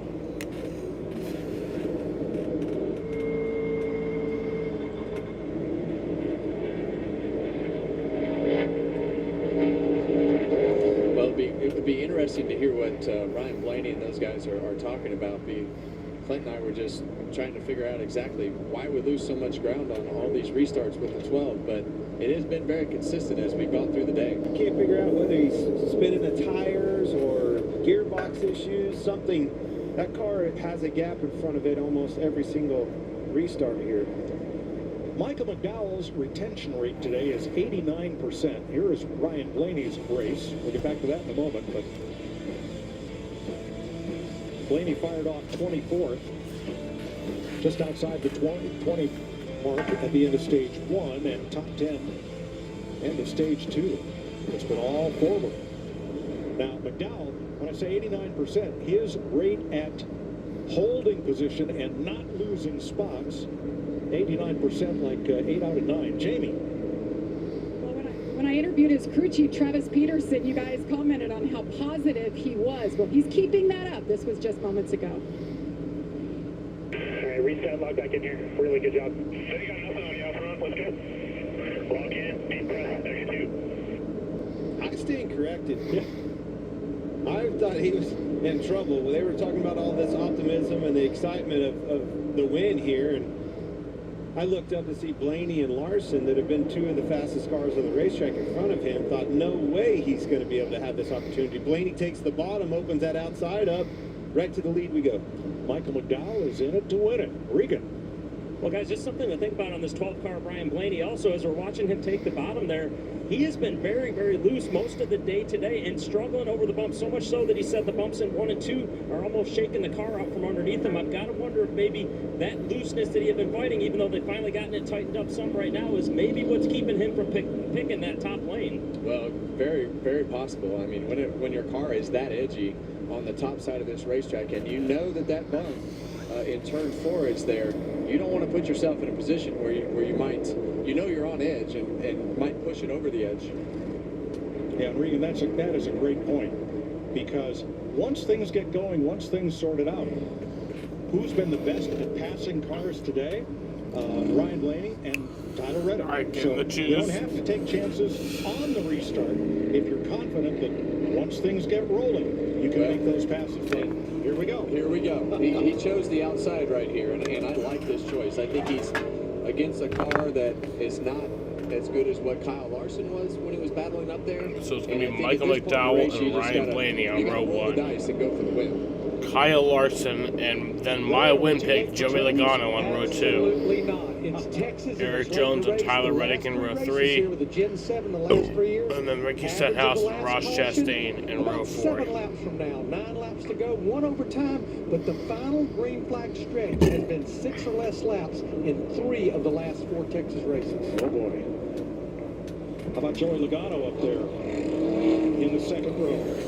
Since last week's finish got wiped out in Tech, he's still looking for his first top 5 of the year. Yeah, don't count him out. We've seen him win some of these races where you didn't even know where he was all day, and that is just one of those. This is just one of those days. Yeah, I agree with that. All right, it's going to be wild and crazy. Eric Jones, Ross Chastain, Ricky Stenhouse, and Daniel Suarez, John Hunter Nemechek. That's your top 10. You know Blaney's a driver that's going to go for it. He's going to put it all on the line, and you know how hungry McDowell is in the 71 with this golden opportunity right here. All right. Window open. 15 to go when they get to the stripe. Back green. Chevy, Blaney's Ford. Here we go. Well, that was just what Ryan Blaney needed, was that bump from that 5 car to keep him even with the 71. He didn't fire off great, but the 5 got him going, and here he is side by side. Blaney and McDowell. Way up high, steaming around the outside of Reddick. Reddick falls back. This is for the win. Yeah, this is for the win, but this is the part that Ryan Blaney Here comes Larson, battling with Logano. Blaney, McDowell for the lead. Good so far. Who's going to lead this lap? Michael McDowell's going to It's going to be Blaney who's going to lead this lap. 14 to go. Reddick's around. Caution. Down to the apron, he keeps going. Caution waves. Who is in front here, guys? Well, we have to go back to the last scoring loop, not the moment of caution. Like I said, who was in front? Very important. So it's a 43-second green flag run. And they're saying Michael McDowell is the race leader. Moment of caution only comes into play for the finish of the race. Might have been caution from, rather contact from Daniel Suarez into Tyler Reddick. I think there's possibly. Well, this could very well be the flow of the rest of this race.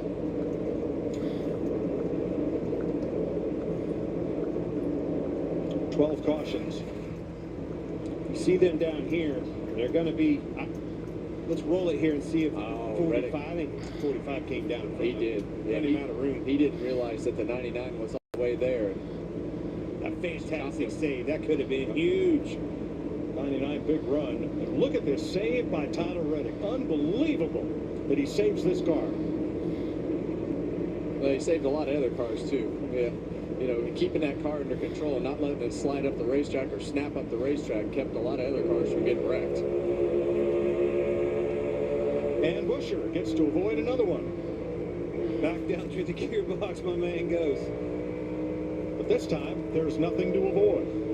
As yeah, look at this, guys. Look how close this is up here. When that caution came out, those cars were side by side within a foot. And that's how close it was at the last scoring. Damn. This is getting good, Kevin. Here's Tyler Reddick. 99 certainly? Yeah, close to 99. Well, I don't know how, but I still have a race car, so it's up a little bit.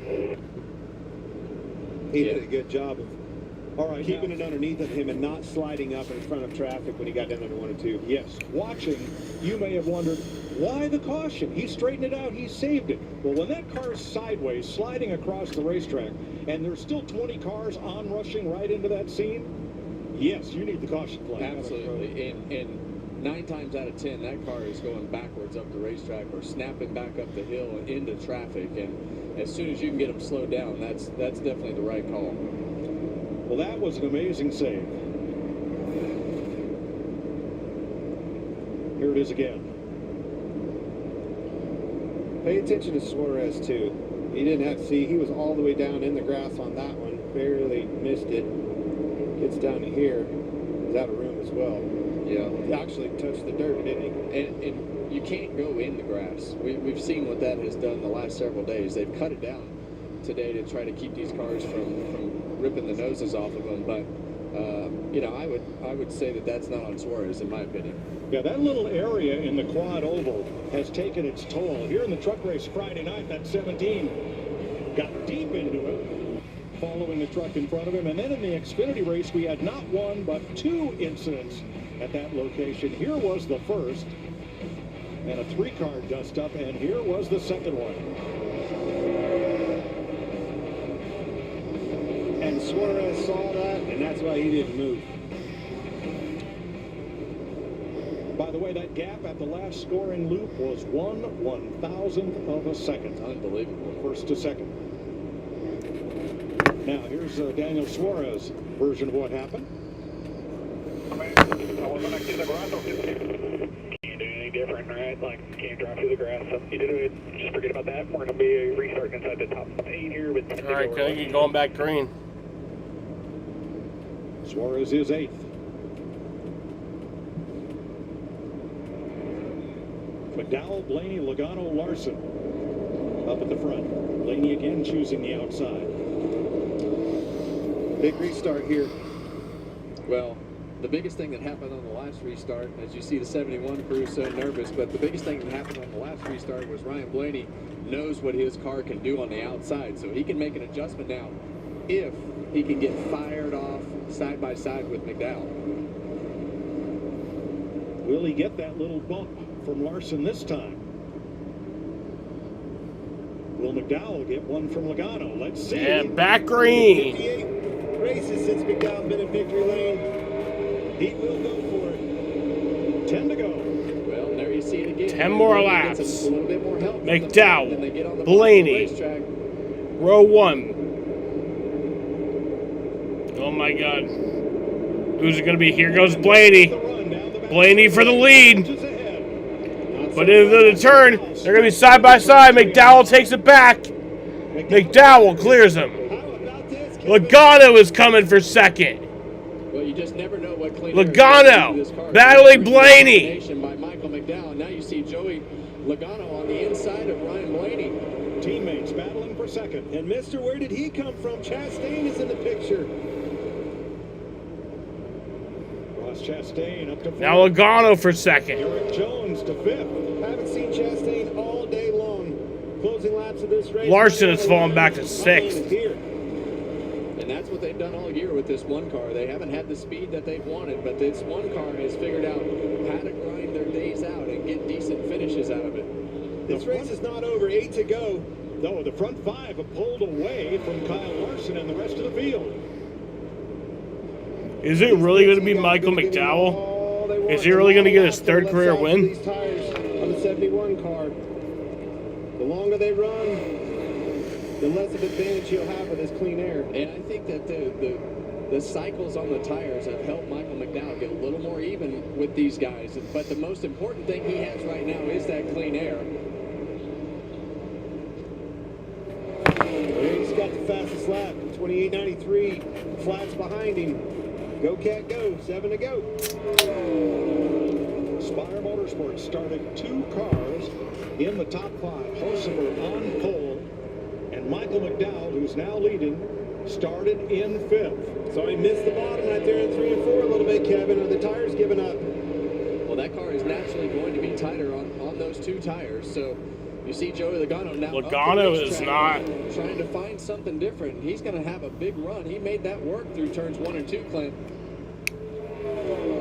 Logano was my win prediction. Faster that lap, and I saw him slip up down there in 3 and 4. Missed that bottom. That's where you're going to start to see this. Closing laps. This is not over. Logano's catching him. He is catching him, and that cat and mouse game is what are you going to do on the entry to the corner? Joey's going to try to go the opposite way that Michael McDowell goes. You saw McDowell, the pipes lit up right there. A lot of off throttle time. Do not miss your marks.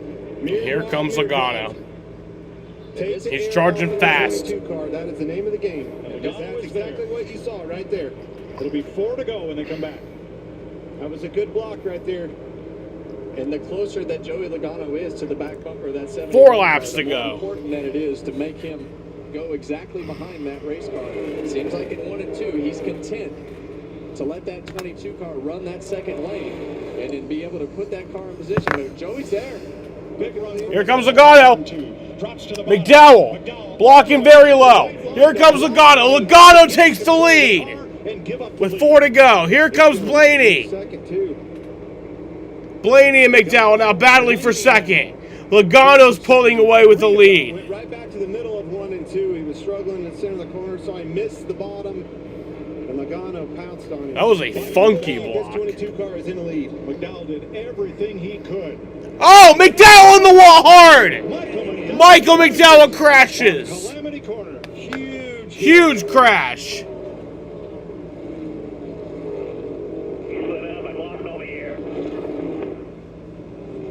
Wow, that was a huge hit. The glass slipper broke. Yeah, and it's amazing how fast things can turn around for you. One move there off of turn 2 where he didn't keep the momentum, went for the huge block, lost the momentum in 1 and 2, got stuck behind Ryan Blaney. So that was a 3-minute and 52-second green flag run, or 48-second green flag run. 3-minute, 48-second green flag run He there. said it on the radio. As soon as he got in the wake of this car, watch this. Blaney completes the pass, gets in front of him, and he crosses that wake much like a boat. Look at that. As soon as it got in there, took the air off of him. They got loose. It's just like a wake of a boat. It's how I explain the draft behind these cars. And as soon as he got that, look at that. Right as soon as that car pulled up in front of him, takes the air off of him. Man. Yep. Came around. And I feel like he got into desperation mode when he ran the 22 down on the apron. I don't feel like he needed to run him that far down the apron. I feel like he could have side drafted right there and at least gave himself a fighting chance. So we're going to have overtime here in Texas. I'm going to go pee. He had a big run at him at the end of the day. I'll be right back. All right, let's listen in to Michael McDowell. All right, boys. Sorry. Kevin, good effort. We got your back. There is no harder charger, and I think we're going to say the same thing, exactly, in this series than Michael McDowell when he has a chance. There's nobody that can say he wasn't trying. He went for it. And on a deficit. Do not forget that car had those 2 tires on it on a lot of laps. Worse deficit on his left side tires than what he was competing against with Logano and Blaney. So we will restart with perhaps 4 or 5 laps to go. This is not over. Don't start polishing the trophy for Team Penske just yet. They have the first 2 spots. And here's how Logano got the lead. Well, McDowell kind of off the bottom. Yeah, he missed the bottom right there, and Logano was able to nail that second lane through 1 and 2, and then he decides to run him down all the way to the apron right there. And I'm not sure exactly what he was thinking right there other than to end the block, but he had a really bad angle going in the corner. I think he'd have been better off just to try to stay even. Side draft with him. Side draft into turn 3, but easy to say sitting up here. Let's go on board Joey Logano.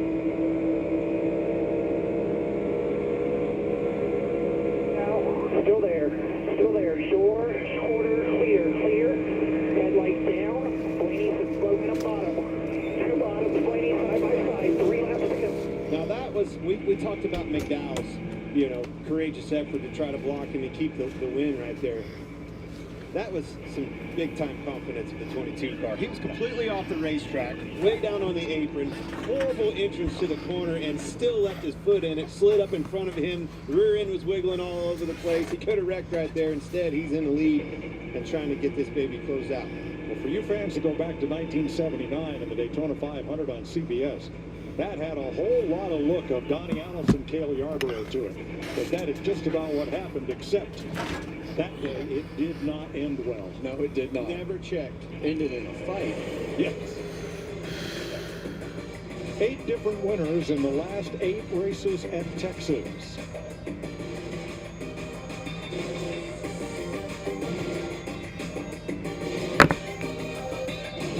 Names not on that list. I'll include your top 4 right now. Well, And you talk about that top four, Clint. When you look at row 2, plenty of aggression in I that see row as well. plenty of aggression right there. Regan. Well, Mike McDowell just climbing out of the car on pit road. Michael, so close today. You guys had a gutsy performance on those 2 tires. Looked like you got caught up in the wake back there. Yeah, I just really hate Ross is in third. 71, He could cause some havoc here. Giving it everything we had there to try to keep track position, and Joey got a run there. I tried to block it. I went as far as I think you could probably go, and then when Blaney slid up in front of me, just took the air off of it, and I lost the back of it. So, I still had the fight in me. I probably should have conceded at that point, but I'm just proud of everybody's Fire Motorsports. I know that's not the day we wanted, but we had an opportunity to win the race. Really proud of everybody at Hinder Motorsports, engine shops. You guys saw those restarts. Motors are ripping, so just hate we didn't get it done, but we knew we had to go for it, so we went for it and it didn't work out. All right, we appreciate the effort. Thanks. Thanks, Regan. Good hustle. 8 of the top 10 have not won yet this season. 5 of those are below the playoff cup line. And it's, if you win, you're in the playoffs. How many cautions are we up to now? 12. Well, either way, we're in overtime now. Do you think we're done with them? It all depends if we can make it through the first 2 corners, Clint. That's solid intel out of you. Yeah. Very solid. It wouldn't surprise me if we did not. With this second row, it's easy to talk about the Penske cars racing for this win. But the second row, tons of aggression. You're hungry on both of those cars, big time. Who's the best out of that group on restarts? Kyle Larson, out of those top 5. There's a Logano fan. I'm nervous. Team Penske on the front row. Logano and Blaney, both looking for their first win of the season.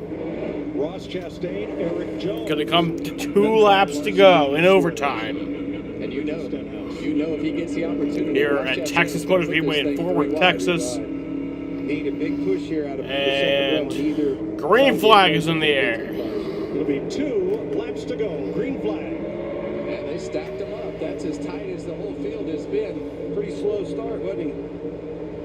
Whoa, Ty Gibbs. Blaney and Logano. Logano getting a good push. Logano to the lead. Here comes Chastain. Ross Chastain for second. Is going by for second.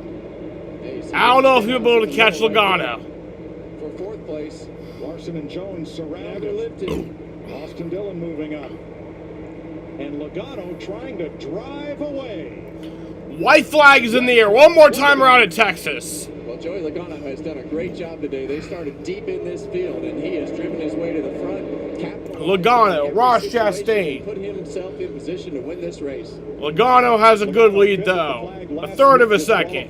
For a missing nut on the spoiler brace. Looks like he's pulling out to enough of a lead to win this race. And people might have thought that I was crazy for saying that Logano was going to win this race, but I was fucking correct. Joey Logano wins at Texas.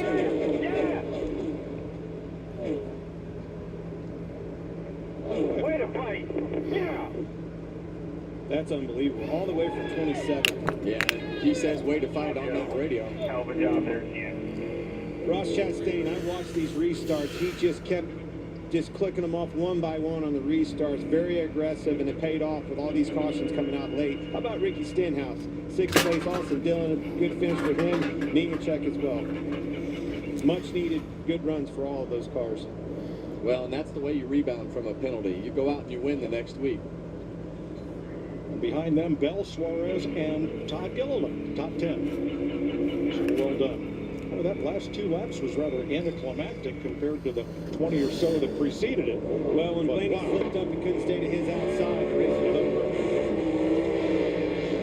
And I think Blaney knew that he was at a deficit with as loose as his car was. That's why he hadn't been big in the top. But there at the end, you just got to throw caution to the wind and see how it all works out. Joey has one prior win at Texas, but it came 11 years ago. And he extends the string. He is the ninth Nice prediction, Sam, yeah. to win at Texas in the last 9 races. Well, he went ahead and took care of the top 5. No top 5 streak. Yeah, my prediction was Logano. I was right. I think it's my first correct win prediction of the year. Win fixes everything. Always has, always will. You mentioned Ricky Stenhouse. That sixth-place finish will move Stenhouse above the cut line, 16th of those who would qualify for the NASCAR playoffs. A wild day in Texas. 12 caution flags, and Joey Logano goes to victory lane from 27th starting position.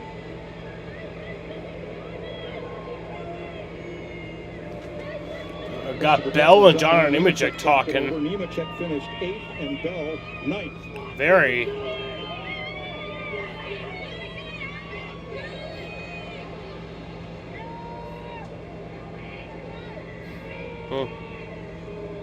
Let's go down to Jamie Little. Well, this certainly hasn't been the season we've come to expect from the defending series champion Joey Logano.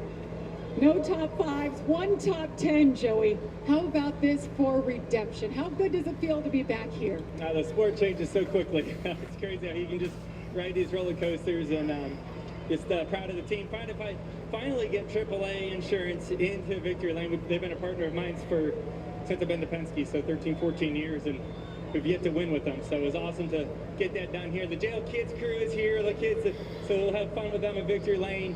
A lot of people here. My family, they're at home. But hey, Brittany, the kids, love you guys. It's going to be a fun night.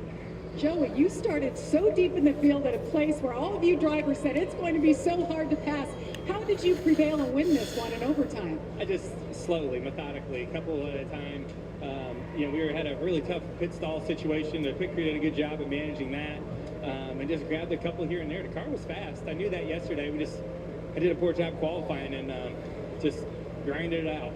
Just keep grinding a couple here and a couple there, and eventually get a win here. So it's nice to get one. Real nice. Joey Logano wins it at Texas Motor Speedway. Ryan Blaney comes home in third place today. Ryan, it was a full day for you today. Pit road speeding penalty. You guys battled back from that. Get yourself back to the front. I know you were battling the car for a little while, but it seemed like it got really good at the end for those last restarts. What more did you need on those outside restarts? Sure, my Kyle. Yeah, I don't know. The one time I didn't pick the outside, the 71 gets lead, and and then I couldn't get it back. So just driver making dumb decisions and not doing his job. So appreciate 12 cars, fast car. So just can't do nothing right currently. So hopefully it'll work itself out. All right, thanks, Ryan. We're going to walk back here and see if we can catch up with Ross Chastain. Ross Chastain seemingly comes out of nowhere to get a second place finish today. Ross, you guys had to work all day long and battle through. A great result at the end, though. Yeah, it's a working class day. That's enough reason to go to Tootsie's next time I'm in Nashville. I want to head straight there. Gosh, that's a working day. Just no confidence in the car yesterday, and y'all saw that. And just the speed of the Trackhouse cars on Saturdays is just terrible. And we're just not confident, all three drivers. So there was one pit stop today that Phil Surgeon in the group. It takes a ton of people back at Trackhouse and on the box here and GM at Chevrolet. And they made me a confident driver all of a sudden with one adjustment. And it was small stuff. It doesn't even make sense. But after that, I was a confident driver. We still had a jack brake, so hats off to Shane to quickly recover and get that other jack out there. But yeah, just I can't drive an uncomfortable car. I can't personally. So as soon as they got it comfortable or at least gave me some confidence, we started going forward. All right, and we're going to sneak back. Thanks, Ross, for talking to us. We're going to sneak back here to Kyle Larson. Kyle, you had control of the good majority of the race today. They lost the control of the race on that one restart there. Was that the difference for you? Yeah, it was. I just, you don't want to give up the lead on a mile and a half. It's hard to get it back. And, yeah, Michael just did a good job timing it. You know, I left early the restart before and was going to leave early again then. And, you know, he just anticipated and left. You're probably right with me or just barely before. And he had Reddick, you know, pushing him behind him. So, yeah, I wish I could go back and do that all over again. So, yeah, just a bummer, but try to learn from it. All right, thanks, Kyle, for talking to us. And Eric Jones, we'll come back here and get one more. Eric Jones with a great top 5 performance for Legacy Motor Club. Eric, I imagine this has got to feel great to get a top 5. Yeah, it's been a long time. I guess somebody just told me it's Kansas 23 since we had a top 5 on a non-speedway. So, yeah, it's a while, but I'm just proud of Legacy, proud of this group. It's been a long road last year and a half, and was happy to see the Advent Camry up front, happy to be up front in contention. It was kind of a long day with some penalties, but you know, ended up in contention for it, so it was fun. All right, nice run today. Thanks. Okay. So yeah, that's gonna do it here today for the Cup race from Texas. It was a good race, honestly. I'm not gonna lie. As you've seen on the last I really enjoyed watching it, quite as good as and it really sucked that Kyle had the issues though. And actually, Ross Chastain gets by Fucking again and again, every fucking time. And didn't have any other challengers. He just drove off. But yeah. All right. I'm gonna end this shit right here. I think I'll be live. Might be live for NBA playoffs tomorrow night, and then I'll be live for Red Sox on Tuesday. So yeah. Everybody else came from deep in the field.